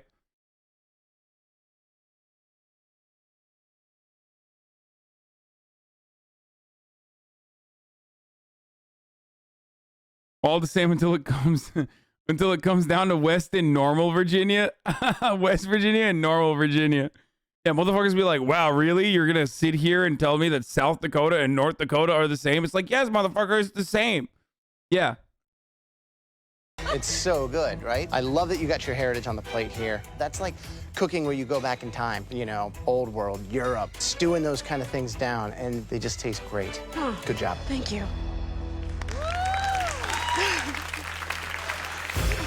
Next up, this dish is definitely this home cook on a plate. It's beautifully delicious to look at, and man, perfectly seasoned. Please step forward. Dan. I feel incredible right now. Of all those amazing dishes out there, I'm one of the top 3, and This dude looks ridiculous. I'm sorry. He just looks way too pretty. Yeah, I'm pretty shaming. everybody's on notice here. I came to play.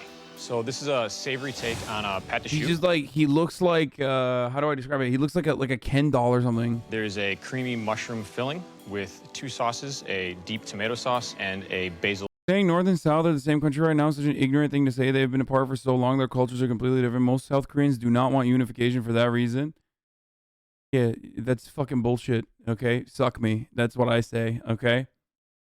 Pesto. Also, Have you're you done wrong. this dish before? I've never actually done it in a savory way quite like this. So, with pâte de choux, with these sort of cream puff casings, the filling inside should be creamy and fluffy. And there's nothing worse than a pâte de choux ball that's underfilled. You either have it totally right or you have it totally wrong. And you got them right. Beautiful consistency, perfectly filled. I'm really impressed, both in the sweet end and the savory end. You took a risk in sort of combining those two things, and it really worked. Man, You guys gotta watch out. Dan, where you from? Chicago. Represent Chicago Italian. Describe the sauce. How did you make the sauce underneath? My mom taught me how to make red sauce since I was little, and working with tomatoes, they can be acidic, so adding a little butter to add some richness really balances it out. Really delicious. It's a gallant, brave, strong, thoughtful effort. A bit too much cream for me. However, there's heart there. Thank you very much. Now, the next dish that we want to examine further, that home cook showed really creative thinking. This home cook put some complex flavors on the plate. They also showed that they had a lot of guts. What did I miss? Where's Please Joe? step forward. Ethel. What? My spices and my flavors are on point. I want to make a huge impression. Bro, I don't want to ever hear from motherfuckers who think they know about Korea exclusively because they listen to fucking K-pop content ever again for the rest of my life. I will fucking ban you dumb bitches in a heartbeat, okay? I don't give a fuck that you listen to every fucking BTS song. I don't give a fuck that you have, like, you know, all of the K-pop fucking posters in your room. I don't care that you fucking stan Luna or Jimin, okay? Unified Korea is an ideal that the overwhelming majority of fucking South Koreans also agree on, okay? I don't care that you think you identify as Korean because you listen to fucking K-pop, you dumb motherfuckers. How dare you? How fucking dare you? Okay? Or even if you're fucking Korean and living in America and you're like, oh, well, I'm sorry. My brain has been rotted completely with imperialist fucking propaganda. Get the fuck out of here, dude. Look at this. Here. There you go. Even like, here. South Korea has long exhibited a mistrust of great powers, and this tendency continues to shape Korean attitudes about roles of foreign actors, okay? They see China as a big threat to foreign powers. Most South Koreans, nearly 69%, felt that the two Koreas should be unified without foreign intervention. Sad.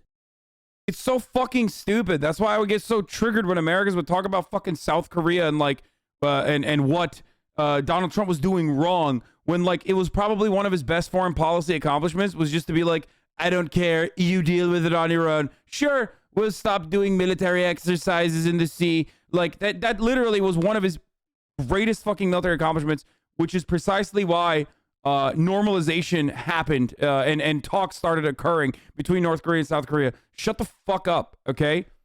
Dumb bitches. Oh my God, I stan Jimin, so I know actually South Korean culture is very different than North Korean culture. Like, yeah, totally, dude. Good job.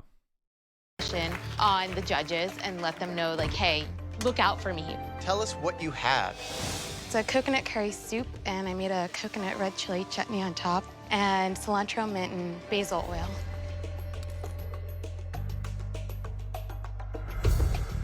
Holy, that's so good. The flavor balance is perfect. Sweet, spice, acidity, richness. You're definitely batting 1,000 when it comes to that flavor control. I don't listen to K-pop. I fucking live K-pop, you absolute buffoon. You don't even know anything. Okay, got it. You know, you could probably beef it up, you know, with some lentils. K-pop fans doing like fucking imperialist Western foreign superpower propaganda at the behest of, I don't know, against the wishes of like Koreans in general, dude. That's sick. Something else kind of with that, but good job. Thank you so much.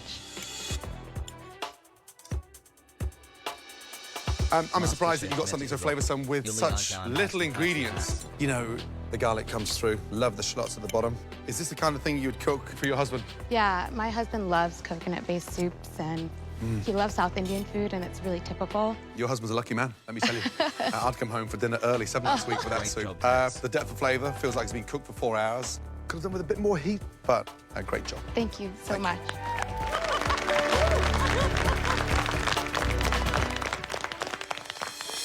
Katrina, Dan, Ethel, 3 incredible dishes.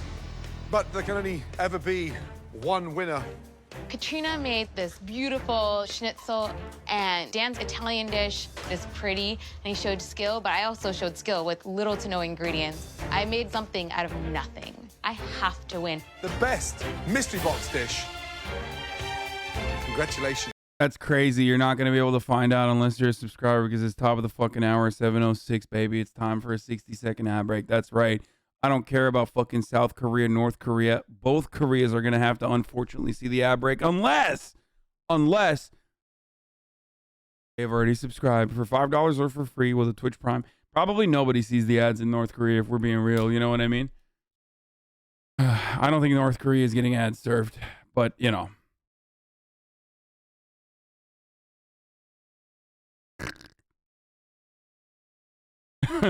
don't think North Korea can see any of this if we're being real. But hey, listen.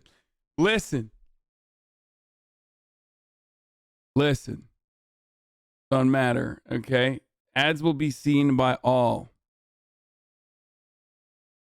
No matter what. Unless you subscribe for $5 or for free with the Twitch Prime, or by getting gifted a sub. Like by one that Rekistau 3 just gifted. Here's the 1 minute ad break now.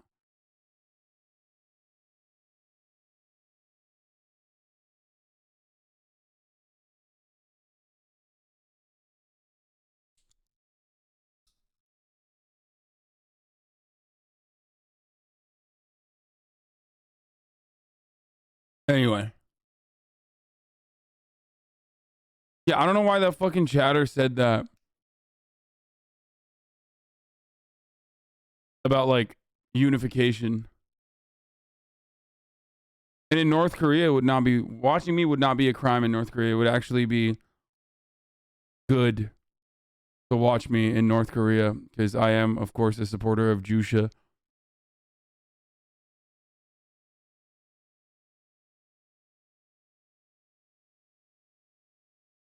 Red Velvet did not perform in North Korea only for K-pop stans to be against unification.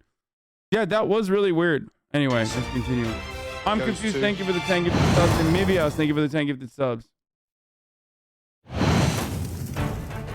The best mystery box dish. Congratulations. Goes to Natalia or whatever is going to get it. Dan. Oh, great job. Well done. Thank you so much. I have the #1 dish today, so right now I'm riding this high. And look who is standing on top. But I know there's 21 other competitors right behind me, and I'm gonna work my butt off to make sure that I keep them behind me. Let's go. As the winner of the Mystery Box Challenge, Dan is in control of the first elimination test. Please come over. At the end of this challenge, at least one home cook will leave the competition. Congratulations, Dan. You won the very first Mystery Box Challenge. Your first advantage is you will not have to cook in the upcoming elimination test. I'm sure you've noticed all these incredible desserts up here. I just want to smoke a blunt in unified Korea. You know what I'm saying? Wow. This is a chef's... Which is like super illegal. Both in the South and definitely in the North, too. I don't think they fucking smoke up. I don't think they spark up in the North either, but... Dream. And they all have one major thing in common. Each and every one was created by... Christina Tosi. It's incredible. Christina is truly... Bro, she fucking slaps, okay? She straight up fucking whips it, dude. Oh my God, I love her. I've already forgotten. I'm like, Joe who Omega lol. Okay, straight up. Got to know who wins. I just want a pastry mommy. I really do. She's great. One of the most revered pastry chefs anywhere in the world. Christina, you're still in your early 30s. Where did it all start for you? I was raised by women that love to bake. So moms, grandmas, aunts, and they took me under their wing. And I loved it so much that I went. How do you do fellow kids mama who says spark up? I don't know. I'm just like trying to use fucking spicy language. Obviously, I don't fucking smoke weed. I don't smoke marijuana. I don't blaze up 420 anymore. To New York City, and I went to culinary school, and I worked my way up until I opened my own place. So in my bakery, Milk Bar in New York City, we make pies. We make some crazy pies, cookies in all different flavors. And then we make these ridiculous layered cakes. But tonight, I'm not gonna ask anyone to try and make one of my crazy, difficult creations. Instead, there's a benchmark for all bakers, something that every great American home cook should know how to make. Wait, what the fuck? Cannabis was an important crop in ancient Korea and samples of hemp and fabric. Wait, what the fuck? In 2010, the American NGO Open Radio for North Korea stated their source informed them that the crackdown on meth had been announced, and their crackdown was focused on methamphetamine and opium marijuana, with opium and marijuana not being considered drugs. Oh my god. In 2013, citing sources as NK News and Reddit, Vice News reported that cannabis is widely used and tolerated in North Korea. I'm so sorry. I take it back. So technically, actually, yeah, no, I would like to fucking, I would like to light one up in unified Korea. And it seems like the not so distant military dictatorship had Western forced standards that probably also made South Korea be anti-cannabis when you know, it's in their fucking history. Super illegal in South Korea, yeah. Well, that's what happens when you're, you know, when you're a capitalist dominated military dictatorship until recently, and then still a capitalist dominated country, Western capitalist dominated country. However, a reply by journalist Keegan Hamilton article sought to debunk these as rumors. He cited Matthew Reichel of the Pyongyang Project, who notes that ipdambe is actually a mixture of herbs and tobacco, superficially resembling cannabis, but unrelated. Cannabis is cultivated industrially, but in the form of low THC hemp. So they can have low amounts of personal amounts of psychoactive cannabis. Its use is still illegal, though it is also unlikely to be punished severely. Okay, so still, okay, got it.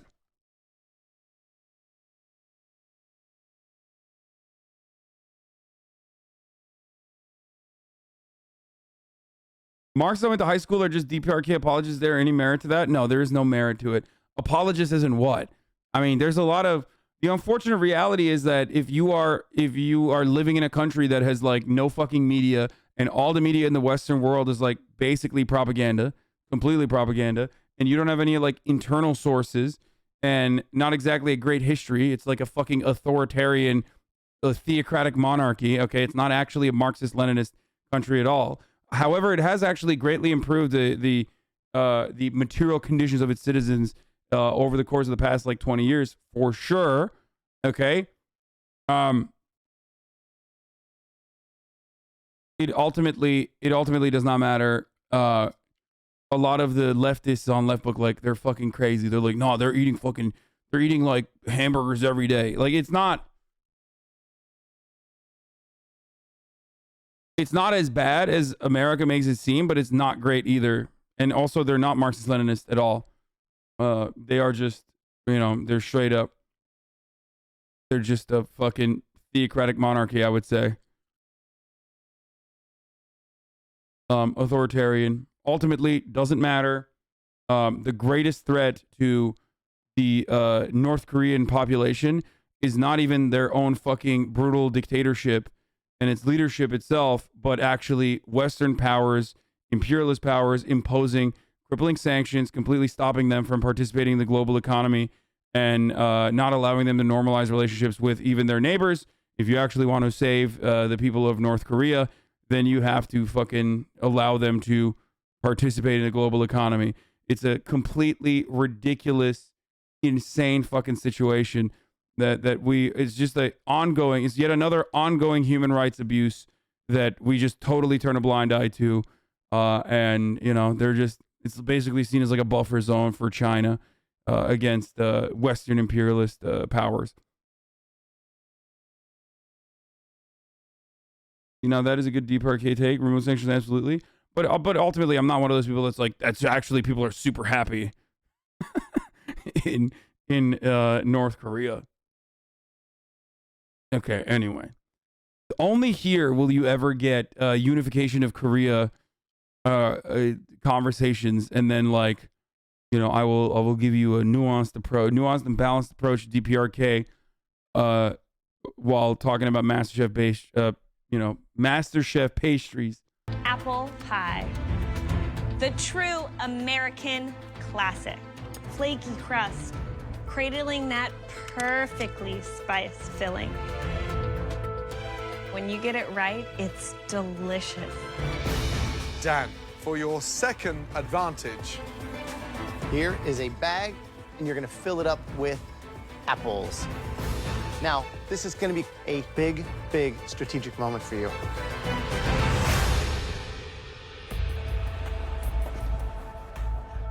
People who say tankies to defend DPRK and China's capitalism are also overlooking the fact that, you know, China does do a lot of fucking cool things like voluntary donations or Chinese prosperity, South Korea, and Canada, numerous other US, nation-building we were once projects soldiers to that go are fish with actually planes otherwise to good, and you would want the American state to do exactly that. Actually, as a matter of fact, I advocate for those things here in America all the fucking time, and you should as well. Like voluntary donations to the tune of billions of dollars. HasanAbi. Voluntary organ donations? No, that's fucking no. I'm not talking about dumb bullshit. I'm talking about fucking actual Chinese policies. Anyway, let's continue. Are you ready to find out what you'll be facing in tonight's elimination challenge? Yes, chef. Tonight, you are baking. Apple pie. Damn, that's basic as fuck, Holy though. Let's crap. be real. Baking She went in from general like is a bit of a weakness for me, but as a teacher, if my students were in this situation, I would tell them to concentrate on the positive and do their best. Tonight, I want to see your take on this classic apple pie. Dan does not have to cook tonight. And there's another huge advantage that Dan got back in the pantry. We asked Dan to pick as many apples as he wanted, knowing that each apple represented salvation for a home cook. So those who don't get an apple will have to bake and will be staring elimination in the face. Dan, it's time to make some friends and a few enemies. Yes, chef. Go ahead and hand out those apples. The decision making is almost political to some extent. Oh, you're the best. I can use this advantage in a couple different ways. Thank you. Are they someone that I want to kind of make an ally and give them an apple and save them here? I saved some people because I thought they might be winning challenges in the future so that they can save me later. Yes! It's kind of all about building friends and building enemies. of zone support. This is 19 fucking. months This and no is so Benzizi. stupid, dude. Turkish people are banned from this stream going forward. Okay, they're just banned. No more Turk posting. Oh, baby. In the At the end of the day, Kavi. it's competition. Everybody's an enemy at some point. Keep your friends close and your enemies closer. Maybe, man. I think this is my last one. Thank you, Dan. Thank you. Good luck, guys. I'll be up there. All of you with an apple head up to the safety of the balcony. There's no Turkish version of Henry. You 9 will be baking tonight to avoid elimination. And 2 of you will be going home. You will all have just 90 minutes to make us an incredible apple pie. Is everyone ready? You're enjoying my Yes, chef. Your 90 Wait, he minutes saved all the women? What the fuck? Except for some. starts now. Come on. And all of my grandkids love my apple pie. I'm super stoked about baking this pie. Heidi. I can't remember how many apple I know. pies I've made in my lifetime. A gazillion. Let's go.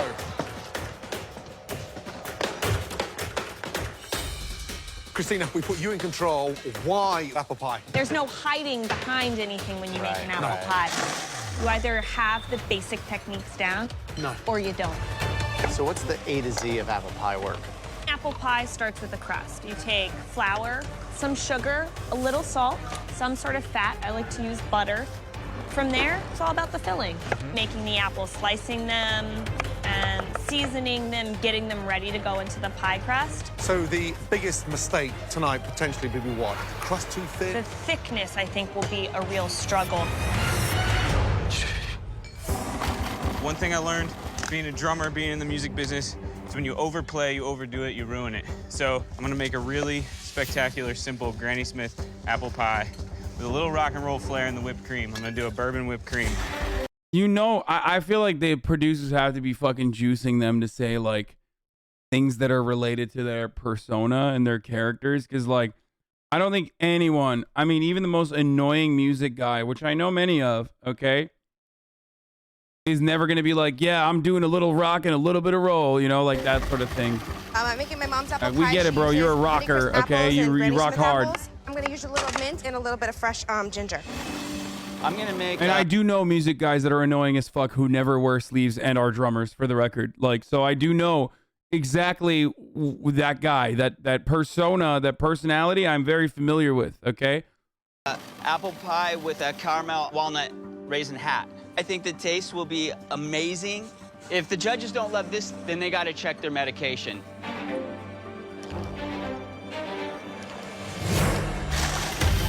Hi, Veronica. I'm not talking about Are these graham Pantano. crackers? No, I'm talking about real life So what do you friends. have planned with the graham crackers? I bake the butter crust first. Okay. And then I bake the graham cracker crust a second time just before the other one's done. The flavor together is amazing. And that's what you have planned for your apple pie? I cook creatively, so I create as I go. That's risky, yes, but that's who I am. Okay, good luck. Right, Livia, how you doing? Great. Confident? Yes. Talk about the crust. What's the top? Are you going lattice? Are you going round? What are you doing? I don't know if I'm doing a crust. You don't know if you're doing a crust. I don't know if I'm doing a crust yet. But what did Christina request? What? She asked for apple pie. Apple pie. What does that mean? I know that it's apple pie, but I gotta do me. Okay, she's out, bro. No shot. 0% chance this person survives, okay? Absolute bananas take. Apple pie.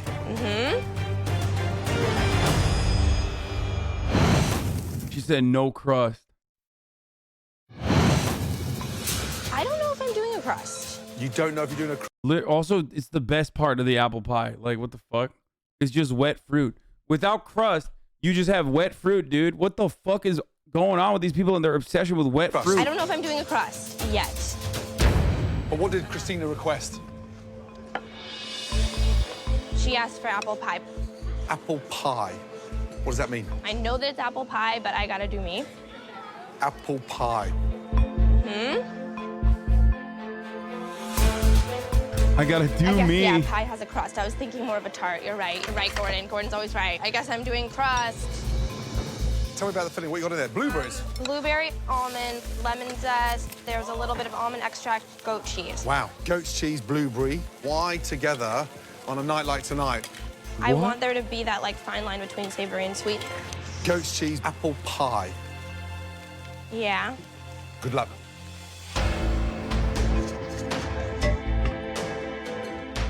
Mateo. Yes. You're a teacher, so you should have had all kinds of students trying to butter you up with apples, right? Exactly. Bro, what is happening, dude? Why are there so many Henry Cavill is Turkish memes? Turks, you need to stop posting, okay? ATV.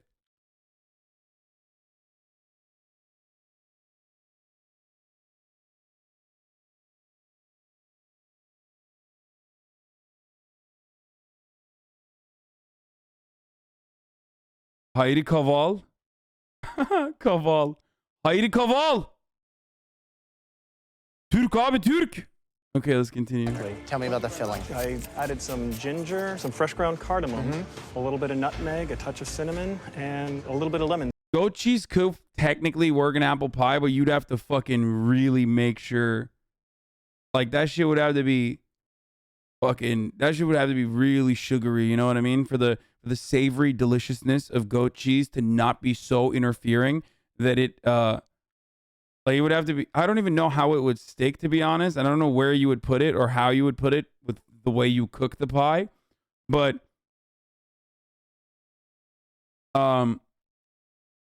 it would have to be very, very sweet. The apple needs to be very sweet so that like the goat cheese could, I don't know, balance off of it. It's a lot going on. I mean, I know you're going with the spice route, but you know, a lot of those, as they cook down, they can get really concentrated.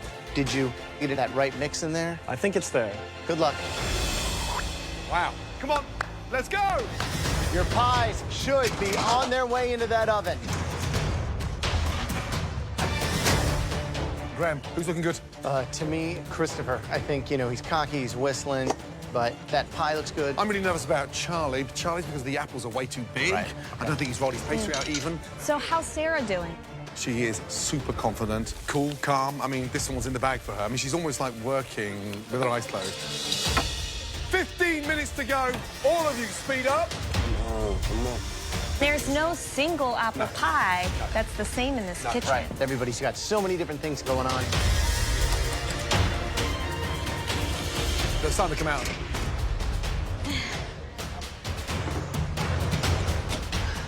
Last minute. Yes, Christina Tozzi replaced Joe Bastianich. 10, 9, 8, 7, 6, 5, 4, 3, 2, 1, and stop. Hands in the air. Well done. That was an intense 90 minutes. Let's start off with Veronica. I look at this flying saucer of clumpiness. It's not my prettiest apple pie, but I know that the flavors are there. Oh, they fucking despise presentation. That presentation looks, bro, that literally looks like a witch made it, okay? This is what it looks like in like German, in like German Brothers Grimm folklore, like a witch made this and there's actually human remains in this pie, okay? That's what it's given me. Describe the dish. Well, the dish is Looks like my toilet during Havana syndrome. 4 more months until Hogger's brain rot. Tell me the name of the dish. it's an apple pie.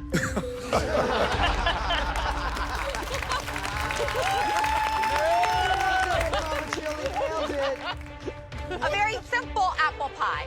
There's a misbehaving child in this apple pie that Gordo is about to eat, okay? I would not touch it. That's all I'm going to say. Right. Can I borrow those glasses 2 seconds? Which, by the way, that's precisely what every German story is like, is they're fucked up, okay? Germans are really fucked up.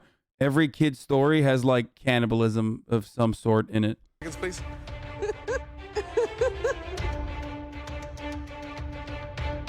Love you, brother.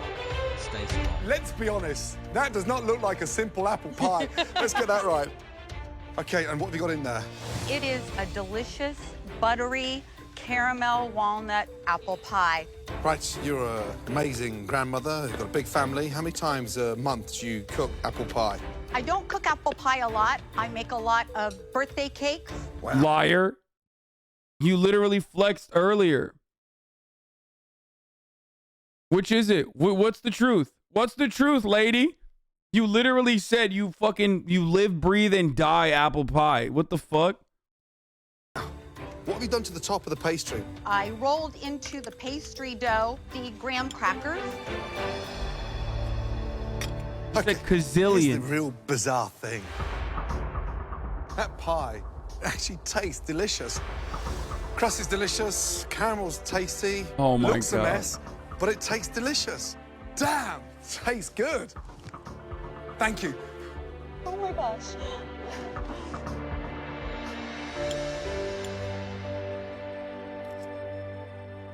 I gotta tell you, that pie is delicious.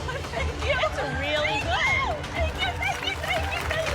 Bro, that had to be a delicious pie because it looks like shit, okay? Like, that's like, you can't even fake it. Like, it looked so bad that it had to have made up for it with how delicious it is. Use just the right amount of sugar, just the right amount of cinnamon, just the right amount of cornstarch. I mean, it's a beautiful cross-section of pie. You know, for me, this challenge was about, like, basic techniques. And you clearly know how to roll out a pie crust evenly. Really great job. Thank you.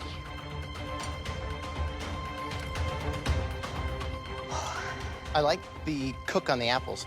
Tastes 10 times better than it looks. Nice assertive use of cinnamon. Okay, that's not me. That's not saying much though, because it looks awful. I would definitely take another slice. Thank Good you, job. sir. Ooh. Right, next up, Christopher.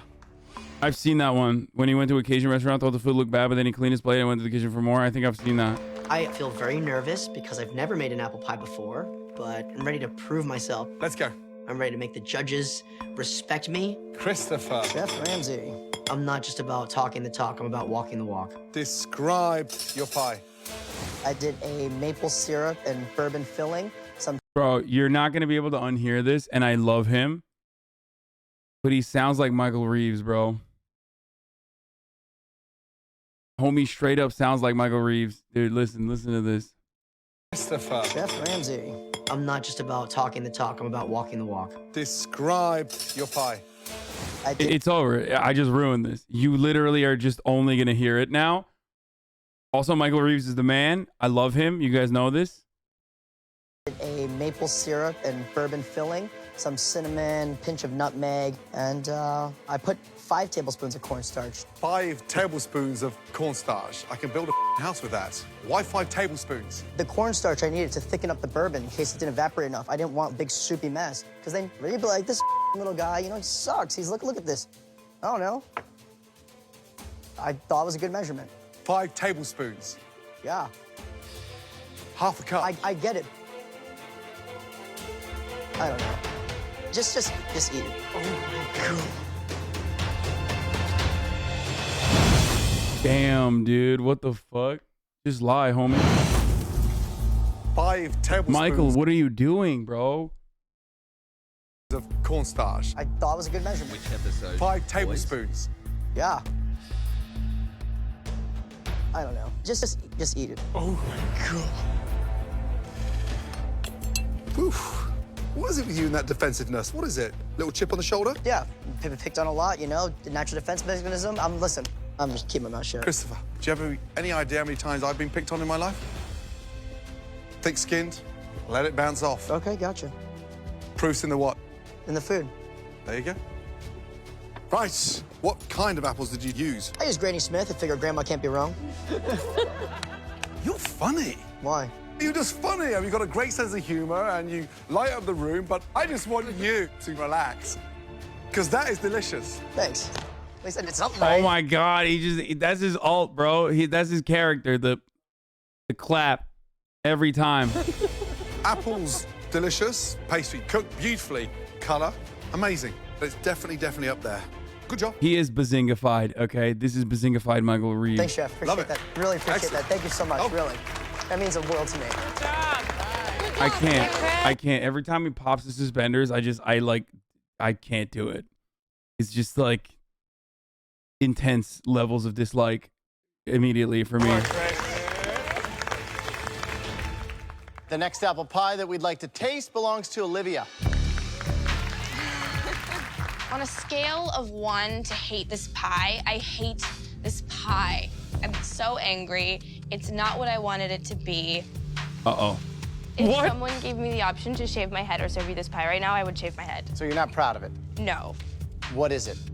It's a goat cheese apple and blueberry pie flavored with lemon MasterChef. and More like almonds. Master Chief. The lemon blueberry kind of works with the apple. Really tasty. The goat cheese, I totally nix. With the pie, it just does not belong. It's just weird. You get that weird goaty farm kind of flavor in there, and you don't know what's going on. So, huge miss. I love the polka dot top from a flavor standpoint. Goat cheese is such a poignant flavor.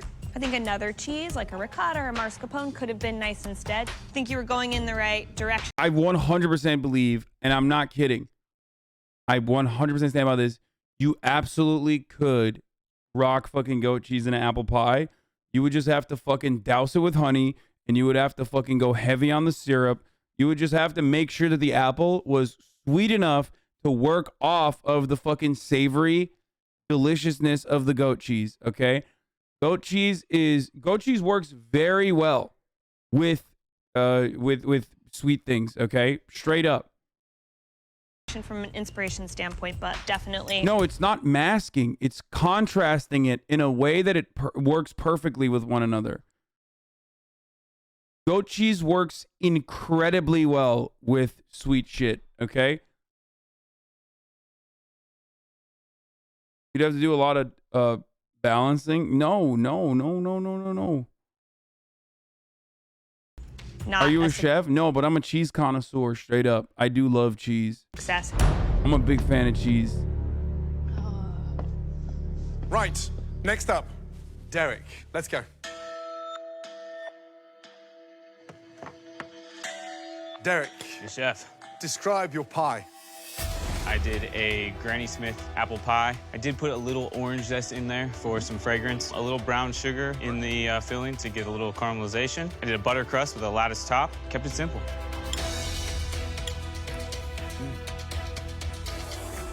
Delicious.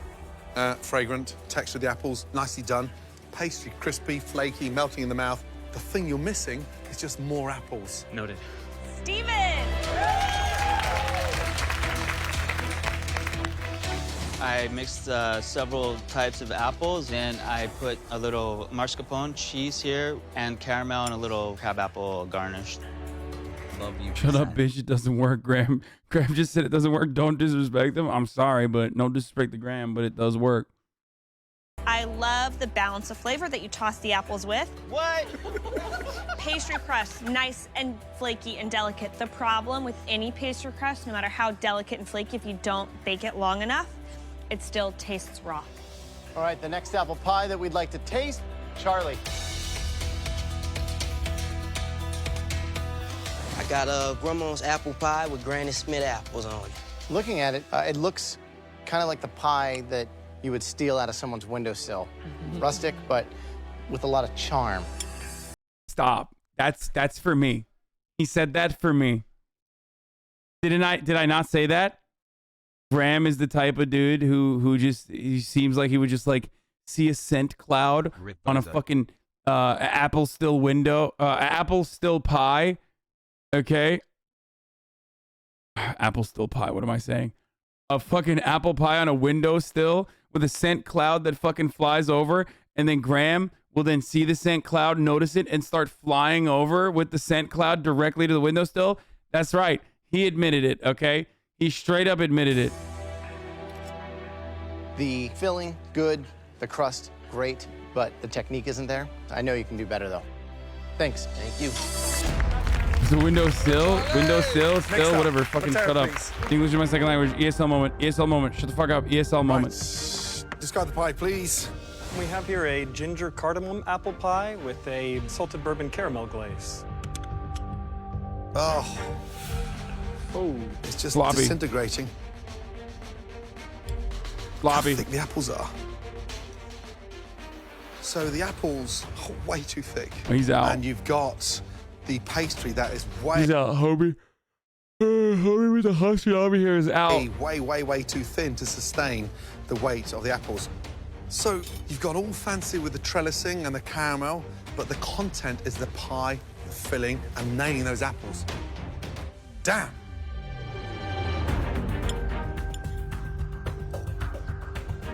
The spice, like the ginger for me, is just a little too much. I taste more ginger, more of that cardamom before I taste anything else. It seems to be all about everything except for the apples. This one really doesn't make the grade. The next apple pie we want to try belongs to Sarah.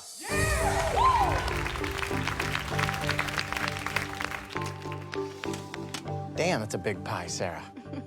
Walk me through exactly She what's looks going like on here. Back looks in like a Wisconsin, pie gal, we too. have all kinds of apple orchards, and every fall, this is the hot ticket item, the caramel pecan apple pie. There's apples with a good amount of cinnamon and some toasted pecans, and then on the top, we have some caramel sauce, as well as some glazed pecans. It's like a slice of autumn. You know, you could be blindfolded and taste it, and you know what it's like outside. The color, the sheen, the flavor, texture, it's textbook. It's delicious. Good job. Thank you. Nicely done. Last up, Brianna. Hi, Brianna. Hello. What do you got for me? I made a apple pie with a little bit of ginger, cinnamon, nutmeg, sugar, brown sugar, and mint. Okay, first of all, I want to commend you to your lattice work. It's beautiful. However, it's very, very watery. I thought I put them in the oven fast enough, but apparently I didn't. It is literally like apple soup. Oh no. It feels like you've just sort of crashed to the bottom. I'm telling you, dude, the less racist they are, that just means she's anti-racist. You know what I mean? She like fights against racism. Guess what? You're right. It's Of course I'm fucking right, dude. I'm always very right. Watery. It is literally like apple soup. When I'm making apple pie at home, if I'm worried about my apples sort of bleeding out too much liquid, I'll toss them in the cornstarch before I toss them in the sugar and the spices and stuff like that. The apples are nice and tart, but sort of lacking real depth of flavor. The liquid makes it hard to eat. Two are going home. I hope one of them is not you. Thank you. Thank you. My pie wasn't the best. It might have been a little bit soupy, but my flavors were there. And I have hope these simple mistakes aren't enough to send me home. That was your first taste of an elimination test. There was one standout apple pie. This home cook really baked with confidence. Congratulations, Christopher. I feel so excited right now. I'm the champ. I'm the pie king. I believe everyone now sees the dedication I have and the skill sets I have. Good job. Thank you. I proved to everyone that I can deliver. Now for the bad news. The 3 worst pies of the night. Please. Elimination test, but they're wearing white aprons? Yeah, of course, dude. Black apron is just a pressure test thing. This is not a pressure test. Come and join us down front. Brianna.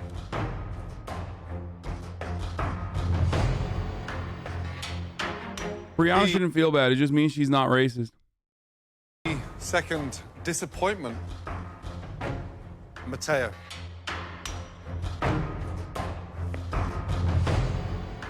And Olivia.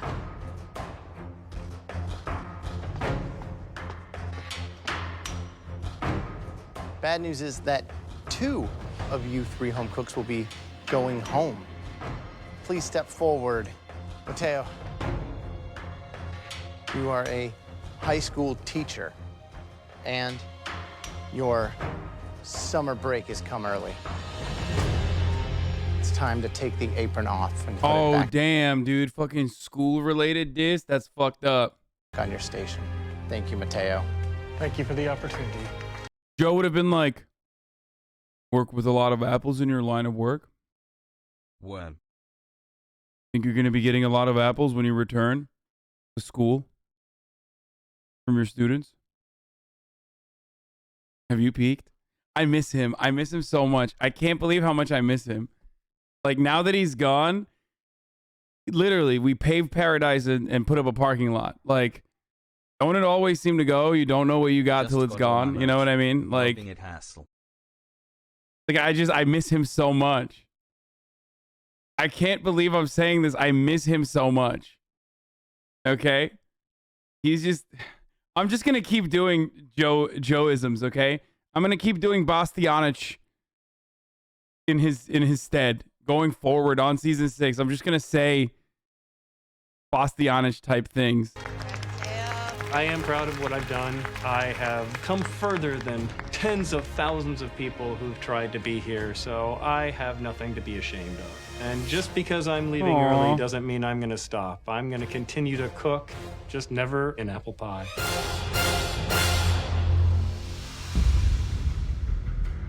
Brianna, your pie was clumsy and just not your best performance. Olivia, you cook in a confused manner because you had the basics set up for success, but then you blended it with goat's cheese. That didn't work. There's very little separating both your apple pies. Mateo Lower. Mateo McConnell was a high school teacher from Atlanta, Georgia. He was eliminated in MasterChef season 6, episode 3, after his ginger, cardamom, salt, caramel, apple pie landed him in the bottom 2 after his appearance.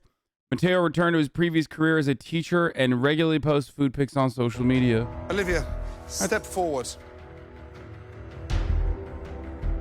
Olivia, you are going upstairs because your pie wasn't that bad. Back to the bench. Say goodnight to Brianna. Wait, what? I'm so grateful that I have another opportunity to continue on Oh. and cook again in the MasterChef kitchen. I literally want to like run back up and give each of the judges a hug. Brianna. Dude, I love how fucking Valley Girl she is, by the way. This is like... This used to be a meme in like the 90s. I know because I'm an Ameriboo and I watched a lot of fucking television. But she is straight up, like, she is 100%. She is the most, like, peak Valley Girl, okay? You cook with heart. You cook with passion. But tonight, that was not your best performance. Continue cooking and keep that head up high. You don't know what a Valley Girl is, Hasan? Bitch, I live in Los Angeles for the past fucking 10 years. Please, take your apron off and say goodnight. Thank you.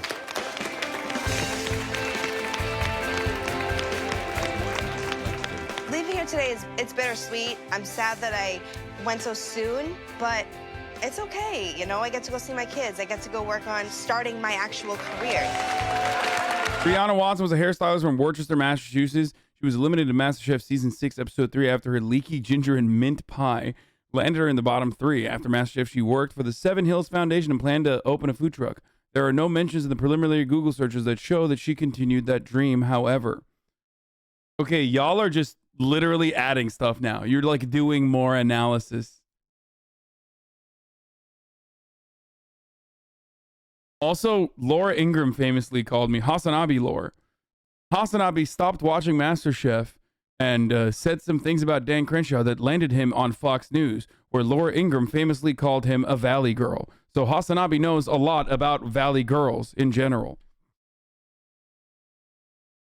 You look like the Pringle guy. Oh my god. I've gotten everything today. I have a lot of passion. I love to cook. I know I'm going to succeed in the culinary world. Big ass, guys. It's always sad when they don't, though. You know what I mean? Like, it's always sad when they don't. Oof. Anyway, that's it for tonight. Like, we're gonna end it on 8 hours and 45 minutes. Okay. I am not going to continue with another episode, but we will obviously continue tomorrow. We have a lot of fun content coming out this week. I will be hanging out with, and this is a really weird collab, okay?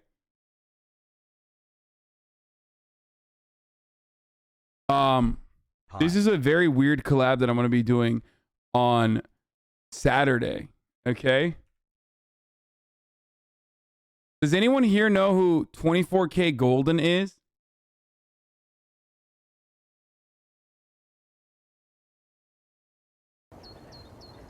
You guys know who that is at all?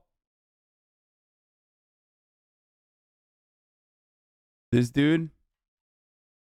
I'm gonna be hanging out with him on Saturday. I get it lit, I get it hot, just as a real. Yes, on Saturday I'm gonna be hanging out with him. I'm gonna have him over here, and I haven't figured out what we're gonna do yet. But yes, Let's get it.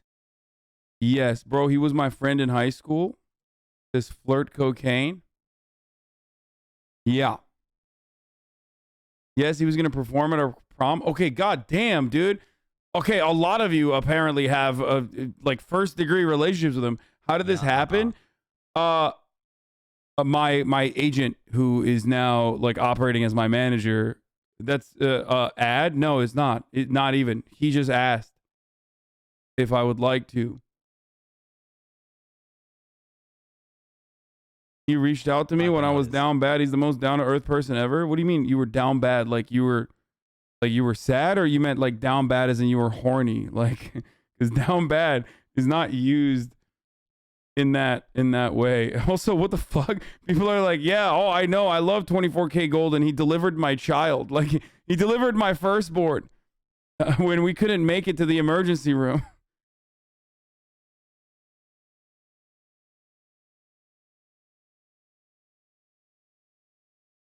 No, I did not film Leftovers today. We are not filming Leftovers yet.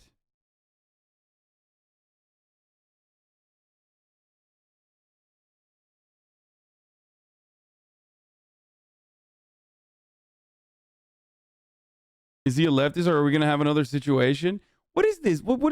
Yo, I swear to God, my fucking chat thinks they're the mafia gang. Okay, look at this. Is he a leftist, or are we gonna have another situation? Huh? Man, what are you fucking? This guy better have all the good ideas. All right. If there's any fucking bad ideas, we're gonna have a situation over here. Like, what are you gonna do? Huh? What are you gonna do? Write fucking mean Reddit posts? Is that what you're gonna do? We're gonna have a fucking situation over here, eh? What's going on? Anyway.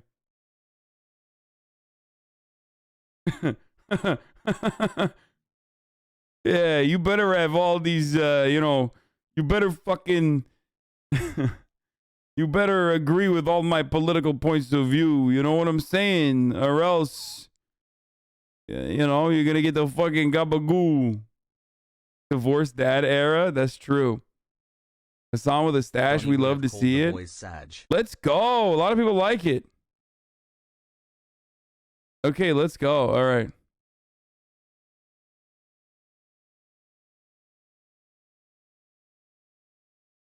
Is Leftovers still going to come out, though? Leftovers right now is not... Leftovers not happening until, I think, 2 weeks from now. All right, here's the 3-minute ad break, by the way. This is the last 3-minute ad break. Florida gives first approval for a bill created to shield white people from discomfort and guilt when speaking about the racist past and discrimination of our country. Dude,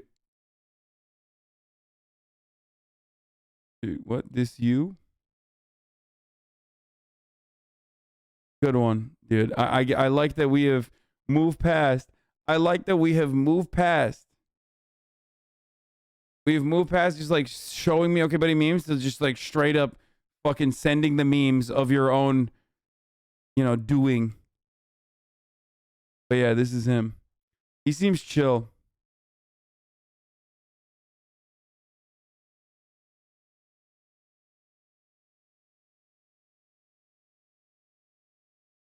Pringles is based off this inventor, American chemist Fred Bauer. You don't look like him. Thank you.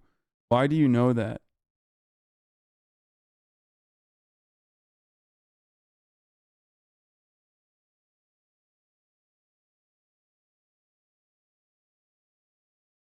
Wait, what did he say?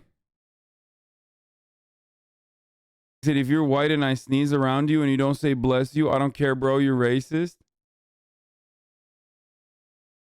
All right, I should follow him. I should also talk to him too, because I wanted to be like a productive and good convo.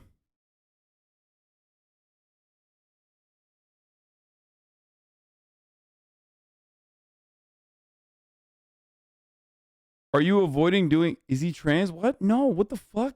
Are you avoiding doing Leftovers because of what he said about your head? Yeah. No Leftovers because of what Ethan said about my head, where I'm suing him. He will be hearing from my lawyer. He's making a big mistake.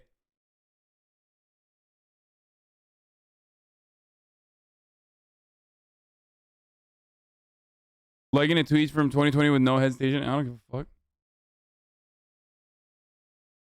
What do you mean? What the fuck do you mean, dude?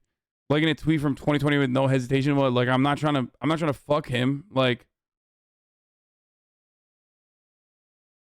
fucking weirdo. Like liking an old Instagram photo. What the fuck?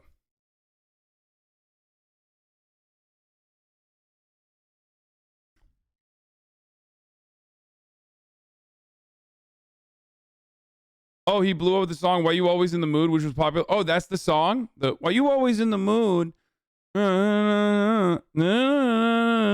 Okay, that's sick. Okay, I don't listen to any music. Anyway, so I gotta figure out what I want to do with him.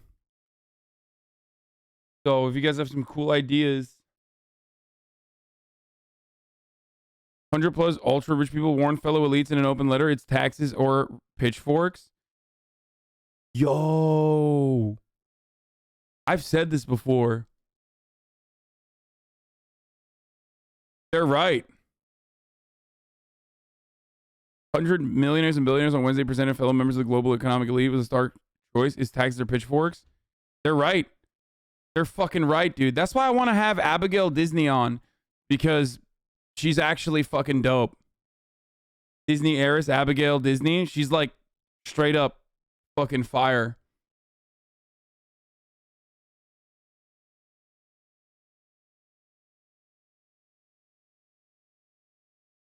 I don't want a Valentine. I just want Valentino.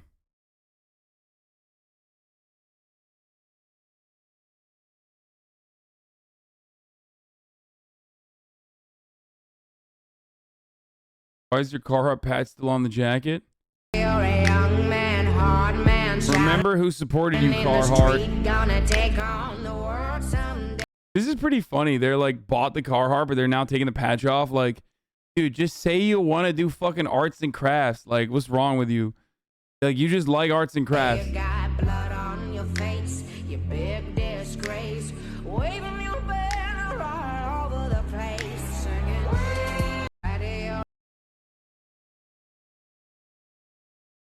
You literally perfectly cut the threading off. Like, that's not... You're not hardcore. I'm sorry. Like, that is the least hardcore thing you do. You are just... You're a Michael's dad, okay? Sorry, that's what you like, which there's nothing wrong with, but that's what you're fucking into. Anyway. All right, I'm doing that thing again where I just, like, I love streaming so fucking much that I was supposed to end the stream, like, you know, a fucking hour ago, okay? Well, not an hour ago, but you know what I mean. Like, I'm just... So bad. Anyway, here it is.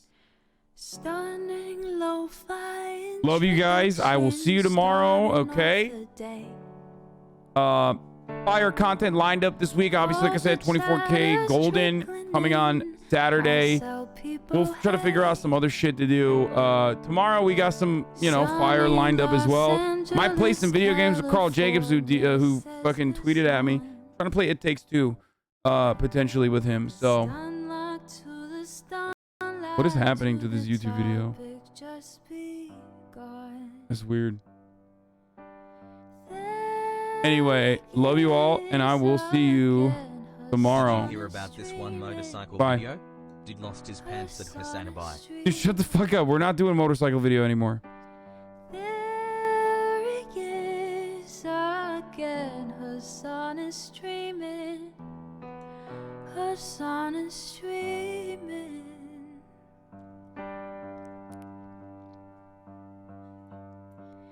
Reviewing the P.O. box, Uncle Iger's face.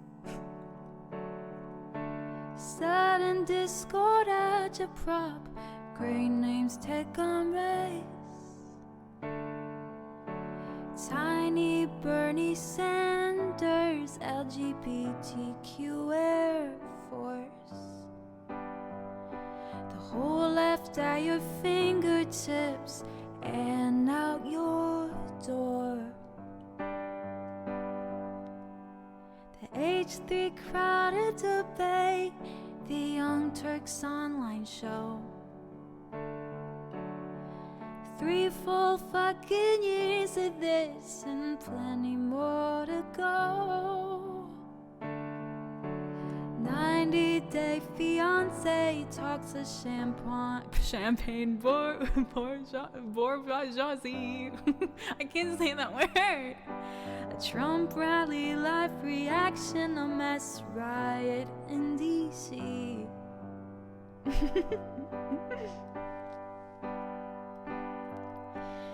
There he is again. Hasan is streaming. Hasan is streaming. There he is again. Hasan is streaming. person is streaming, reading live stream fail comments, Austin show chat advice, and all the ways the right-wing pipeline can suck you in online. JCS3 lock the Lord, frame gets broken, cover blown. A full-blown mass pandemic, months of streaming in your home. My dog's excited about it too.